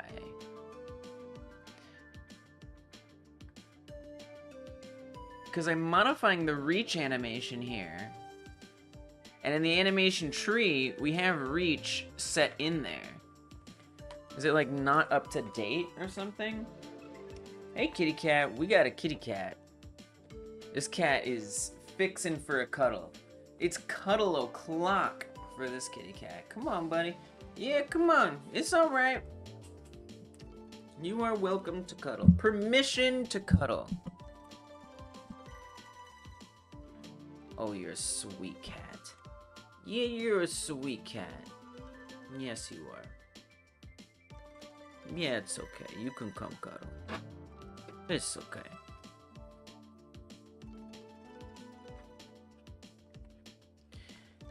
I'm not sure why that isn't starting. I mean, the animation is definitely playing. The script exists. But why wouldn't it run?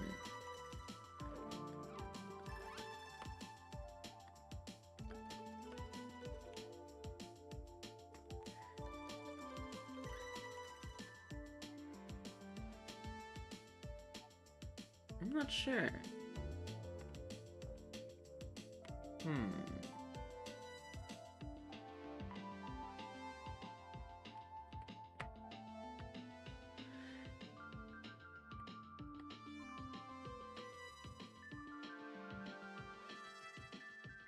Genuinely don't know.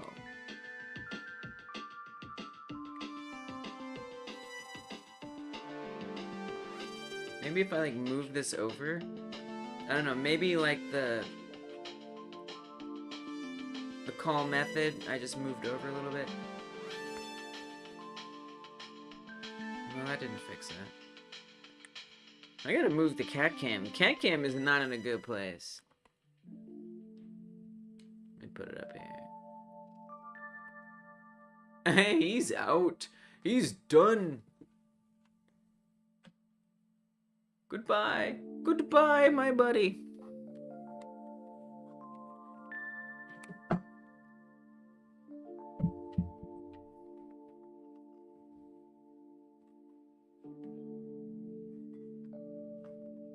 So what I mean, all I tried to do is just move it over a little bit. But I don't think that is the problem. I'm surprised.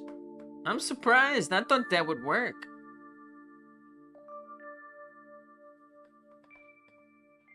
I don't have any idea. Because it's not even printing animation started.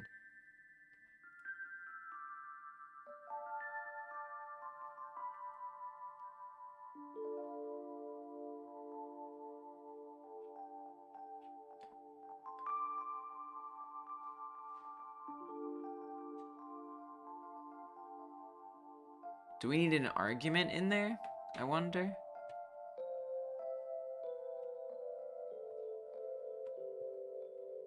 The only other place that I did this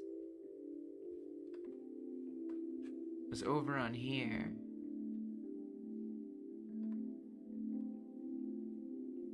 Yeah, we never did any arguments in there. We never did any arguments in there.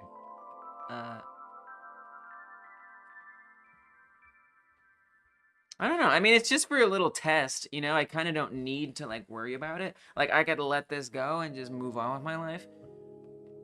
Because we have kind of the most important information, the length of the tween. But now I'm just kind of curious about this problem. Because this seems like such a great solution to call a function in the animation. Something that I kind of wonder is if the animation isn't updating and the function isn't even calling to begin with. So I guess I could test that. I mean, if I... And then I also wonder, like maybe you can't call functions in animation trees? That seems weird.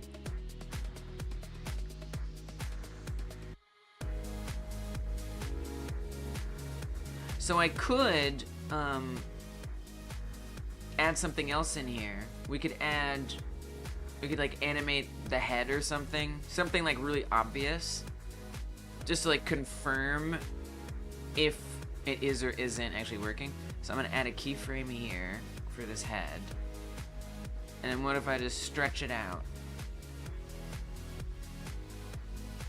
Just to like see if it's actually updating the animation or not. So in theory, that would stretch the head out when the reach happens. So at the very least, I can confirm whether or not it's even updating it. I mean, it's immediately changing it. Let me put the animation tree back on, so it's not just already stretched out. We want an intentional fat head, not an accidental one. Oh, the animation isn't updating. So see that stretch isn't occurring.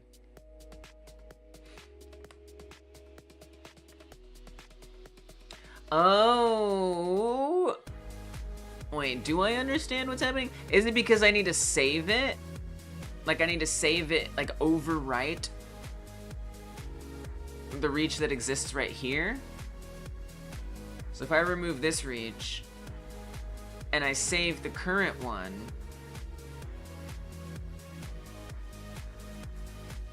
as reach, then will it be the updated one? That's interesting. No, that still didn't update it. Surprising.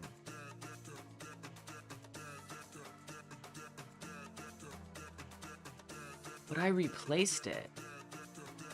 Maybe in the animation tree? I don't know, I gotta like click away and then come back. I can also try in the animation tree actually. Oh, I know what it is. It's because the filters. It's the filters. We have to set it. We have to click it on in the filters. Wow. I see. And then if I hit head, now the head is going to stretch. That's it. Gotcha, because we were filtering it out. There it is. Okay. Beautiful, beautiful, beautiful, beautiful, beautiful, beautiful. Phew, we got there. Took a minute, but we got there. So that's just those. So it turned out this was more about the animation tree than I realized. This was helping us figure out considerations when you're animating. Once you set up those filters, yeah, this music is good, right? Once you're setting up filters, I'll put the track in the chat. Once you're setting up filters, it might filter out something you didn't want to be filtered out.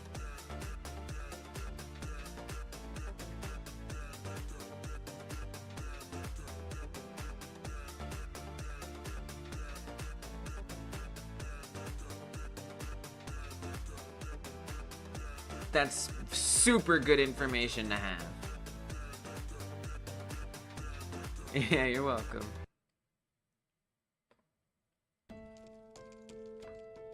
Alright, so I'm gonna get rid of this track here.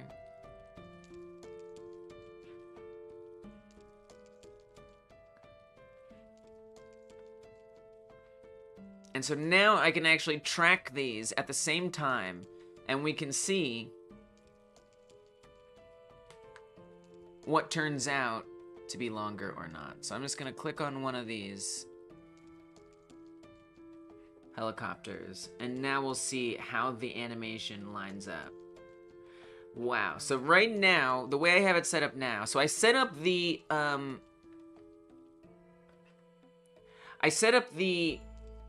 tween to be super long. I increased the duration. The animation stopped after 1.6 seconds. The tween stopped after 3 seconds. Now I set the tween, that is to say the arm stretching at the helicopter, I set that to be 1 second per section. That is to say, the section where it reaches out and then it waits before it returns. So so that kind of makes some sense there. I set the grab duration to be 1. So it takes 1 second to reach out, sits there for 1 second, and then it comes back for 1 second. So that makes a lot of sense. If I set this to 0.2, which is what I originally tried to calculate for, let's see how that changes the output. Alright, so I'm just gonna grab a helicopter here, and we'll see what it has to say for itself. Wow, the tween much shorter than the animation. Now the animation is way too long. Wow. So the tween was only 0.6 seconds. The animation was 1.6. It's so much longer. Got you addicted to uploading your games to the browser? I think a lot about little browser games. Yeah, I mean, honestly, even I would upload it to the browser anyway. Because it's just easier for people to access. It's more likely that someone is going to play your game if they don't have to do extra clicks to get to that game, you know? Why wouldn't they want to play it? Alright, kitty cat. Come on. Come on. I know you want to cuddle. I know. I understand. I love to hear that, Tencho. Come on, buddy. It's okay. Yeah, it's alright.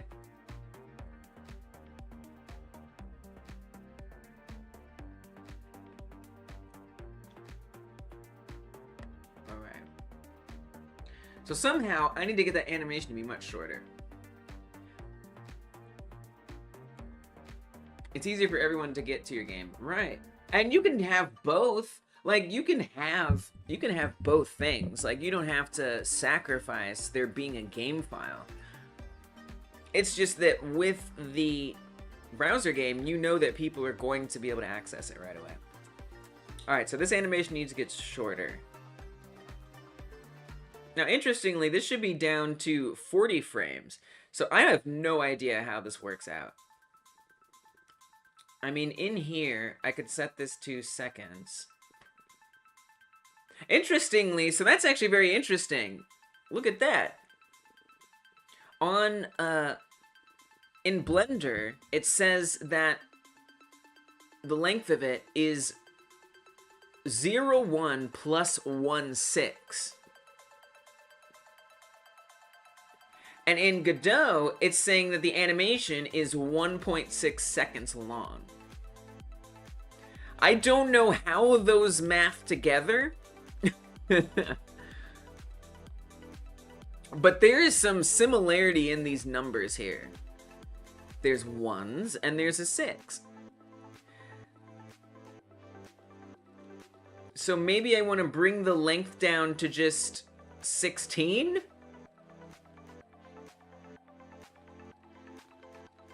So 16 frames long?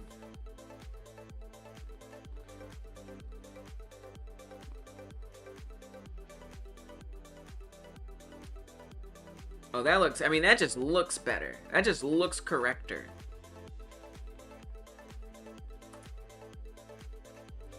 Alright, so there's the length of that loop. I'm gonna save it as such.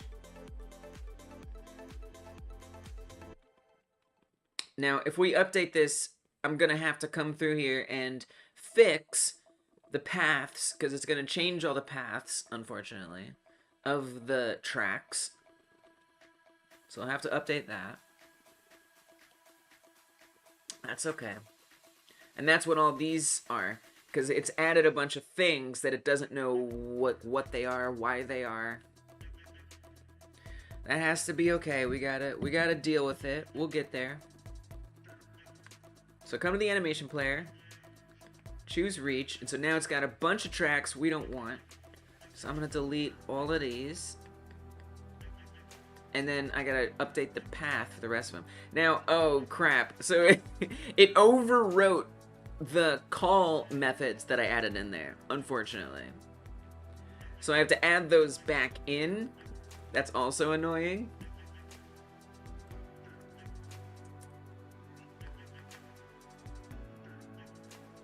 Oh well, I guess. Oh, you're playing with my hair, buddy? Yeah, you wanna play with my hair? That's... I understand. I understand. Alright, so let's add the methods back in there. We want to say call method, timer, insert a key for when the animation starts, right at the beginning, and then I'm going to duplicate that key for the end, so that way it shows up right at the end, and then we're just going to change it. I changed it to stop. It's covered up by the cat cam, but you can see down here it says stop now. Alright. Or end, not stop. I think we changed it to end. Okay. Alright, make sure everything is still good in the filters. It is. Here we go. Let's see if the times line up now. Let's see if those times be lining up.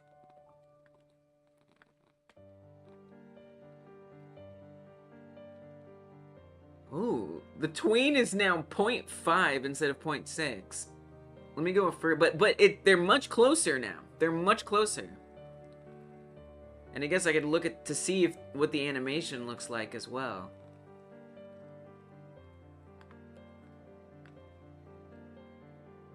It looks better. It looks so much better. Oh, we have to reset it if we want to do multiple. I have to reset the timer value. So let's do that. Let's do that.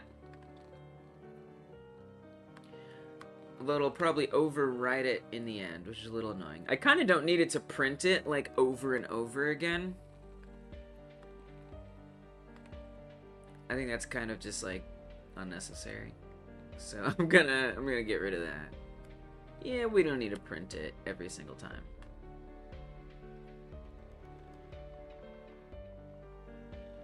But if I wanted to reset it, I'll say on timeout.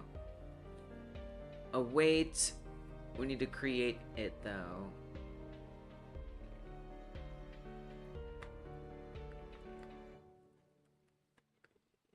So I'm just gonna borrow this logic here. Yeah, I'm still trying to remember how to type. I could type it, but what if I just copied and pasted it? Oh. You want to get up? You got something else? Oh, you just want to cuddle different. He's like, I just want to get in a different cuddle pose. This one isn't good for me, buddy.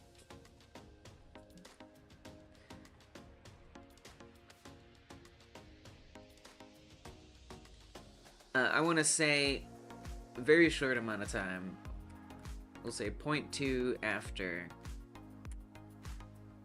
reset timer back to 0.0. Alright. And I'm gonna do the same over here on this script. Instead of printing this out every single time, we'll do that. Alright, so then all we'll get is the length. And it should reset after every time we do it as well. He doesn't like it when I move. He's like, listen, I'm trying to cuddle here. Stay still. I'm like, okay, okay.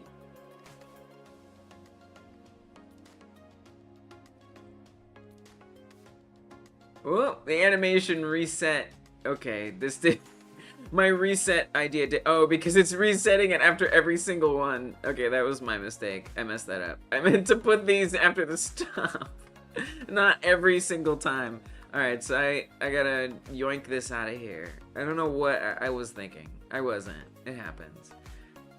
We want to say that when it stops, then reset it. Grab this out of here. When it stops, then reset it. Okay, there we go. There we go.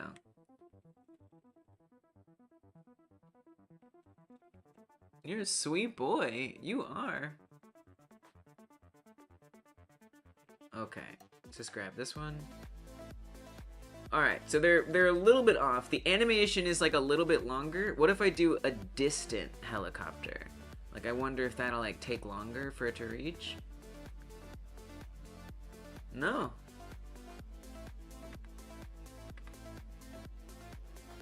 Oh, now it's lined up. So it, very interestingly, the tween seems to vary in its length, which is a little unexpected. But they're pretty much the same duration. And I mean, it looks pretty good. It looks better.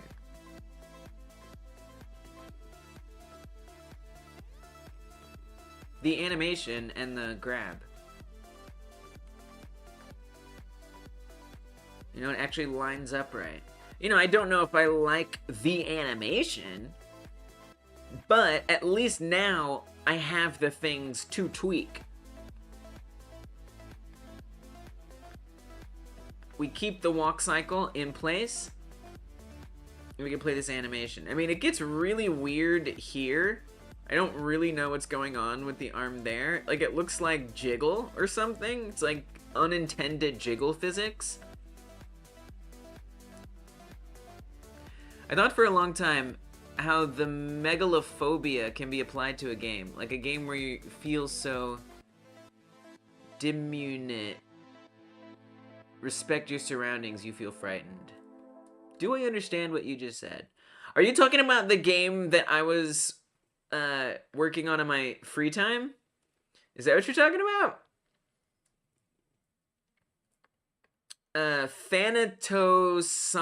Thanatosomnophobia is that game's name. Thanatosomnophobia is the name of that one. Chevy, this isn't a good time to cuddle with me. Like, what I can't understand about this beautiful, beautiful cat is like why he doesn't just realize that this isn't a good cuddle situation. Like, I'm gonna move around. And instead of being like, I'm leaving, he's like, I'm staying and you're gonna be the way I need you to be. You're talking about megalophobia, the fear of the big, huge things. Oh, okay. So you're just saying a game idea. Oh, he's falling. He's falling. Okay, come back up.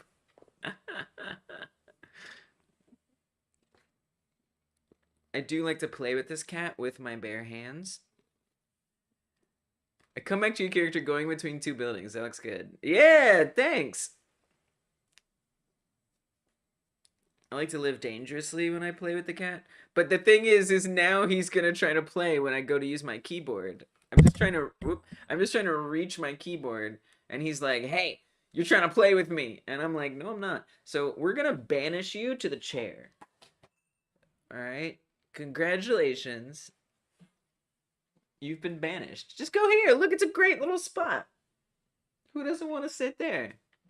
You just sit there. It's a good spot for you. I get that fear when I fall through the map in games. Yeah. How can we play to come to game? Or what a little... Yeah, he is a lovely cat. Uh-oh. He's gonna try to get back up her. He's like, no, I wanted to cuddle. That's what I wanted. Goodbye. Goodbye. He'll be back. He'll be back.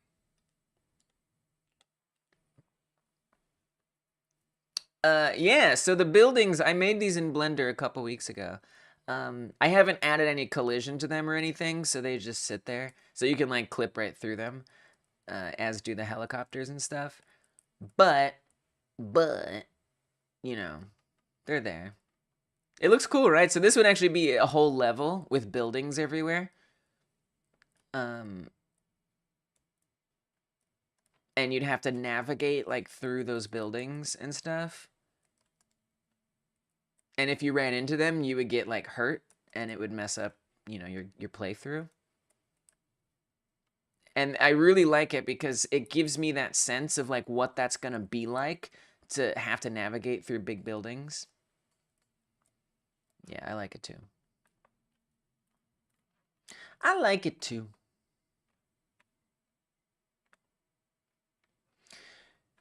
You remember the first time you fell out of the map in Minecraft? It was horrifying to fall into the void and stop seeing the world because of render distance.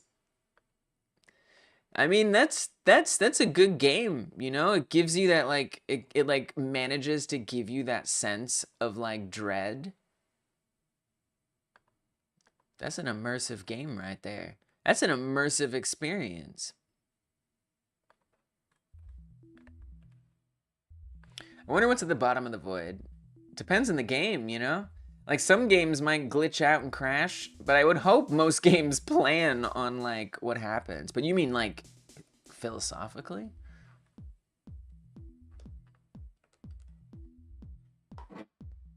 Nothing. You are the void. Probably the y-axis limit or 64 bits. Then yeah, right, then it crashes. But it's interesting what hypothetically could be. It is interesting what hypothetically could be in the void. So I have solved the timing issue between the, or resolved, I would say, for the most part, between the grab and the animation. And now it's a little weird. So like right here, it almost looks like the arm like jiggles, like there's like arm fat that like jiggles on the edge, which is just very interesting.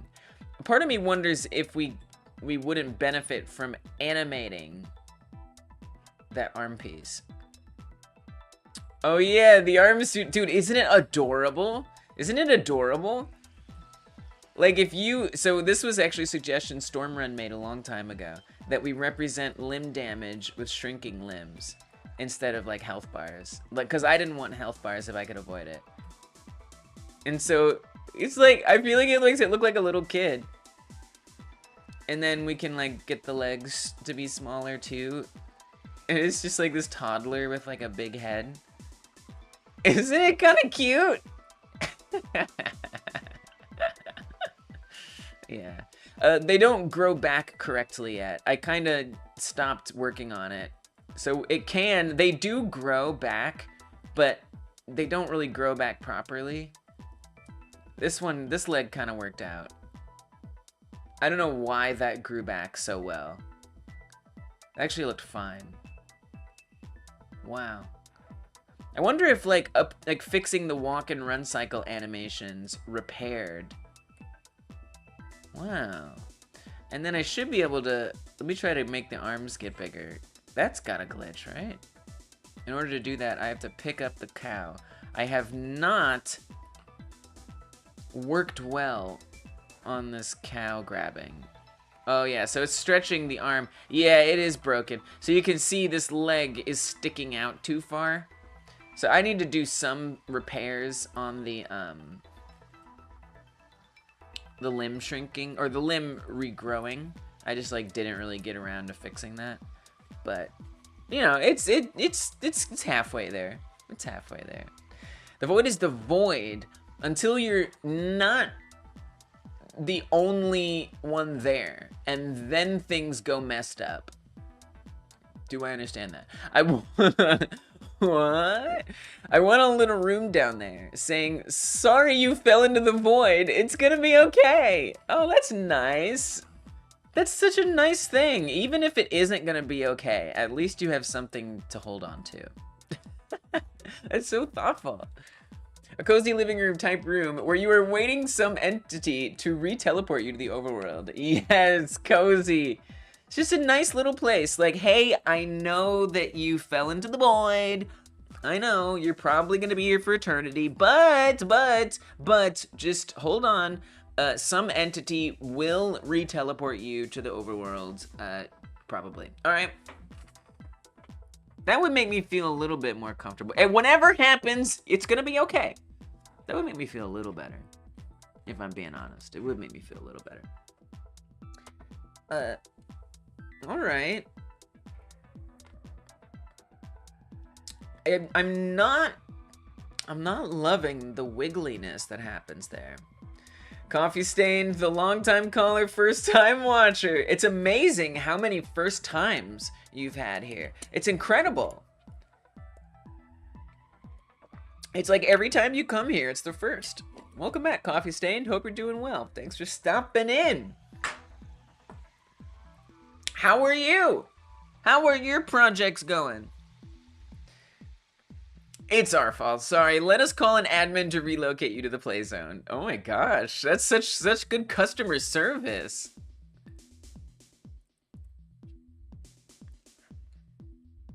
They probably put that in an Unbreakable game. Honestly, you're borderline inspiring me. Like, that kind of sounds like a fun thing to try to make. Every game should have that.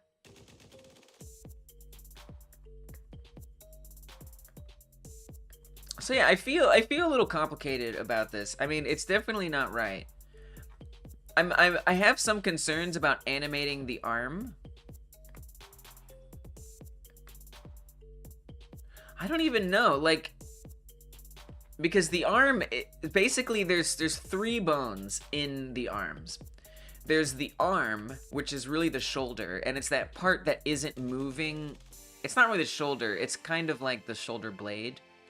That's this section right here. It's not moving at all on each side. It almost looks like shoulder pads or something.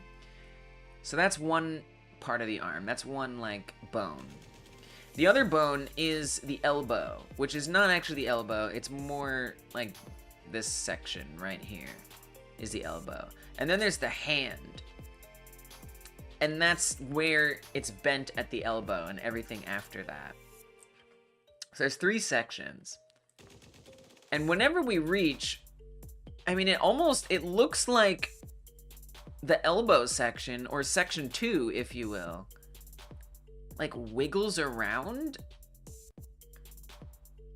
It's very interesting.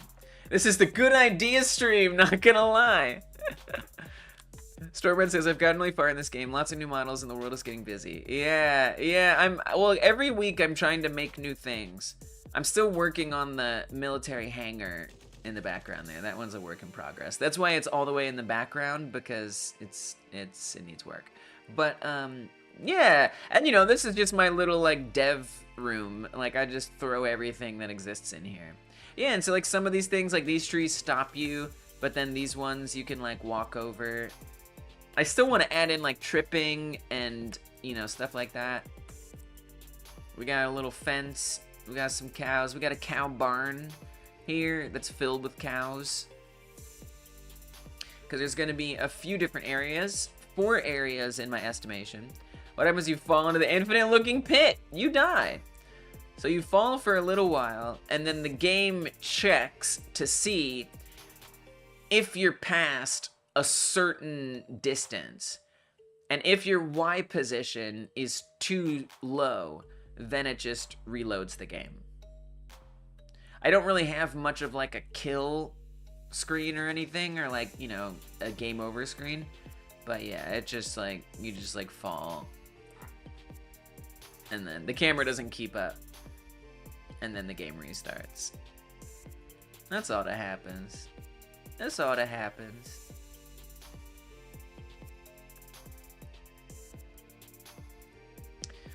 So the game is gonna be 4 areas.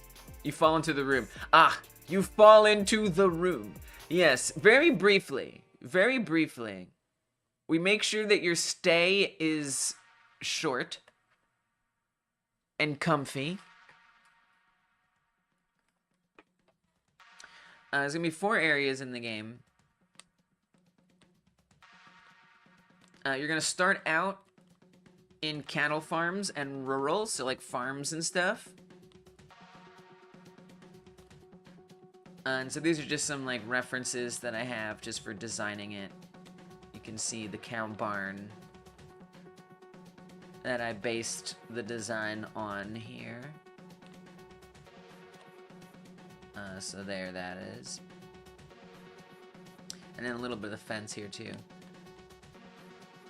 And then the next area is going to be small towns. You thought a lot about this. Oh yeah, absolutely. And you can see we've got houses. You know, I'll put a lot more houses. The houses will be in both the town and the rural, but yeah, small town. So I've got references for small town stuff. And then the next area will be the big city. So this is like a harder area, right?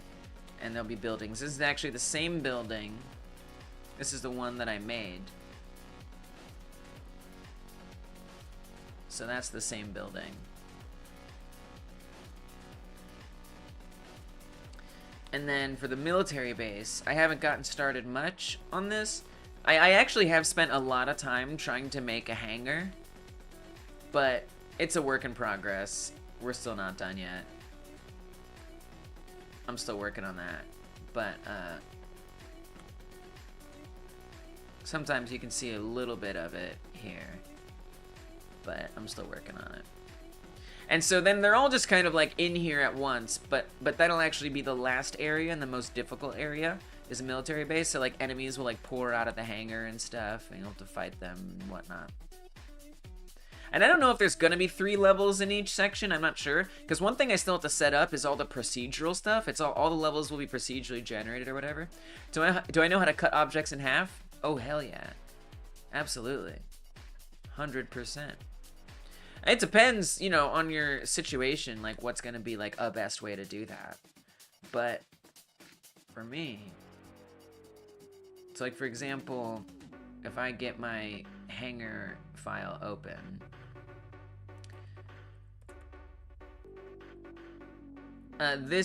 so I'm remaking the hangar. Actually, Tincho, in part, helped me redo this. I'm remaking the hangar. This is the original one, but it had some problems, and so I'm remaking it. This is actually just 1/4 of a cylinder, even less than that. So there's different ways to do it. It kind of depends on the object.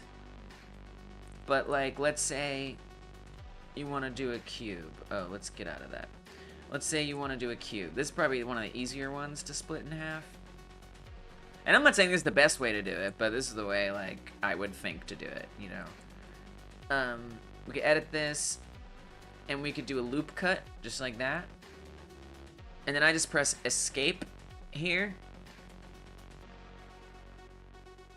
And then enter. Or click. Now we've got half the cube.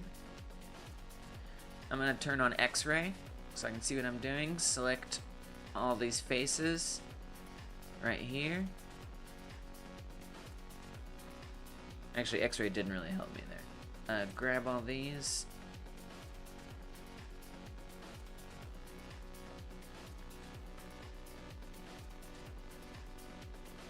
And I'll turn on my screencast keys too. And then I'll press X. Get rid of those faces. And then I need to create a face. So I'll switch to edge mode. Click all these. And bam, in half. For the hanger, you can get a cube and bevel it, then cut out the bottom. That's true. That's true. Yeah, there's so many different ways to do things, you know, and I love that. I love doing this. So I work on this stuff every Monday. That's the member streams, which, by the way, you can join now since you got a gift subscription. You can join up in those. That would have taken you a whole 10 minutes. And then, you know, let's say, so what I did, so here's how I made that hanger piece. So I'm gonna get a cylinder. This was a little trickier because, oh, we're in edit mode. Let's get out of here. Create a cylinder.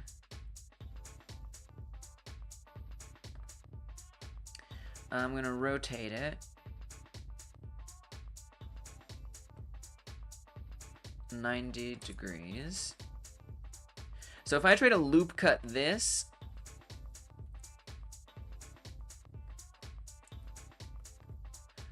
unfortunately, it only loop cuts this way, which if that's what you want, like, good, great. But I didn't want to cut it that way. So then, you know, I could select all these pieces, get rid of this, and then if I wanted to close off this, we can double click that, press F, bam, sliced in half. But I don't necessarily want to slice it that way. I wanted to slice it this way, and I wanted to slice it this way, but the loop cut wasn't cutting it, so to speak, and it was only cutting it that way. So the way I did this was I got the knife tool out, and the knife tool is right here, and I click this top point and this bottom point,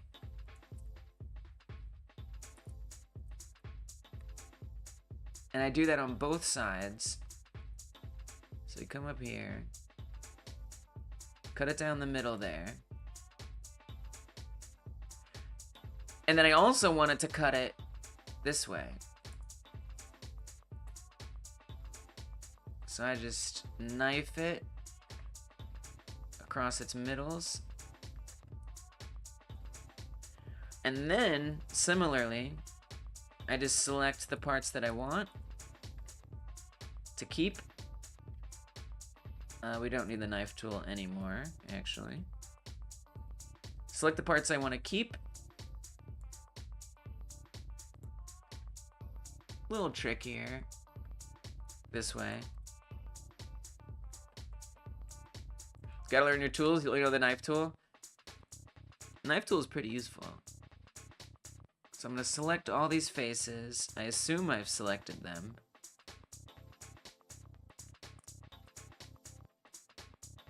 Yes, I have. And then I'm gonna press Control I, which will select everything else. And then I'm gonna get rid of the faces. And once again, we have these leftover pieces. I don't really need to complete these edges, so I'm not gonna fill them in, or these faces. And then what I did to make the hanger beyond that, come back to object mode, and I'm gonna add a modifier. So if I add a mirror modifier, it fills it back out. And then the nice thing about having that mirror in there is I can now manipulate this, and it'll be the same on each side. And so that's what I've done over here. But not only that, I also added an array in here. So this one has just been taking me longer to finish because there's just like a lot of these little things that I want to do and set up in here. So then in order to have like multiple panels, I set up an array here, and then we can like push it back super far. And then now when I modify one of these, it modifies all of them. And then that's what this roof is, which saves me a lot of time. It saves me so much time.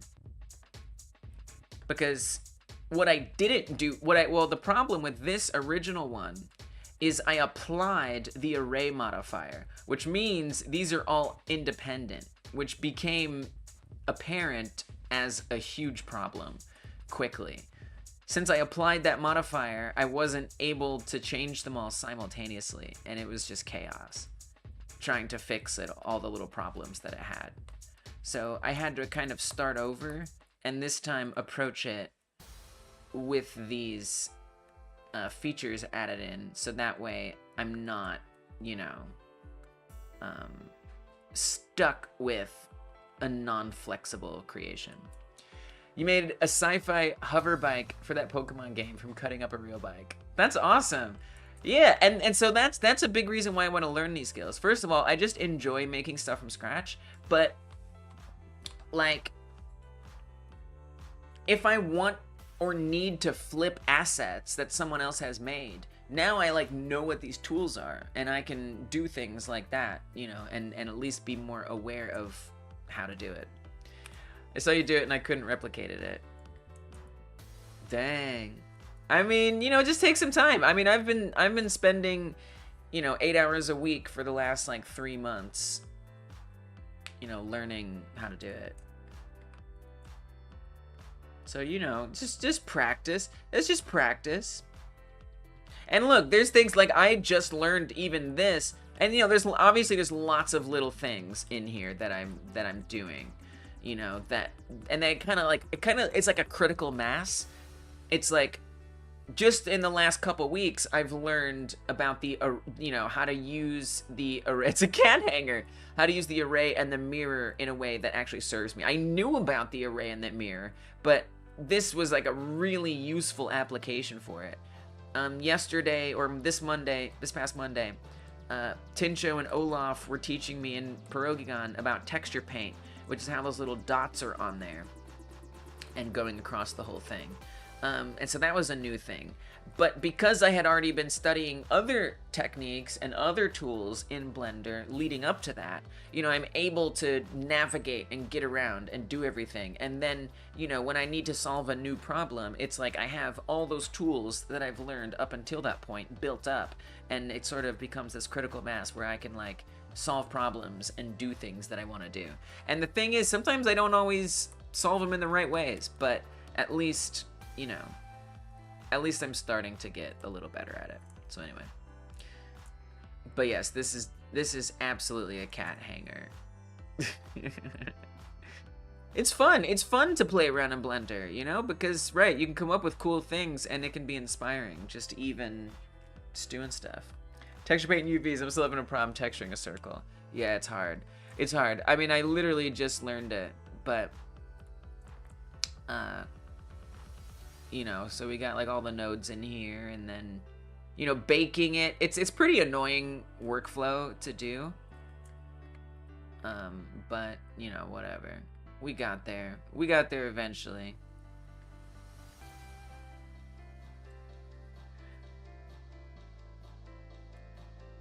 And then I guess I don't even remember how to like pull up. Oh, I see. If we click on the nodes, then you can see a little better what that looks like. Right, and then in the texture paint section here, we can add some stuff on there. Yeah, you know, a little bit at a time. A little bit at a time, we get there. Anyway. So, AnimationTree stuff. I pretty much know what I need to know for the AnimationTree. I just want to improve the way this animation looks when it's reaching out and grabbing stuff. You know what I need? I need to get like an in-game menu so I can just restart the game. But you see this little jiggle here? I don't know what that is or why it's happening. So the bone that is animating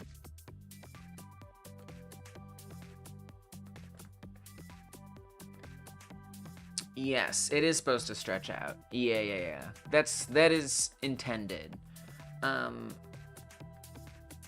Now I know it doesn't look great because it has, you know, these like weird shadows that it creates. I don't fully understand why the shadows look that bad. You know, I suspect that's more like a Godot lighting rendering thing. Looks like one bone didn't get timelined. Yeah, well, see, that's the thing. So,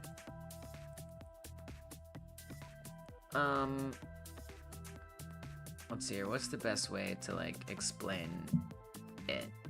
Oh, you know what's probably the best way to explain it? You sure you want to cuddle? Alright. Come on.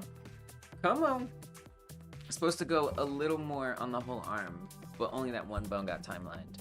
Yeah, so there's 2 bones that are being animated in Blender. So in Blender,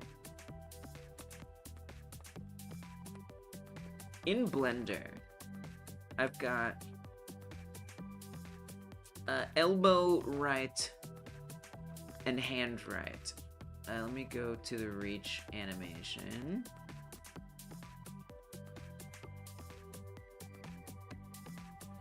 So we have elbow right and hand right are being animated in Blender. So those are the 2 that get animated, and this is the animation, pretty much. Is it just sort of, oh, you can't see, because this is blocking. So there's the animation.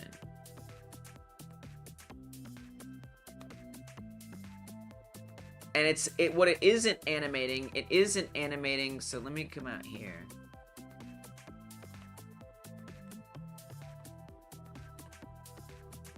It isn't animating the arm. I'm gonna go to the rest position just for the sake of demonstration. Let's go into pose mode.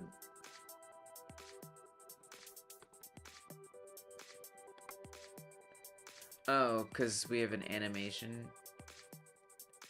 Stop editing. Let's come out here.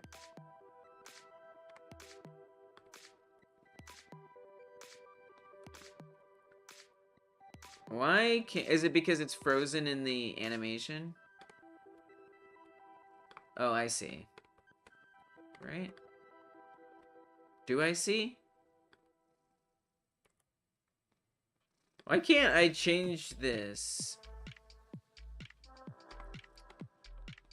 Oh.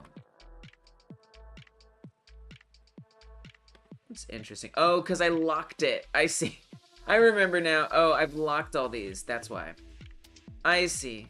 I've locked them. Let me actually just do this in Godot then, because I haven't locked them down in Godot. I locked them all down so I wouldn't accidentally animate them. So then they don't actually move in those directions, because I put little locks on all of them. I did that on purpose. But I forgot that I did that. Alright, let's just look at it in here. And ideally, let's go to this pose. So it's just a little easier to see. I didn't know you could lock things. That explains why I couldn't move some bones when importing models. Oh, I love locking. It helps so much sometimes. Sometimes it just helps so much. Sometimes, like you just saw, not so helpful.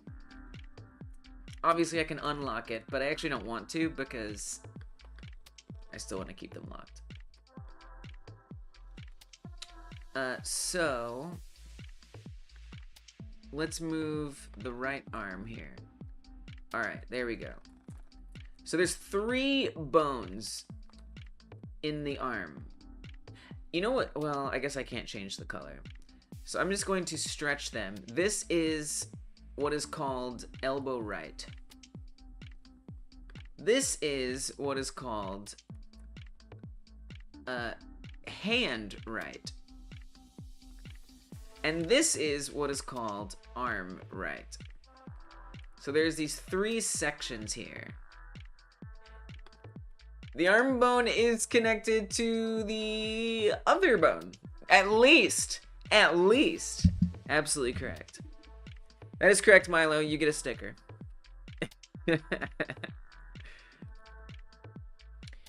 I wish it were easier to kind of see like where they're divided up.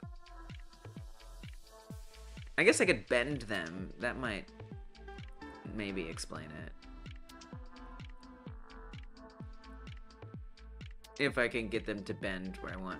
So here's, I mean, the arm bone, maybe it's a little obvious. Let's do the elbow. There's where the elbow bends. So now you can kind of see more clearly. This is the arm bone right here. The last arm bender. Are the bones in front? I don't know. I don't know. So here's the hand bone right here. Here's the elbow bone. Now understand that these names do not make sense, but this is what they're called. So we can also number them. This is like bone 1 right here. This is bone 2, and this is bone 3. All right, so those are the different parts of the arm on here. The one that stretches is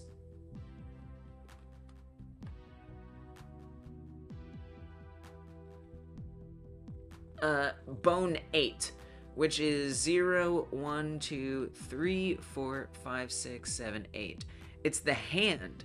The hand is the one that stretches. That actually kind of explains it. So I believe what's happening, is the hand bone is stretching. And yeah. And the elbow bone is left to animate. Interesting. I almost think that, so one of the ways that this works, that the stretching works, is that it's overriding. Elbone, the elbone.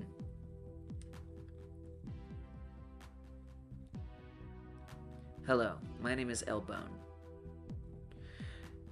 So this is how we're getting it to aim, that is to say moving like this, is using an override.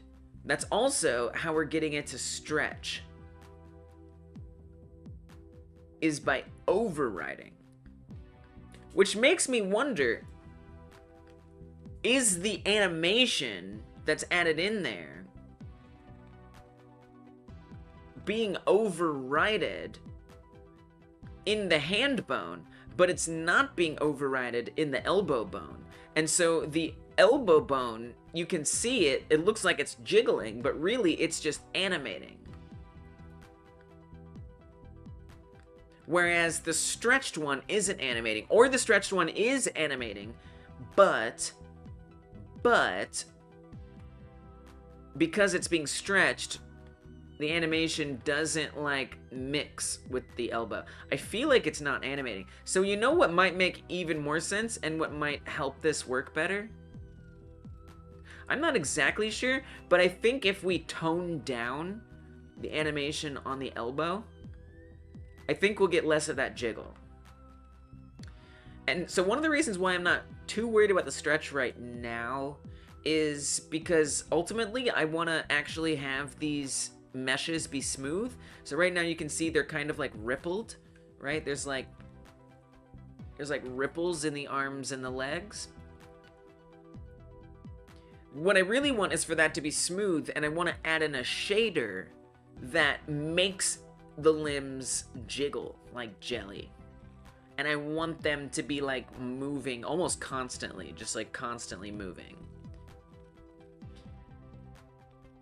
I don't know if this is how it'll work, but I might guess that if it stretches, that shader would apply to the length of the stretch. I don't really know. But if so, then, you know, those weird shadows wouldn't happen. But whatever happens, so that's why I really don't want to worry about the fact that it's stretching right now, because I think there's going to be, it's going to change sort of what it looks like someday anyway. But yeah, so it just makes me think I might want to change how much animation is occurring at all, really. You know, maybe there's no animate. Like, what if the reach doesn't do much of anything? I mean, one thing that the reach is doing is it's like tilting us back and then forward. So I think that's kind of nice.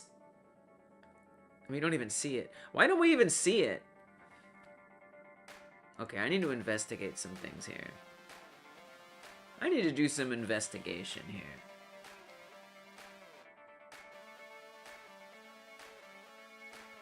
So on the animation tree... Hello, Merp. Welcome back again. Giving love to the game. Thank you for the moral support. I appreciate it. I do. Yeah, we do. We have a new cam just dropped. Yeah. Yeah, it's the cat cam. It doesn't have to be the cat cam. It could also be stream setup cam as well. This is how I have to sit. I have to prop my legs up on my table in order for him to be able to cuddle with me. But he demands cuddles. He demands cuddles. So it just must be done. Oh! He's got something else on his mind. He had an itch. He had an itch to scratch.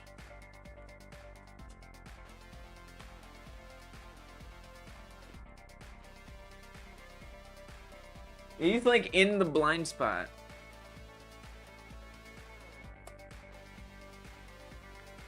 He's right there, I swear. Wait, where'd he go? Oh, he's leaving. He's out of here. Oh, he's gonna use the litter box in the corner. We should give him his dignity and not zoom in on him using the litter box in the corner. Okay, okay, let him be. Let him be. Anyway. Oh, great, so it's about to get stinky in here. That's always my favorite. That's always my favorite.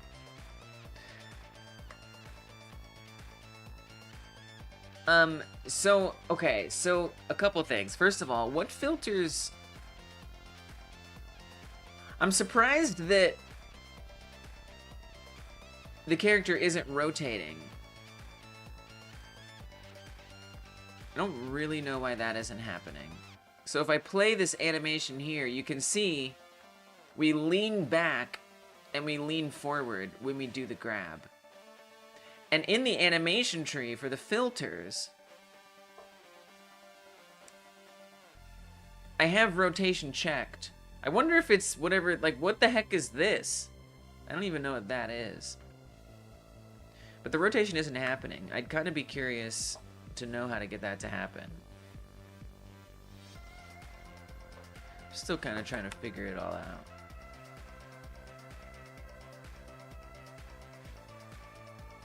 Yeah, it's not leaning anywhere. It ain't doing no kind of leaning. So just out of curiosity, what if we click this strange bracket here? What does that do?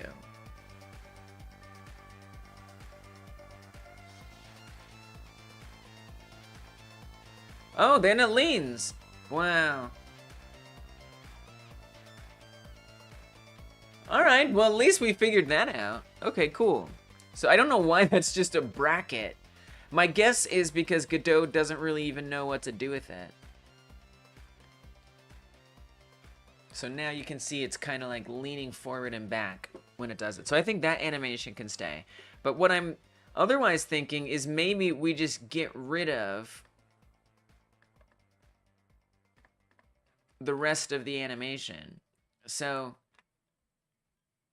let me come into here. And let's modify the reach.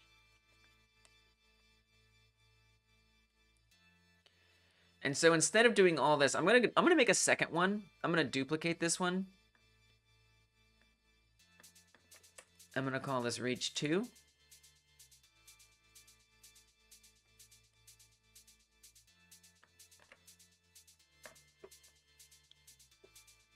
Just so that way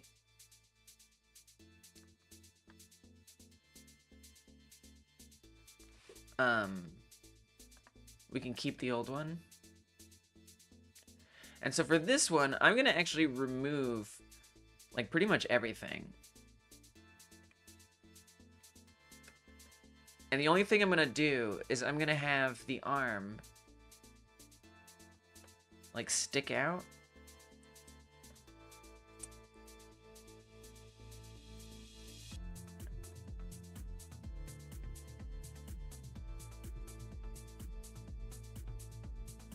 So instead of like pulling back and doing this, I'm just gonna have it just stick right out. And that's all it's gonna do.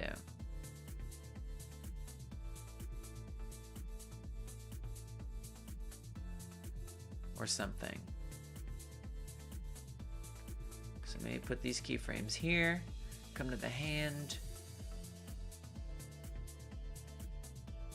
put it out like that, call it a day. So then all that it's doing is it's already sticking out and it's just leaning forward. It's just rocking forward and back. And that's all that it does. That's the whole animation.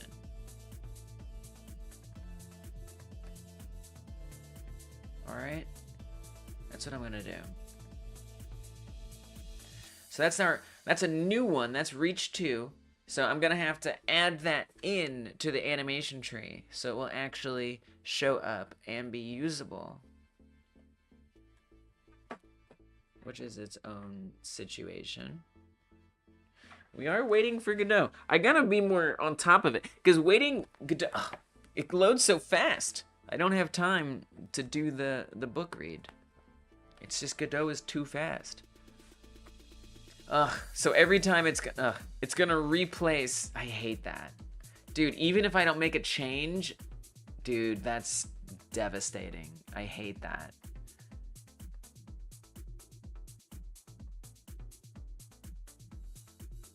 I hate that so much. It replaces the animation every single time, even if I don't change it. So anytime I make a change, that's unacceptable. That's unacceptable. Nope. Nope. That's unacceptable. I hate that. So I don't know if you understand what happened, but earlier in the stream, we set up this import save path for animations. And what it does is it automatically adds in an animation that's been updated. So right up here, we go into actions, set animation save paths. And I set the animation save path to here. And so what happens is every time the animations get updated, it replaces the ones that are already in there.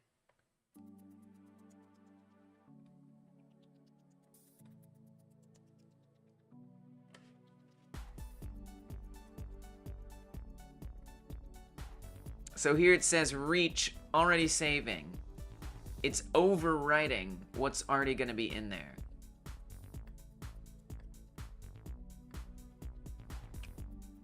But the problem is, now every single time that I save my Blender file, it's going to change whatever changes I've made in Godot already. Which I have to make changes. That's unacceptable, because it's... That's super, I'm like a little annoyed. I gotta let it go. So I need to change this. I don't even know how to change it. How do I unset the animation paths? Like set a different folder? Like if I select this folder, I can't uncheck these. It says already saving. So how do I make it not save?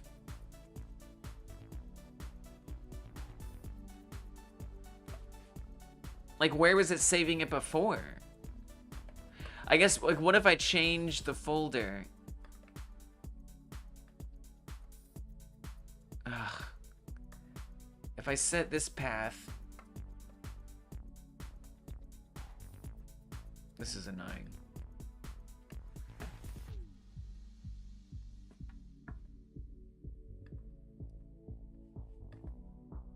What?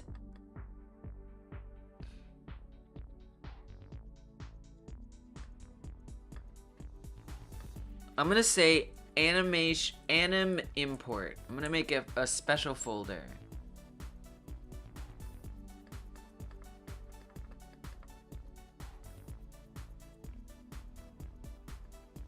And if I re-import it, will that folder get populated? And then that way I can manually choose to move it over. Super annoying. Do not want that. Do not want it to replace it every time.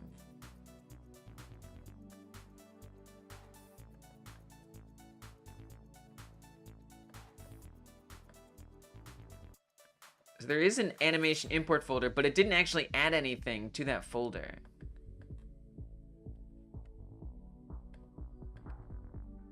I don't know. I don't know if that'll actually keep it from overwriting it, but we'll have to try. So I'm just gonna delete all these. That's one step. So I have to delete all those keyframes that I don't even understand why they import in, because they don't even exist in Blender. They don't even exist. So here, for example, this is the reach animation. The only keyframes that exist here are for the elbow right, the hand right, and then the armature. But for some reason, it's importing a bunch of other animations, tracks that I don't have keyframed on here.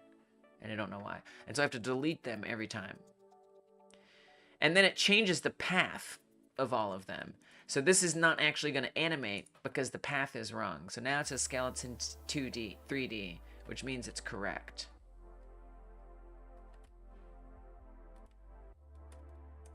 A lot of these little quirks about Godot do irritate me. But, you know, you just gotta learn the quirks and then move on. Alright. So now that I've updated that, and I've presumably changed the path for where it imports things. Presumably I've done that. I don't fully know if I've succeeded in that goal, in that endeavor, but it's possible.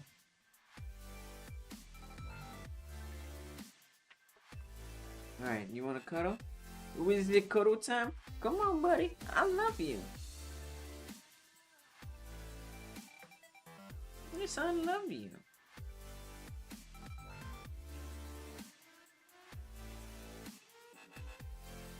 Okay, that's a good kitty cat. What?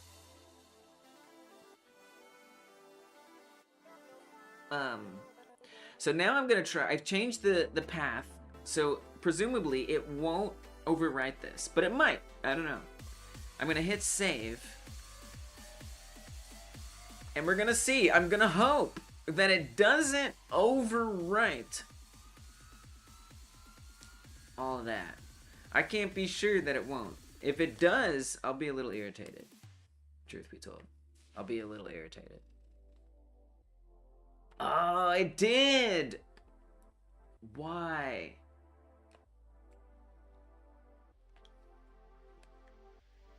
Well,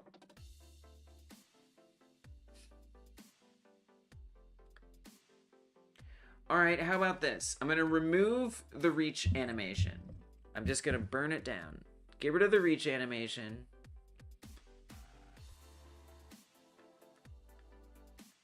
I hate this about Godot. I gotta be honest. I hate it. It's just terrible. It didn't even import them to the new folder. It just ignored that folder. Why? I'm gonna delete the reach file completely. But why isn't it updating the folder that it imports them into? I think that confuses me more than anything. Save it. So in that folder, if I do manage animations and I hit open, reach is gone. There's no reach in here. If I save the Blender file, presumably it's going to replace that reach file. But what I want it to do is to save it somewhere else. So I'm going to try opening this advanced import editor again.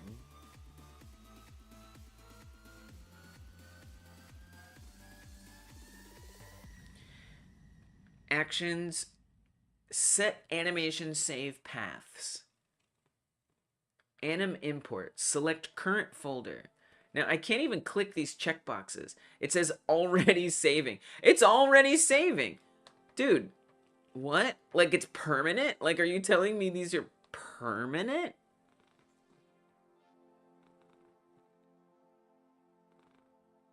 I mean, I'm clicking my little heart out right now.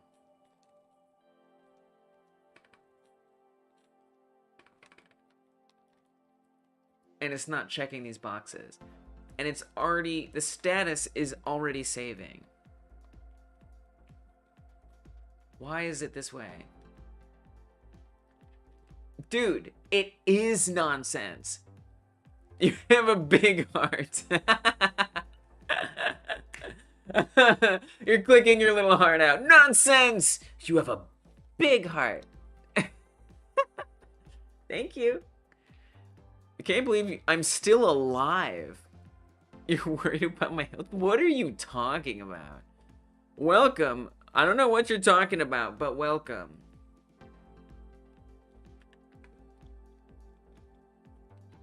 This is so weird.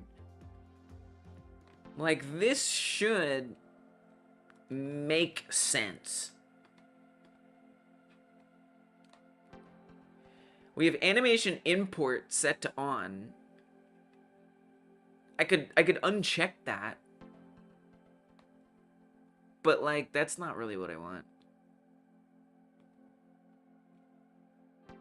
Like, maybe that divorces it in some way that matters.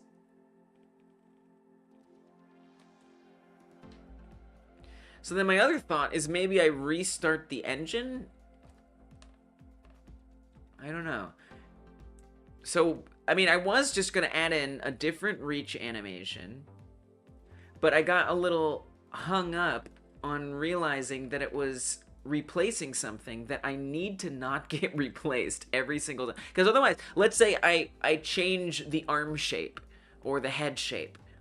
Then it's going to replace my animations and all the changes that I've made in Godot to those animations, which is unacceptable. I can't have that. That ain't right. Wow, look, it replaced it. It replaced the reach. I even said don't import it. I'm so angry. This makes me angry. Why would you behave this way? Does this mean nothing? I said don't import. I also changed the path, but I'm not able to check any boxes because it says it's already saving somewhere.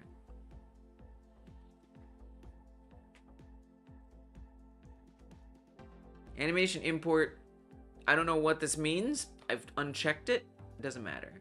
Re-import. It's probably gonna just re-import it. I just feel like this fundamentally doesn't make sense. Something is just actually wrong here.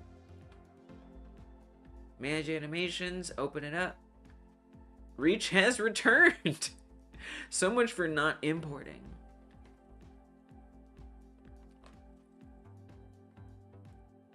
Irritating. Alright, I'm gonna quit. I'm gonna quit the engine.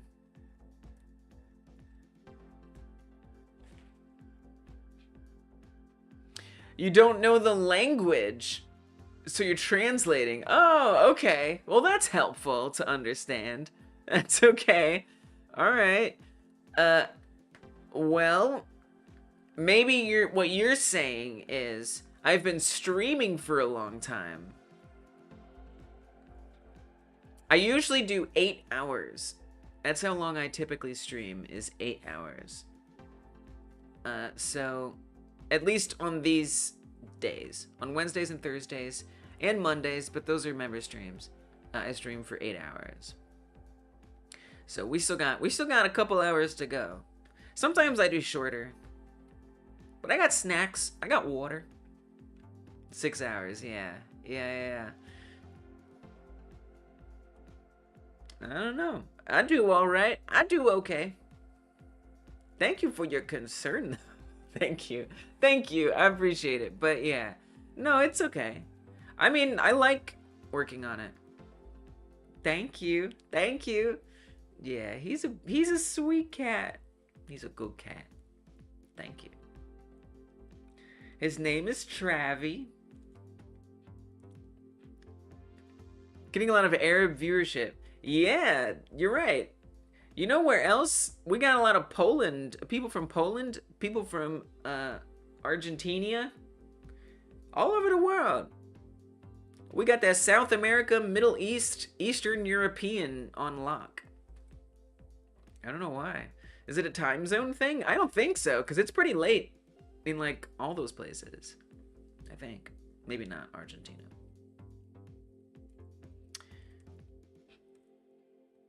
So yeah, I don't know what's going on with that importing, but it makes me really angry because if it overwrites animations every time and I can never change it, like what I can never divorce that from the original setup, like that's concerning. That concerns me severely.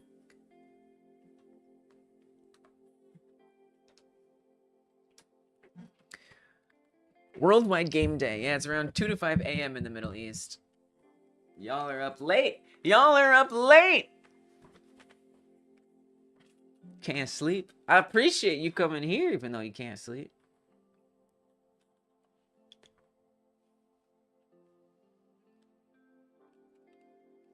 I just don't know what to do about it. So let me see if this made any kind of change here. Drink a glass of milk. It's okay. I do have water. I don't have milk. But I do have water. A whole glass? Drink an entire glass of milk. Once every hour. I know it's just a translation. I'm sorry. I know it's just a translation.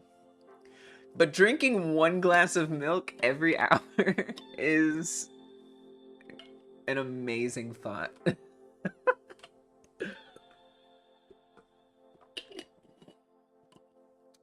Cheers. Cheers!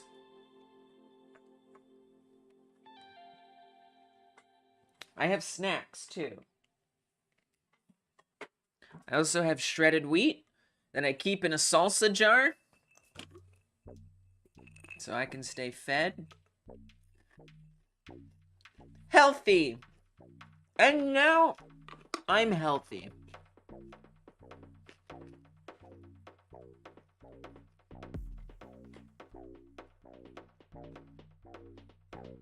Alright, so I'm gonna get rid of this reach. I don't know why I think it isn't gonna come in here. I mean, because I told it not to. Delete the reach. Now, ideally, it would import into this other folder. I'm gonna open up the advanced import. I tell you, those shredded wheats really hit the spot.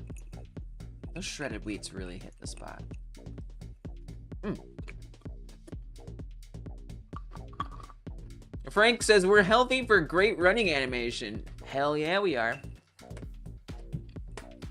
Mwah, much love to you. I don't know how to pronounce your name. Mojtaba? Mojtaba? Mojtaba? Thank you.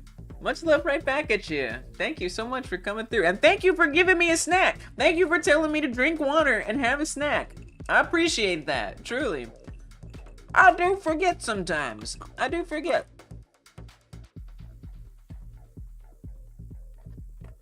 Also healthy to run, mostly for exercise. True, true, true. Moshtaba and Sarah. All right, Moshtaba and Sarah. Thank you both. I don't know if that's actually two people or it's like a translation thing. No, we might as well assume. So if I set this animation import folder as the path, like, what are you talking about? Already saving? Stop it then. Stop it. I can't click these checkboxes. If I choose the folder that it's already set to, I mean, it just says the same thing, already saving. I mean, the only thing I can think of, honestly, my best idea, so we know what's gonna happen. I mean, I even have import checked off. I don't know what that means. Apparently it means nothing, but the only idea I have is that we just re-add them and like rename them or something in the NLA editor. So that maybe it doesn't actually recognize it anymore. So now if I pull up animation, open, reaches back, it's back! And nothing is in that anim import folder. This is a problem. It's a problem I gotta solve. I must solve this before I continue. You know, it's on some level a distraction, but not really. I gotta sort this out. So, okay, here's my best idea. I'm gonna delete all of these in the NLA editor. They're gone. They don't exist anymore. I'm even gonna save it as such. So all of those are gone from there. Now they're still here as actions. Two of them are gonna actually, they're orphaned. So they will get destroyed and never be recovered again. Potentially. They're probably all orphaned. It just maybe didn't update it yet. So surely it's not going to import it now. Now that I've removed them from the NLA editor. Now it could be that because they have users, they might still come in. Let's just find out.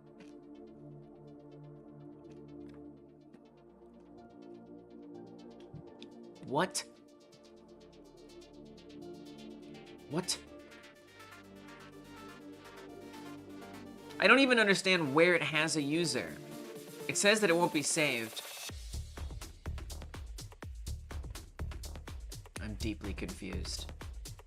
I'm incredibly confused and frankly concerned with the non-sensory. So let me get rid of this reset as well. Reset, delete this, remove it, get it out of here, I don't care. Delete that. Now this is supposed to be orphaned. Which means that if I close and reopen Blender, it's deleted. But I guess, since I'm not closing and reopening Blender, it's not gonna be deleted.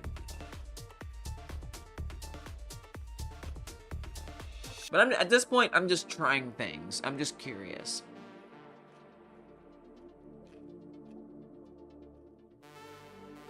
And I wanna see if it reappears. It probably will. It probably will.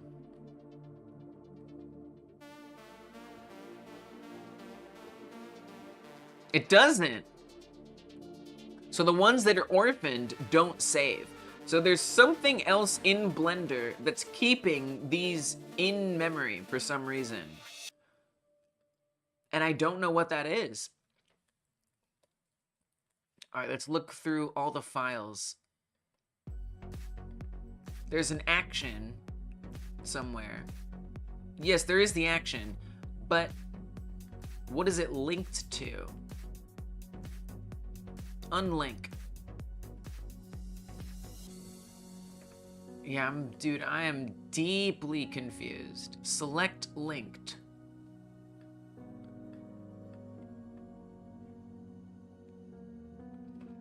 I'm so very confused.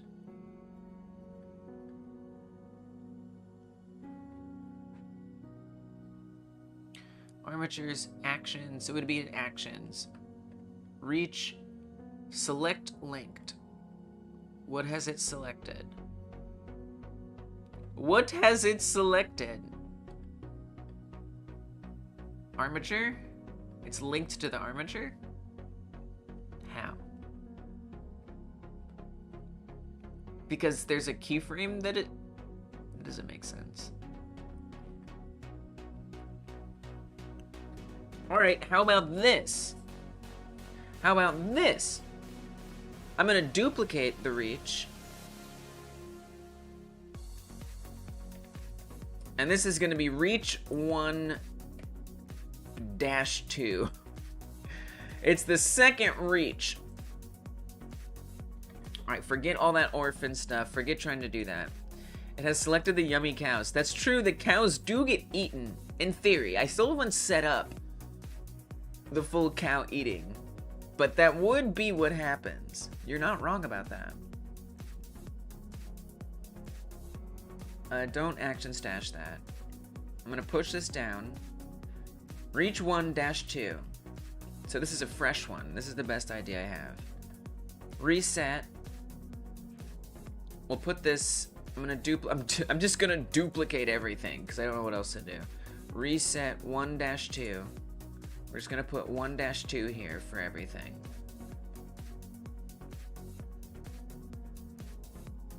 I guess for walk, we have to do it a little differently. I'm gonna duplicate it. Can't believe I have to do this. It's super annoying. Walk 2-2. Push it down.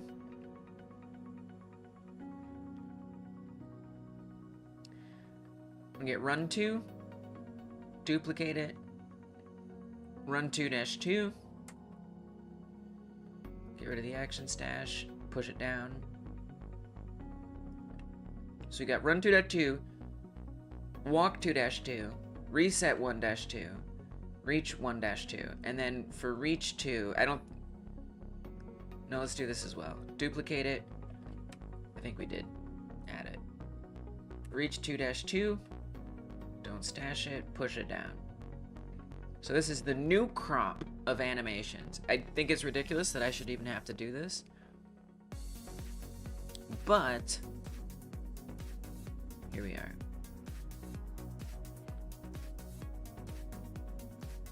Okay, so I'm gonna save that. Now I've told the animations not to import. I've also directed it to a different folder should it decide to import, which I'm thinking it won't. Though I'm not entirely sure anymore what to expect. So we don't have any -2s in here. Nothing imported into here. So far, so good.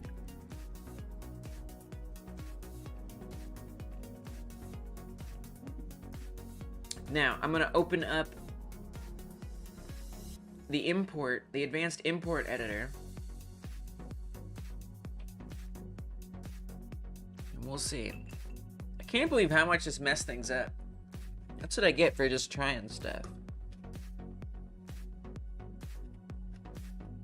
It's risky. Set animation save paths. I want it to be anim import. Select current folder. So now we have a bunch of new stuff in here.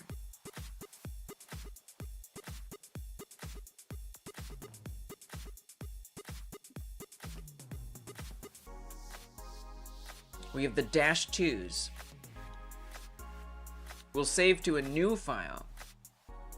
Now it's already saving these. I'm gonna burn them down, so I don't really care. The rest of them are all... It's interesting, the walk 2 and the run 2, those did get orphaned in Blender. Even though it doesn't show up in Blender that they're orphaned. They're not coming in through the import, so I don't know. So I'm gonna set these paths. I'm also gonna turn animation import to be on. We are deep in folder town. We are deep in folder town. And now I'm gonna re-import it all. Now I would think, if any of this makes sense to me, I would think that that animation import folder will have all the -2 animations in it.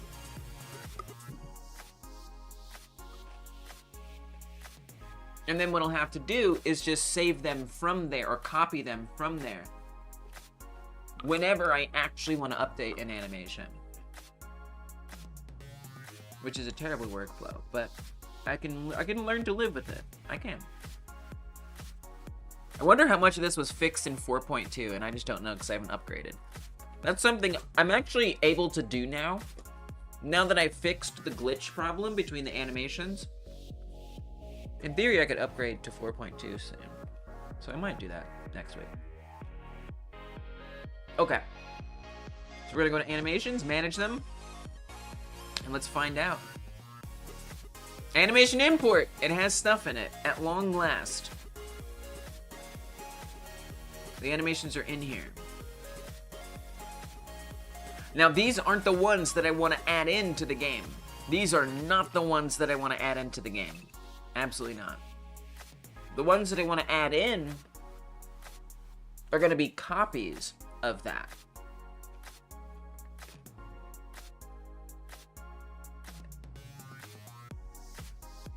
So let's add a new one in. Actually, there's different ways I could do this. I think I'll come into the file stuff down on the file system in the bottom left. And I'll grab this animation import. And all of these that I want, which is really none of them,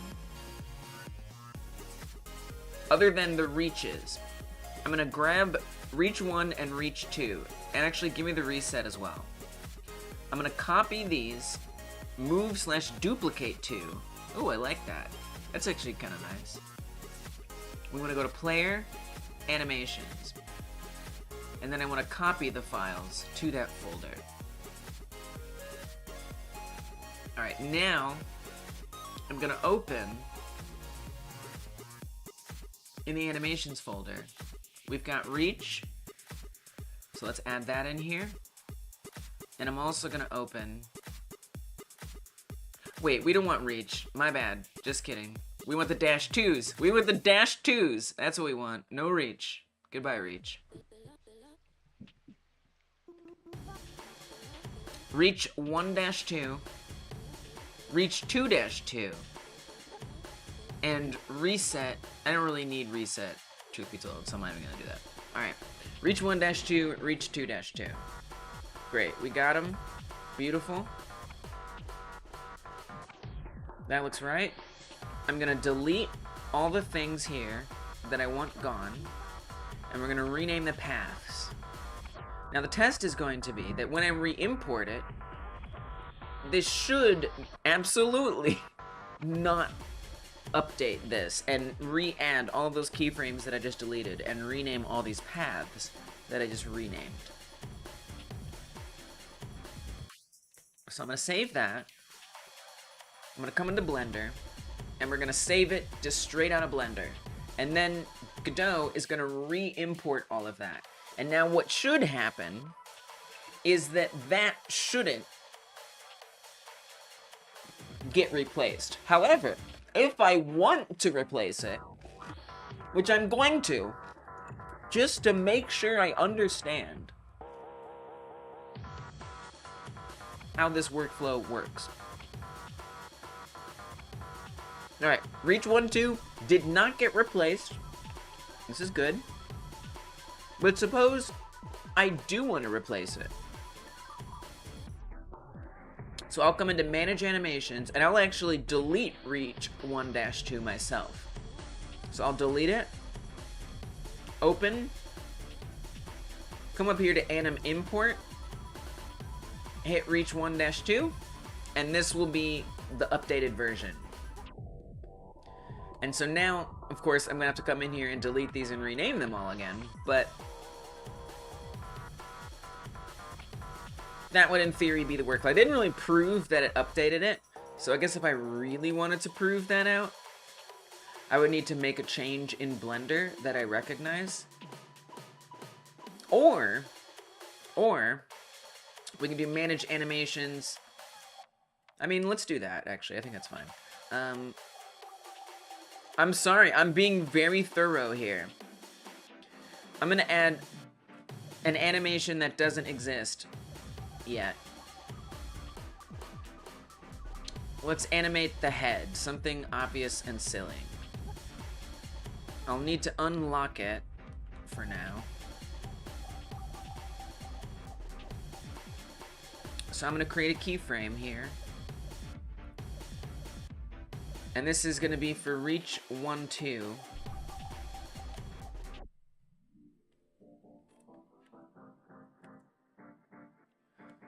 I'm gonna add a keyframe where the head stretches out, just to be silly. So the head gets super stretched in a weird way. Keyframe that. Save it. I wanna see. So what we should see is a bunch of little keyframes populate in on the head bone. I wanna see it. Just to be absolutely, unequivocally certain. Oh, you already saw it.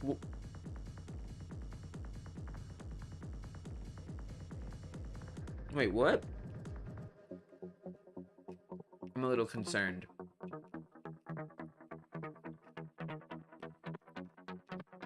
Because I dragged this right out of... Okay, I think I just did it wrong. Because I need to make sure I'm in the right folder. This is a super annoying workflow. So I have to go up to Animations, Reach 1-2. This is the one that isn't going to have head on it. There you go. So this is the animation that has all those deleted and then has the paths renamed. So this is the preserved one that I'd want like my animation tree to point to and stuff. So that way we come in here, we play the game, and it should be the Reach animation that we're used to, I think. Hey Neil, welcome.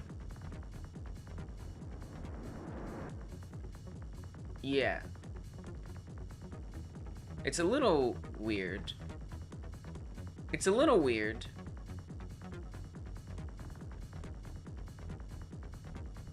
Node not found, elbow right. What?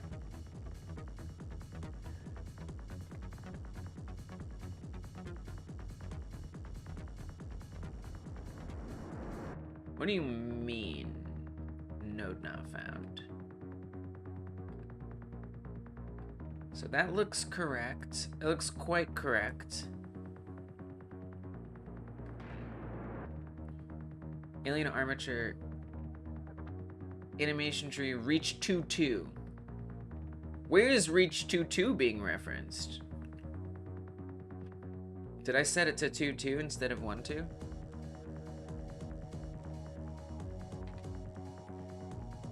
It would not appear that way. It would seem I did 1-2, not 2-2. So I'm not sure what that's about. And actually, it does kind of look like it's playing.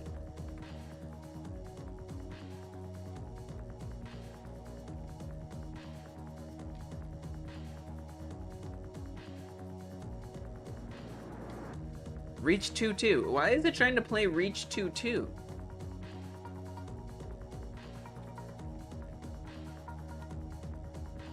I don't understand that.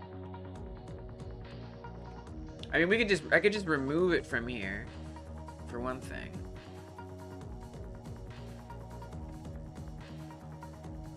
Am confused. No errors. Okay. So, I don't know what 2.2 was going to, but we're good now.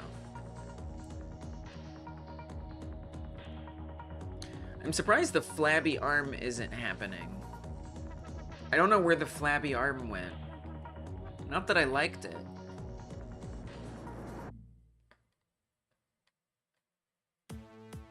But it does seem to be gone for some reason. And then it doesn't, like, blend out correctly.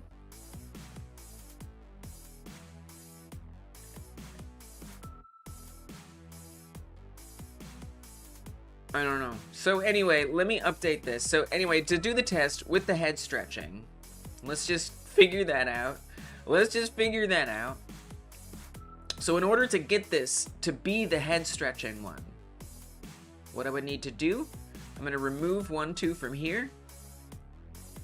I'm going to delete it from the animations folder.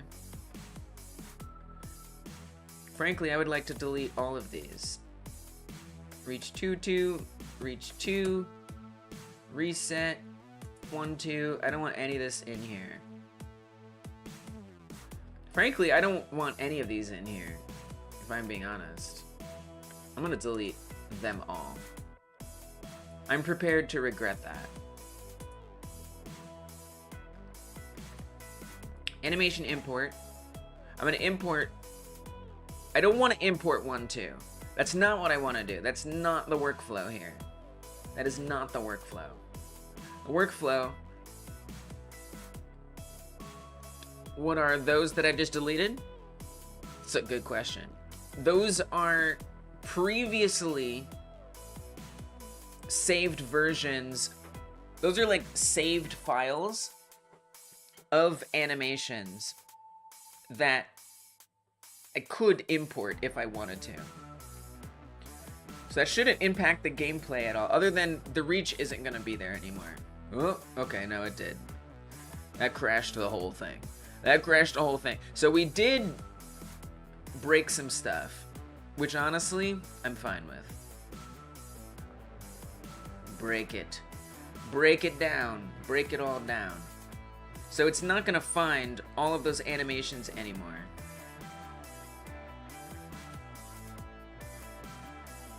Which is good. I don't want it to. Don't find them. Get them out of my face.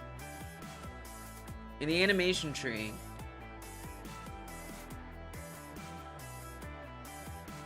the animations are still there. I'm able to swap between them. So they're not gone. Everything is fine. The reach, that isn't gonna work. So we're gonna have an error when I try to do that. I feel a lot of confusions.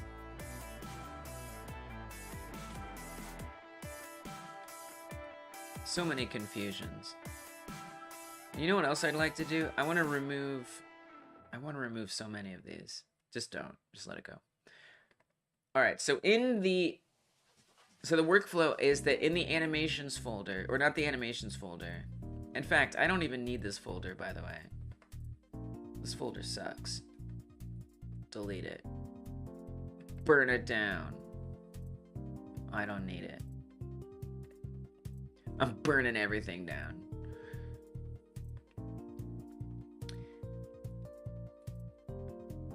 So I want to take from the animation import, I want to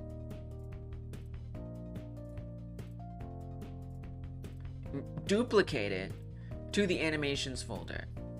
So now 1.2 will be available in that folder.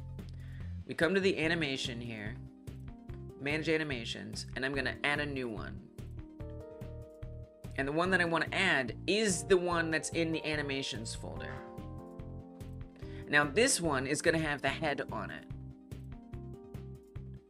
This is reach 1.2. So now the head is going to expand when we reach. Assuming I haven't broken other things, which I may well have, and the game might crash as soon as we open it because there's other problems. Yeah, there's other problems. I've created some issues by deleting things that Godot expects to be there. So I need to sort that out. Can I open file reach.res? But why are you looking for it? That's what I don't understand. Why are you looking? So this might be that import thing, right?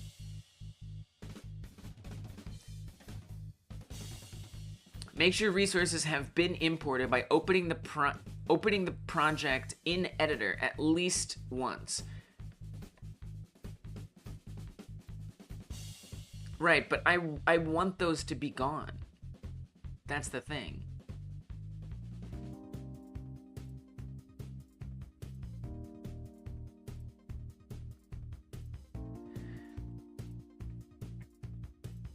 So I think what I've broken by doing that is the imports that it does from Blender, those links. But I don't want those links to exist. I want to remove those. If I can't delete them to remove them, then what can I do? So I can't even test. I mean, the head, that was the workflow. We figured that out. The thing now, because this has the right thing in there. The problem now is that it's looking for those animations that I removed, but nothing uses those animations other than that importer. All right, I gotta think about this. I gotta use the loo. Y'all had me drinking water, and now I gotta expel it. That was fast. I know that was fast, but it is what it is. All right, hold on. I'll be right back. Give me like less than a minute. I'll be right back. I don't know what's happening. I broke the game. It is what it is.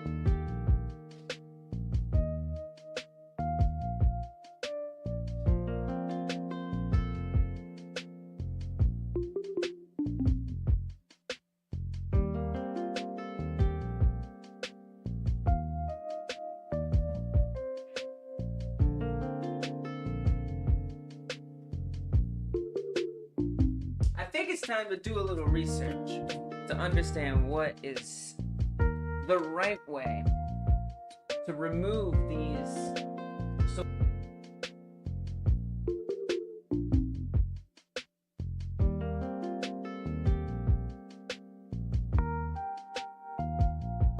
Because what really has happened here is, and what I want to do is I want it to not be looking for those select current path things. I don't want it to be even looking for those. And I don't know how I'm supposed to remove those. But like maybe there's some way to do it. I'm not sure. Hey, what's up, Corey? Welcome back. Yeah. I saw you use Unreal before. Yeah, indeed. Can you please tell me why you chose Godot over Unreal? I know you perhaps get this question a lot. Yeah, but that's all right. So, yeah, for me, it just kind of depends, right? So, like, certain projects, maybe I would choose Unreal. But Unreal is, like, designed for really big games.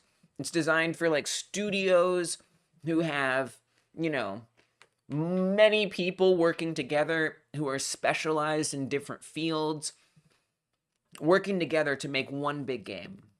That's what Unreal is intended for, it's designed for.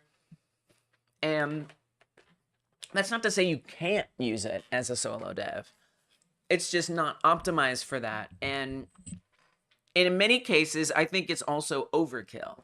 So I just want to make like a little fun indie game hobby practice, and I don't feel like I need something as big and powerful as Unreal to do that. And I just also find that Unreal has so many features and things that I'll never need to even think about, that it just becomes overwhelming and just unnecessary. So that's the main reason I choose Godot over Unreal for this project. Is that Godot is just easier to like pick up and mess around with, and you know, it has some eccentricities, but as I'm discovering right now, but overall I find it a lot more capable for smaller scale things. So that's kind of the big reason. And then the other reason is I really like the Godot community. Some people don't like the Godot community, but I do. And at least the people who come through this channel and help out and have thoughts and stuff.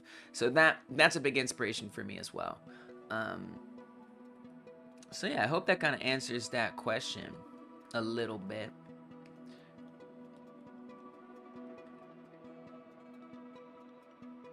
My internet seems to be struggling. I don't know why. The only thing I have going is the music. That shouldn't really be doing much. I can close it. I can stop the music. I don't think that'll help it though. Sometimes the internet, I mean, it is cellular data. You know, I could try switching to the other internet and we could just hope and pray that it's not glitching right now. That's an option. I have other internet that occasionally has issues. But sometimes it doesn't have issues. And it's possible that right now it isn't giving us problems.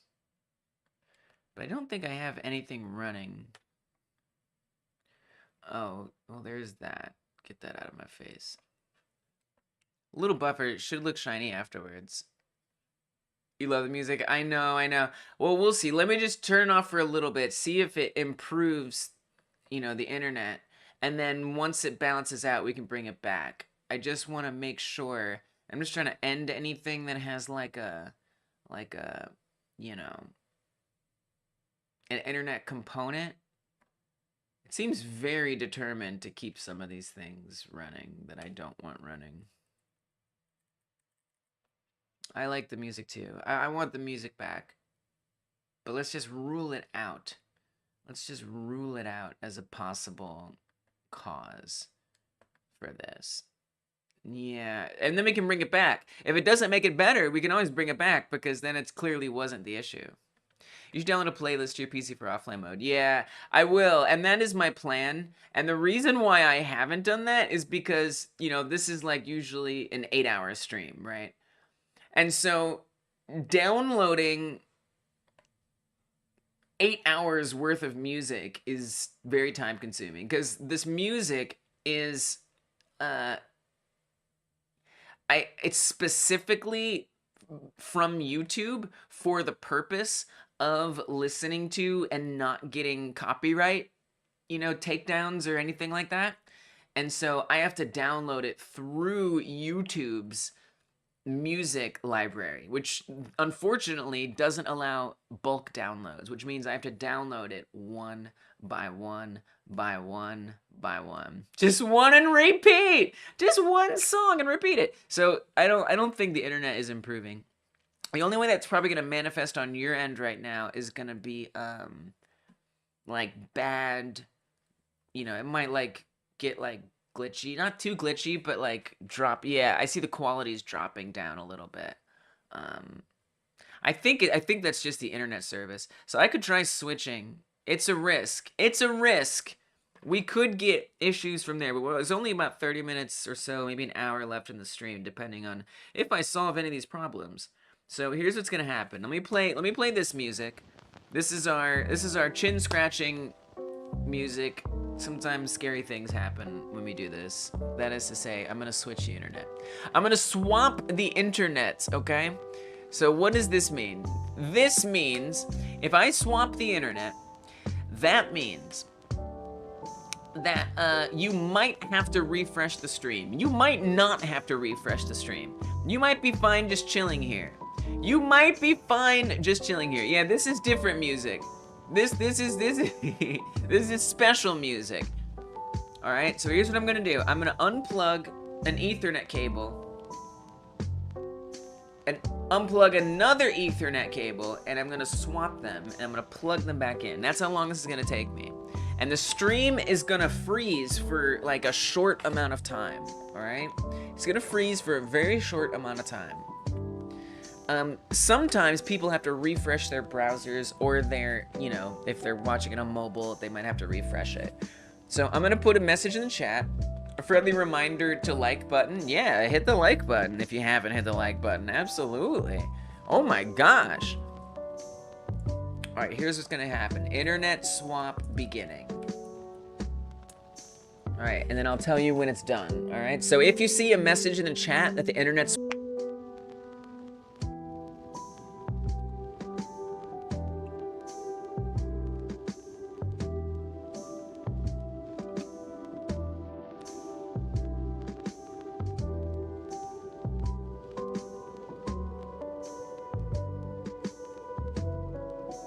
okay.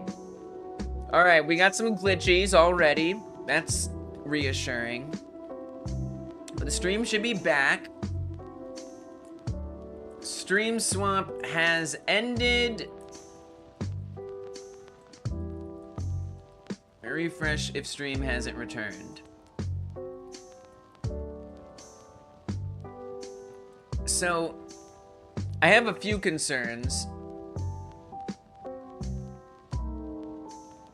I think that this other internet isn't better.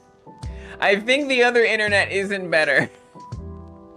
I think both of my internets are currently experiencing problems.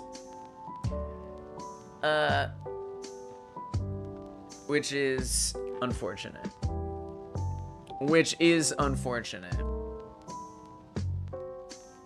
And arguably this one is worse. Arguably this internet is worse. Yeah, that was the risk we take. Corey says, it really helps. I'm more geared towards Godot because I've been learning Blender for the past 2 years and love it. Hearing how Godot is more compatible with Blender excites me. Yeah, so there is, I mean, look, there is some good, like, synergy between them, for sure. You know, it's a minor thing. You know, it's like instead of having to hit the export button, you just hit the save button. So it saves a couple steps. I will say, I haven't done any work with Blender and Unreal Engine, so I don't know how well those work together. Maybe someone else in the chat can speak more for that, but I don't really know I don't really know much about that personally, unfortunately. So I can't tell you that Blender and Godot work better together than Blender and something like Unreal Engine, because I technically don't know. So keep that in mind, because even though, you know, Blender lets me skip hitting the export button and instead I can press save, there are some eccentricities about importing into Godot in general. All right, I gotta switch the internets back. I gotta switch the internets again. We're doing a second internet swap. Internet re-swap happening. New one is better. Or browsers, if the stream isn't back. Okay. Oh my gosh. The chaos of it all. The chaos of it all.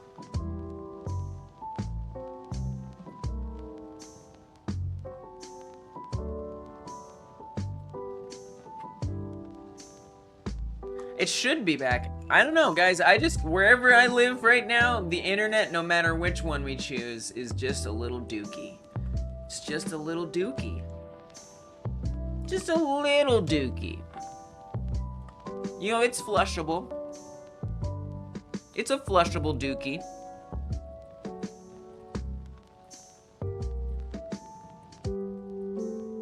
Restart stream if it hasn't returned.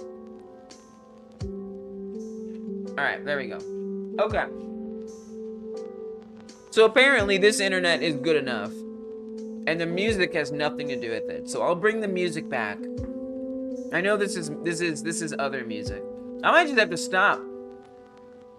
There may be forces greater than myself that are demanding that the stream just be over.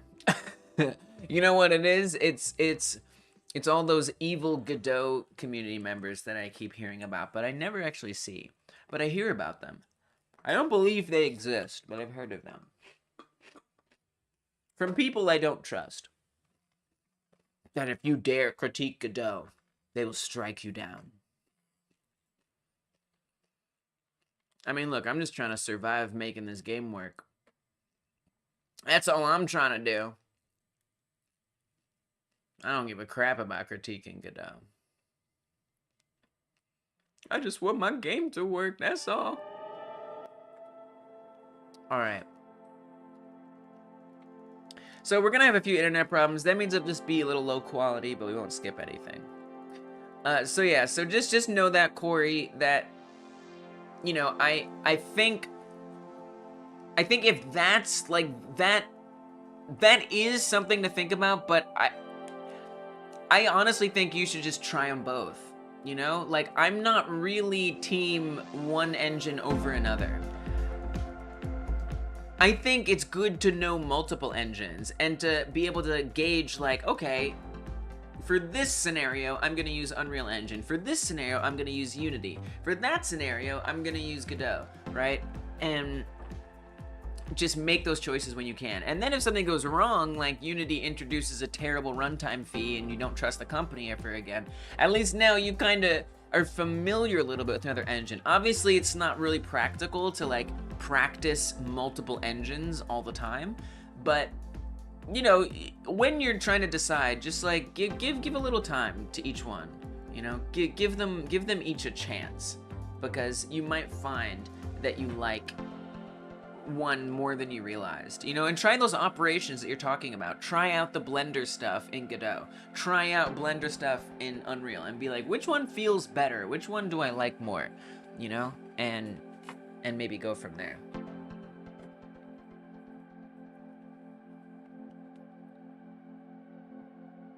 Alright, so I mean, I've made terrible mistakes in my project. I was gonna look something up. It's only gonna make the internet worse at this point. Godot... What was it called? It was in the Advanced Import Editor. Yeah, I've unfortunately hit a very frustrating roadblock. Now, I did kind of...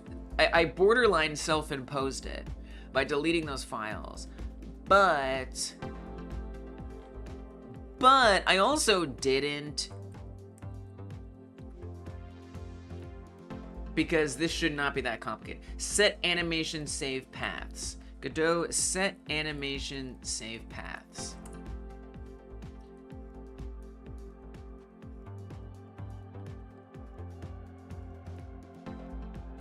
Breaks looping.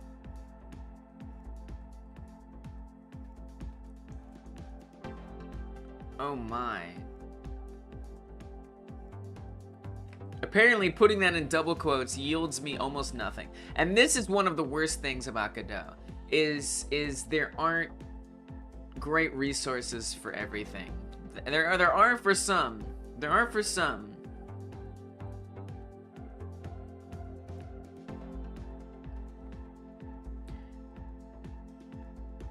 I mean, this is interesting. It's not really my exact problem.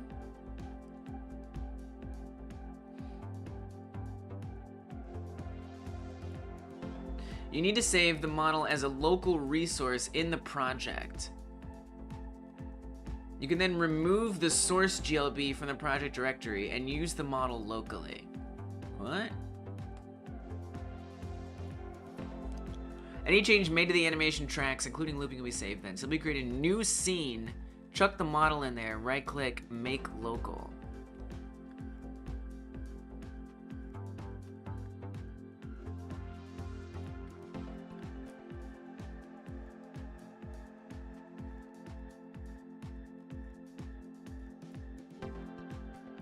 This is pretty, this is like a little old too. This is like for Godot 3.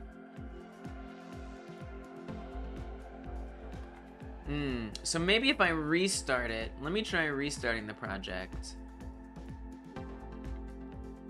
So what I did was I removed the animations from, and I know the stream is just all glitchy. I know it, oh God, it's so glitchy. It's so glitchy.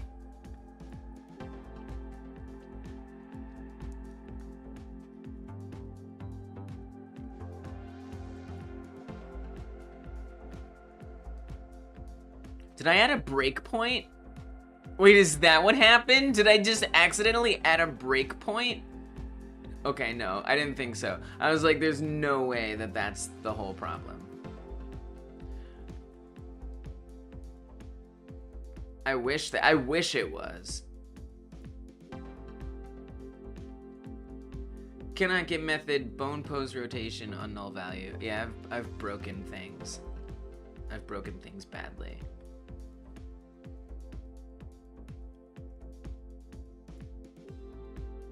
I mean, honestly, I haven't really done much that I care about losing. So you know what I think? I think we use GitHub and we roll back to before the stream from today. I know the stream is glitching out so badly. I don't think there's any saving it. We have 2 internets and I can't save it.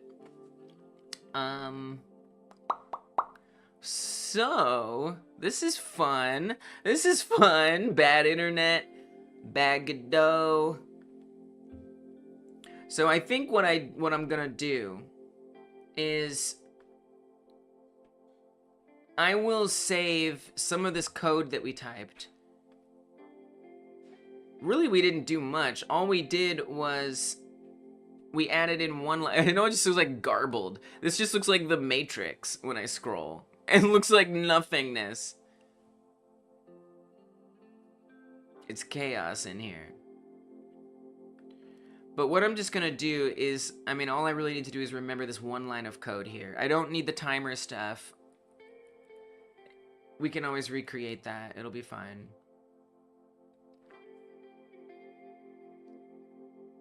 Other than that, I really didn't make any changes. You know, with the animation tree, I think I'll remember, you know, the changes that we need to make in here. Better than a big dookie. Remember, it's better than a big dookie. Don't forget, it's better than a big dookie. That's important. That's an important perspective. It's still flushable.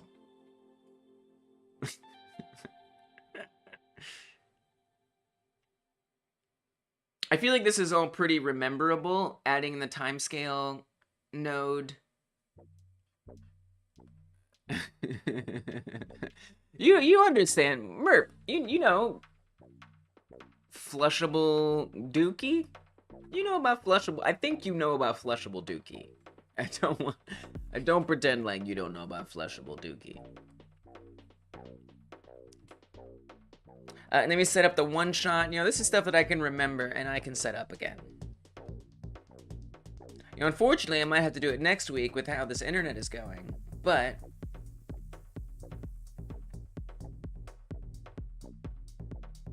so I'm just kind of taking stock because I've about had it. I'm just gonna GitHub this stuff back to the before we did this because this is frustrating me. There's just nothing that we really did or changed here.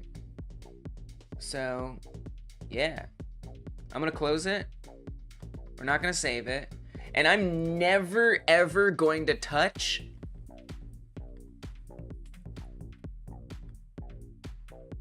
save animation path again. We're done. Luckily, I can open up GitHub and it can tell me a little bit about what changed. Yeah, I don't care about any of this stuff. Copter. Oh, I got rid of some things that were printing. That doesn't matter. That doesn't matter. We added the timer. Yeah. So I'm gonna commit this as AnimationTree and AnimationTree experiments and mistakes.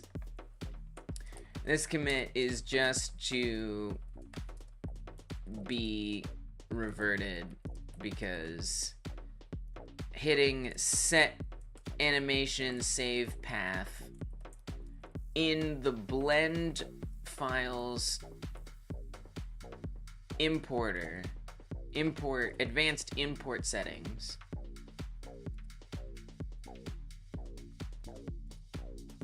led to many unintended consequences that I see no resolution for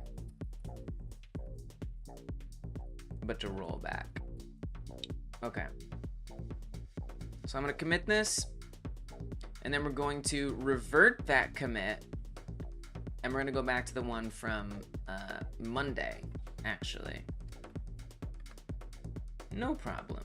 It'll be great. This will be a great recap of everything. Even though it's a little dookie, better than a big dookie with the internet. The internet's a little dookie. I'm gonna stick through. All right, so this one that I just added in, I'm going to revert the changes in the commit.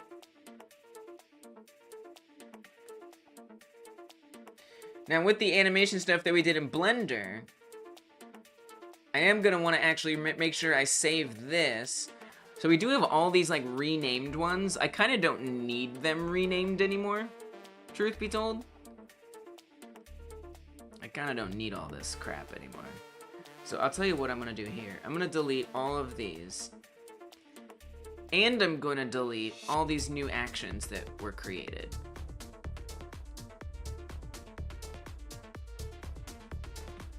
I'm gonna get rid of reach 1, 2.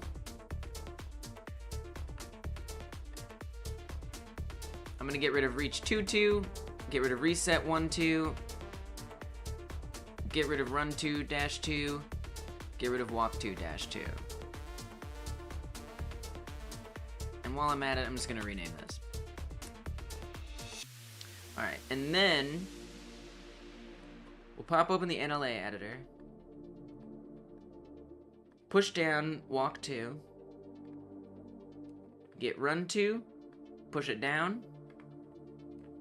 Get reach, push it down. Get reach 2, push it down. All right, so those will be all of our animations that we've set up. And I'm gonna save this. So this will overwrite what GitHub. So there you can see this just updated here in GitHub. So we didn't lose anything we did in Blender today. Open this up in Godot. Now this is gonna be my project from Monday. And we gotta remember, even though the internet is a little dookie, it ain't like the other one. Dude, the other one, we just got bad internet. We just got bad internet. You know what I realized? This particular internet is cell phone tower internet from AT&T. I realized other mobile providers do this too. Verizon, T-Mobile, they all have cell phone tower internet services, probably, right? I should look into those, because maybe it won't have some of the same issues. Maybe it will. Maybe it will. All possible. Another thing I could do is I could try dropping my bitrate, but I don't think that's gonna help much. All right, so very good. So now we're back to the way things were. The way things were, which is totally fine. We got the run, we got the walk. The run is a little slower, and now we don't have an animation that goes with the smack, which is fine. All right, there was one line of code that I wanted to add in, but first I have to make that relevant in the animation tree, right? So let's fix our animation tree to catch up with everything that we did today. So let's add in the timescale first. That's kind of the easiest one to do. We want the run to be faster. So we want to set this to 1.3. Okay. Good, good, good. And then time travel, indeed. I mean, it depends. If you mean with GitHub, yes, we have time traveled. If you mean with timescale, I guess that would be more like speed, which arguably could be time travel.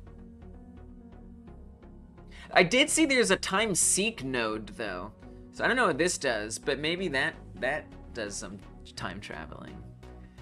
So don't get too excited. Don't get too excited. Maybe. All right, we'll see. Keep your eye on the news. We might be there. We might not yet. Give it some time. Technology is emerging. And I hear you can use Gen AI to travel time. I don't know about you, but that sounds like a fun time to me. A fun time travel to me. Just like generatively time travel through different time periods based on what an AI thinks that period was supposed to be like. It's foolproof. Okay, I don't know what I'm talking about. I don't know. It's late. All right, I've been streaming for. Why did I thought I was streaming for more? Dude, like, I feel like a half hour ago I said that we only have like a half hour to an hour left. Dude, we got so much more time left. But it depends. I've been streaming for 7 hours, so I'm a little loopy. But I will say the internet might compromise. We'll see. All right, anyway, let's fix this. So we've got the time scale in here. We can test this. I'm incorrigible in the silliest ways. So the run is gonna be a little bit speedier now. So that's wonderful. And then the next thing we wanna do is we wanna implement the one shot, right? The stream was behind, whoops. Oh, it's glitching. I see, sorry about the glitches, guys. I see that the whole run speed section was pretty glitched. I apologize for that. That's the internet. So I might have to wrap early. We might have to end the stream early. I'd really like to just finish this. So we want to hook up a one shot from this transition. And this one shot is gonna blend in an animation. The one shot, I want to name, I don't remember, Reach. We name it Reach. The animation we call Reaching. Then I have to make sure to connect it to the animation. So I've come to the animation player. So I need to actually save this animation. So what I'm gonna do is I'm gonna keep doing it the way I was doing it because it's the safest as far as I can tell. As nice as that importing thing was, it was not great. So I'm going to drag this in here, editable children, get the animation player, and now we have those animations from Blender. And I'm gonna save this as, we do have to make it unique. I'm gonna save the reach as into the player animations as reach. And then I'm also gonna save reach 2 because I wanted to experiment with this one. I bet I still have the head, actually. Do I still have the head thing in here? Okay, we got rid of it. Okay, good. We don't really need that head thing anymore.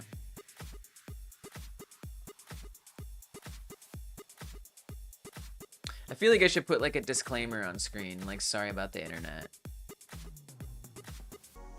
You know what I mean? Just so like, cause what if someone like joins in or like whatever? I want them to like know that I'm sorry.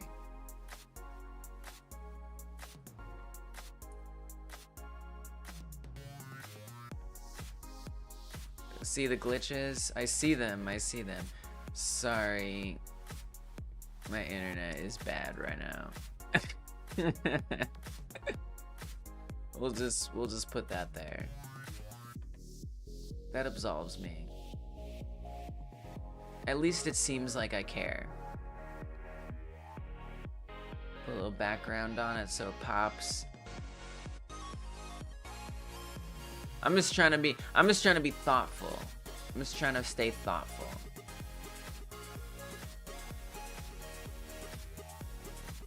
At least the sound stays. That kind of makes it all more tolerable. The music.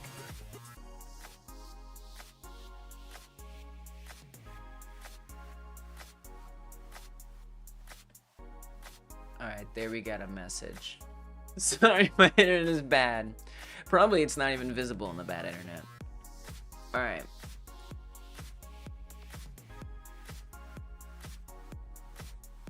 So there's the animation, that's good. I've saved it.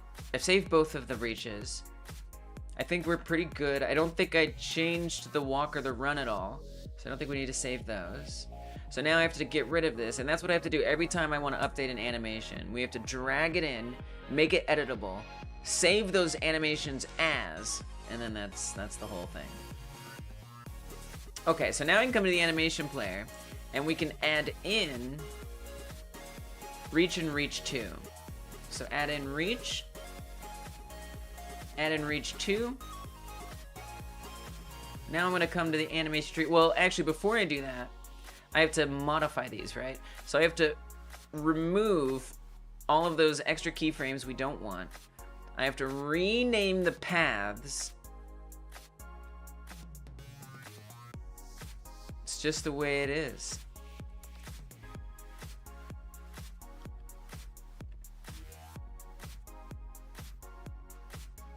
Alright, so that's gonna be fixed. Then I gotta go do the same thing for reach 2, because I want to see if reach 2 looks better than reach 1, or the reach that isn't numbered.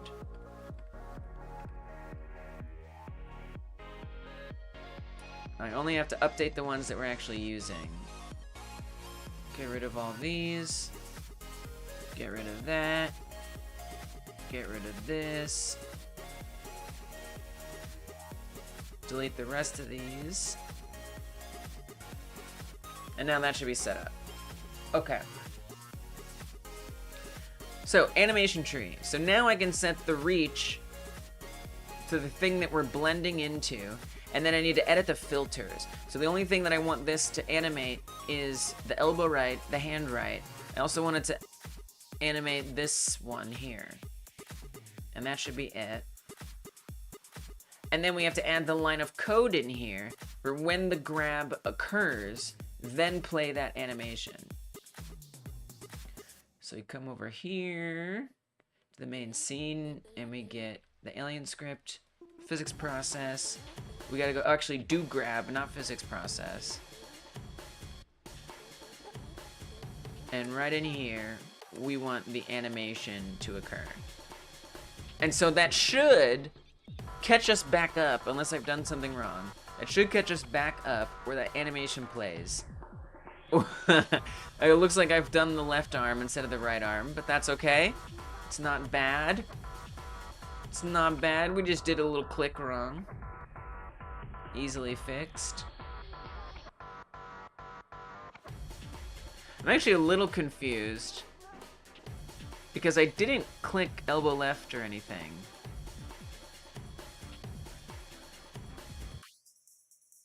So I'm not sure why the left arm straightens out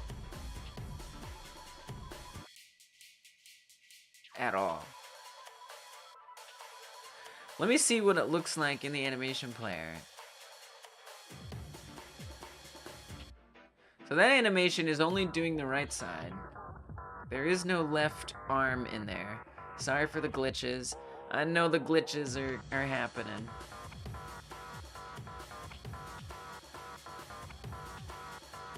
It kind of goes with the music if you think about it. You have to really think about it though.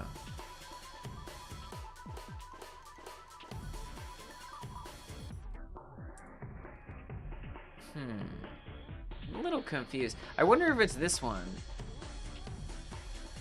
Because that one is like some weird confused one that like doesn't understand things about stuff that comes in from Blender. Alright, let's try this again. What? Why is it putting out the left arm? That is very confusing. This is an unexpected problem.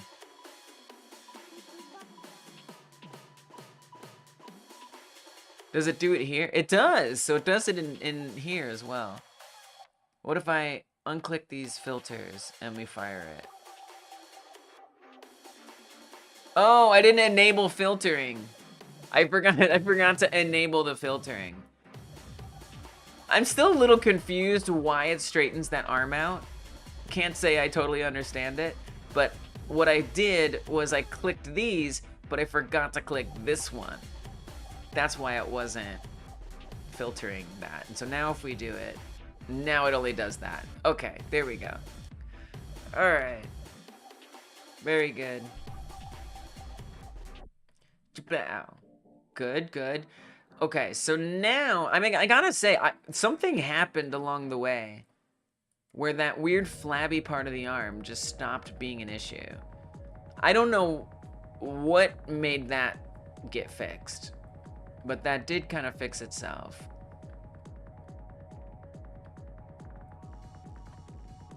And honestly, this is kind of the result that I wanted. There is one weird thing that happens. You see how, like, you see how it kind of, I mean, I know the glitches are happening on the stream. But it kind of like the character kind of snaps into a weird place. Do you see that? It's like when the grab ends, it doesn't always happen.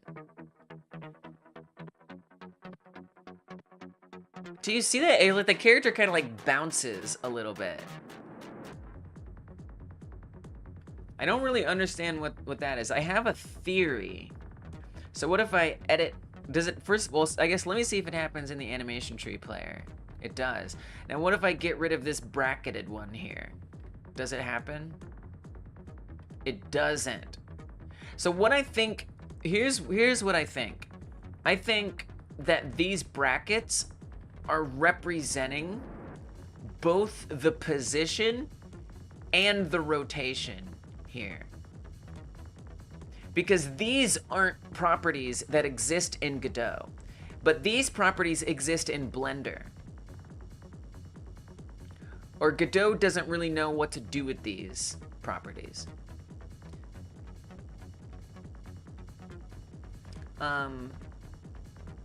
Because even though, you know, if we come to the animation tree and I uncheck these brackets, the rotation isn't gonna play. So if I fire this, the rotation doesn't play. If I check rotation, the rotation still doesn't play. So whatever rotation is not even relevant here, because this rotation is actually pointing to the rotation property that does exist in Godot. This does exist in Godot, but I can't animate that in Blender and import it in.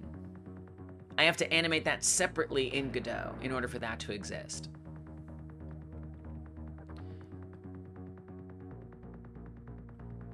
And so if this position and rotation don't represent the position and rotation that's in the reach animation, but there is a position and rotation there, to me that means that this bracket confusion thing must just be representing both the Blender property of position and rotation.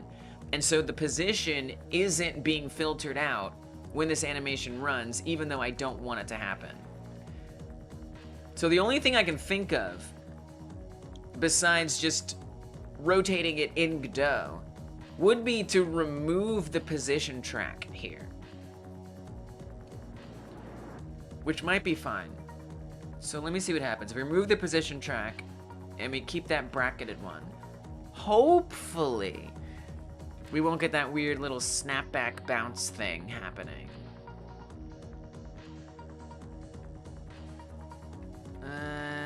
it's still snapping sometimes, I think. And I think what that is too is like, so something else that happens with the animation tree, and I don't really know what to do about that, but I do notice it. So when I press W on my keyboard, which is very much blocked right now by my internet apology. When I press W, if I interrupt a blend, so the blend takes like 1 second to go between, or something like that, to go between the walk and the run. Something like that. Maybe it's less than 1 second. And so if I press W before that ends, or after that ends, you know, the blend of leaning forward and coming back, as long as I don't interrupt that with the run key, everything looks fine. But if I press it and press it again, and I even like let go early, it snaps. Or if I tap it kind of quickly, see how it snaps? And so I think maybe with the grab, that something like that is happening, where like the timing is interrupting the blend, depending on when I grab. Sorry for the glitchies. I see that it glitched while I was explaining the snapping. Hopefully you could kind of see enough.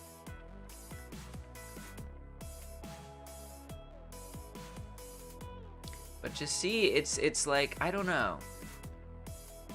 See how it just popped up? That's not acceptable. That is unacceptable. So I don't think I can just filter that out, or like get rid of that animation on the reach and it goes away. Oh, this is reach 2. Oh, this is reach 2. I didn't actually delete it on reach 1. Okay, hold on, there's hope yet. There's hope yet. That was on the wrong reach. So maybe this will work better. Oh no, it's still snapping. Dang. So I feel like that has something to do with the position in the walk cycle. So there's some, I mean, one thing I didn't add back in here. Oh no, there is a blend here.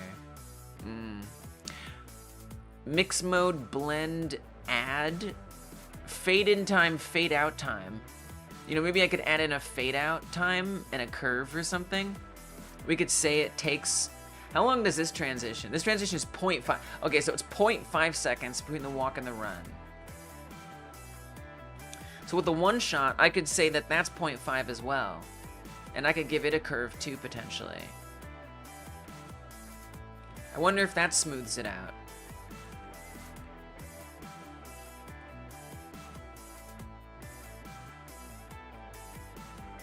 Yeah, that actually looks a lot better. Okay, that looks way better. That makes a big difference. Sorry for the glitches. I see that they happened a few seconds ago. Yeah, unfortunately, like, most of this part of the stream is pretty unsalvageable, but I wanted to at least share with you me trying to put all this stuff back into the game.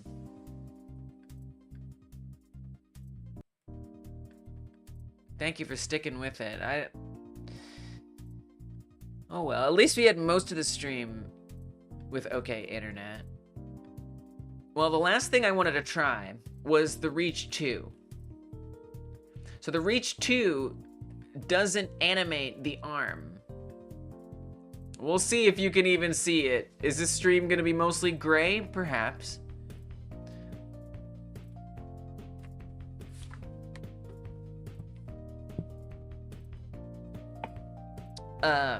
So the reach that we have been looking at has the arm pull back and then go forward. The other reach animation I want to try, it doesn't actually do anything other than put the arm out. So the arm just sticks out and that's it. There's no animation, there's no nothing. It's just the arm just sticks out. That's the whole animation. Stick out arm. That's it. And then the other part of it is the rotation. It does lean back and go forward. So I'm kind of curious to see how this plays out. and if like the blending does enough of the legwork to make it look okay.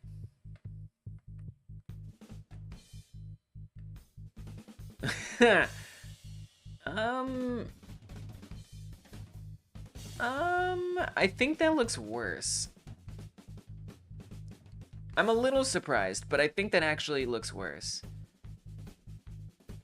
I mean, there's it's kind of subtle in its difference, but it kind of like bends around a little more or something.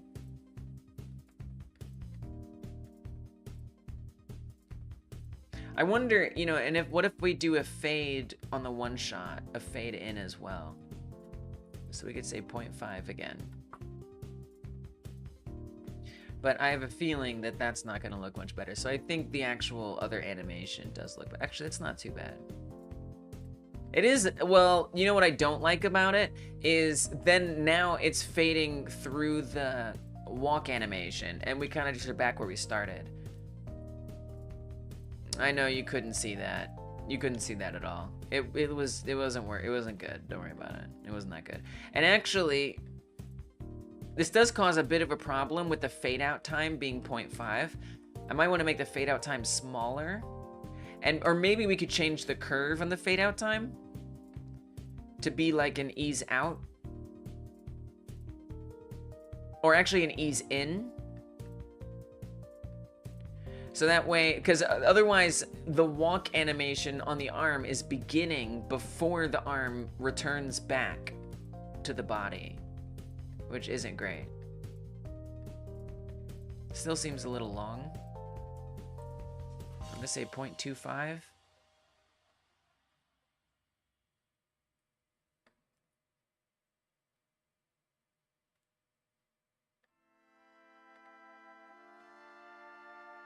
Really, we're like completely missing the helicopter at this point as well, which is strange. Let me go back to the other animation, the regular reach.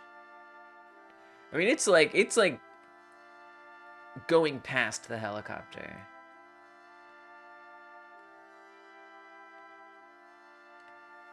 I don't know that this does look better. Because there's a lot of weird stuff happening down there in the arm. And I wonder if all that blending stuff that I added in is part of what's causing some of these issues. So what if I just get rid of the blend entirely? We'll still get that little bounce. But will the arm be more accurate hitting the helicopter? Not really. I don't remember it looking like that. I'm a little confused. Why is it so bouncy?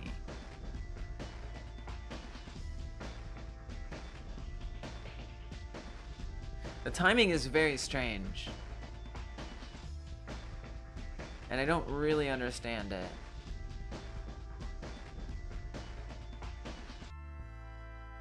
Like, am I just forgetting that that's how it's looked?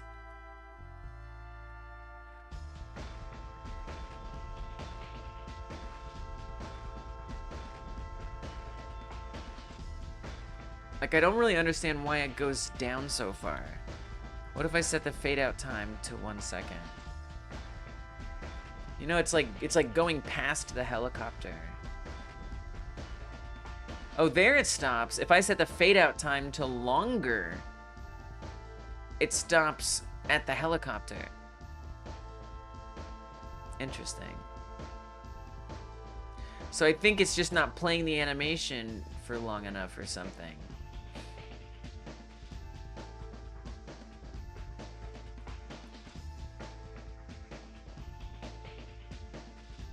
And then what if I set the curve? Maybe ease in isn't what I want.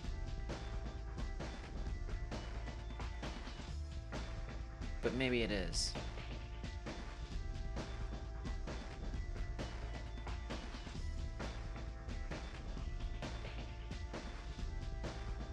I don't know. I know it was glitching, sorry. I don't know, this is tough. It's a lot of kind of annoying fine-tuning. And I'm fine-tuning for it not to even really end up looking that good. Something else that might help is changing the animation in general, so maybe not having it even bent the way that it is. I wish I could spend the next 40 minutes working on it, but I think I gotta cut us all loose from this disaster of a live stream internet connection. You know, it ain't recovering. It was never the same again.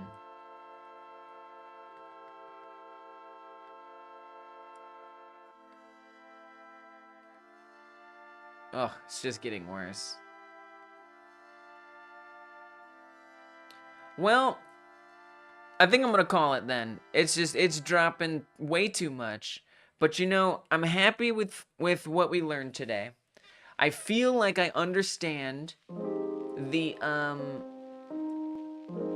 animation tree a little better than I did, which is nice and good. I'm happy about that. I wish the internet was more kind. I don't recommend doing the save animation path stuff with your Blender file imports. You know, and even though we got this set up, there's a lot of things about this that I'm not really... It's not that I'm not satisfied, I just think there's a lot of tweaking to be done to get this right. Oh, look, it's just like gray. This stream is just like gray. It's just gray soup. Mmm, gray soup. That's what I tuned in to watch. Thank you for anyone who stuck it out through this. Amazing that you are. I set up a whole Patreon list. I updated it.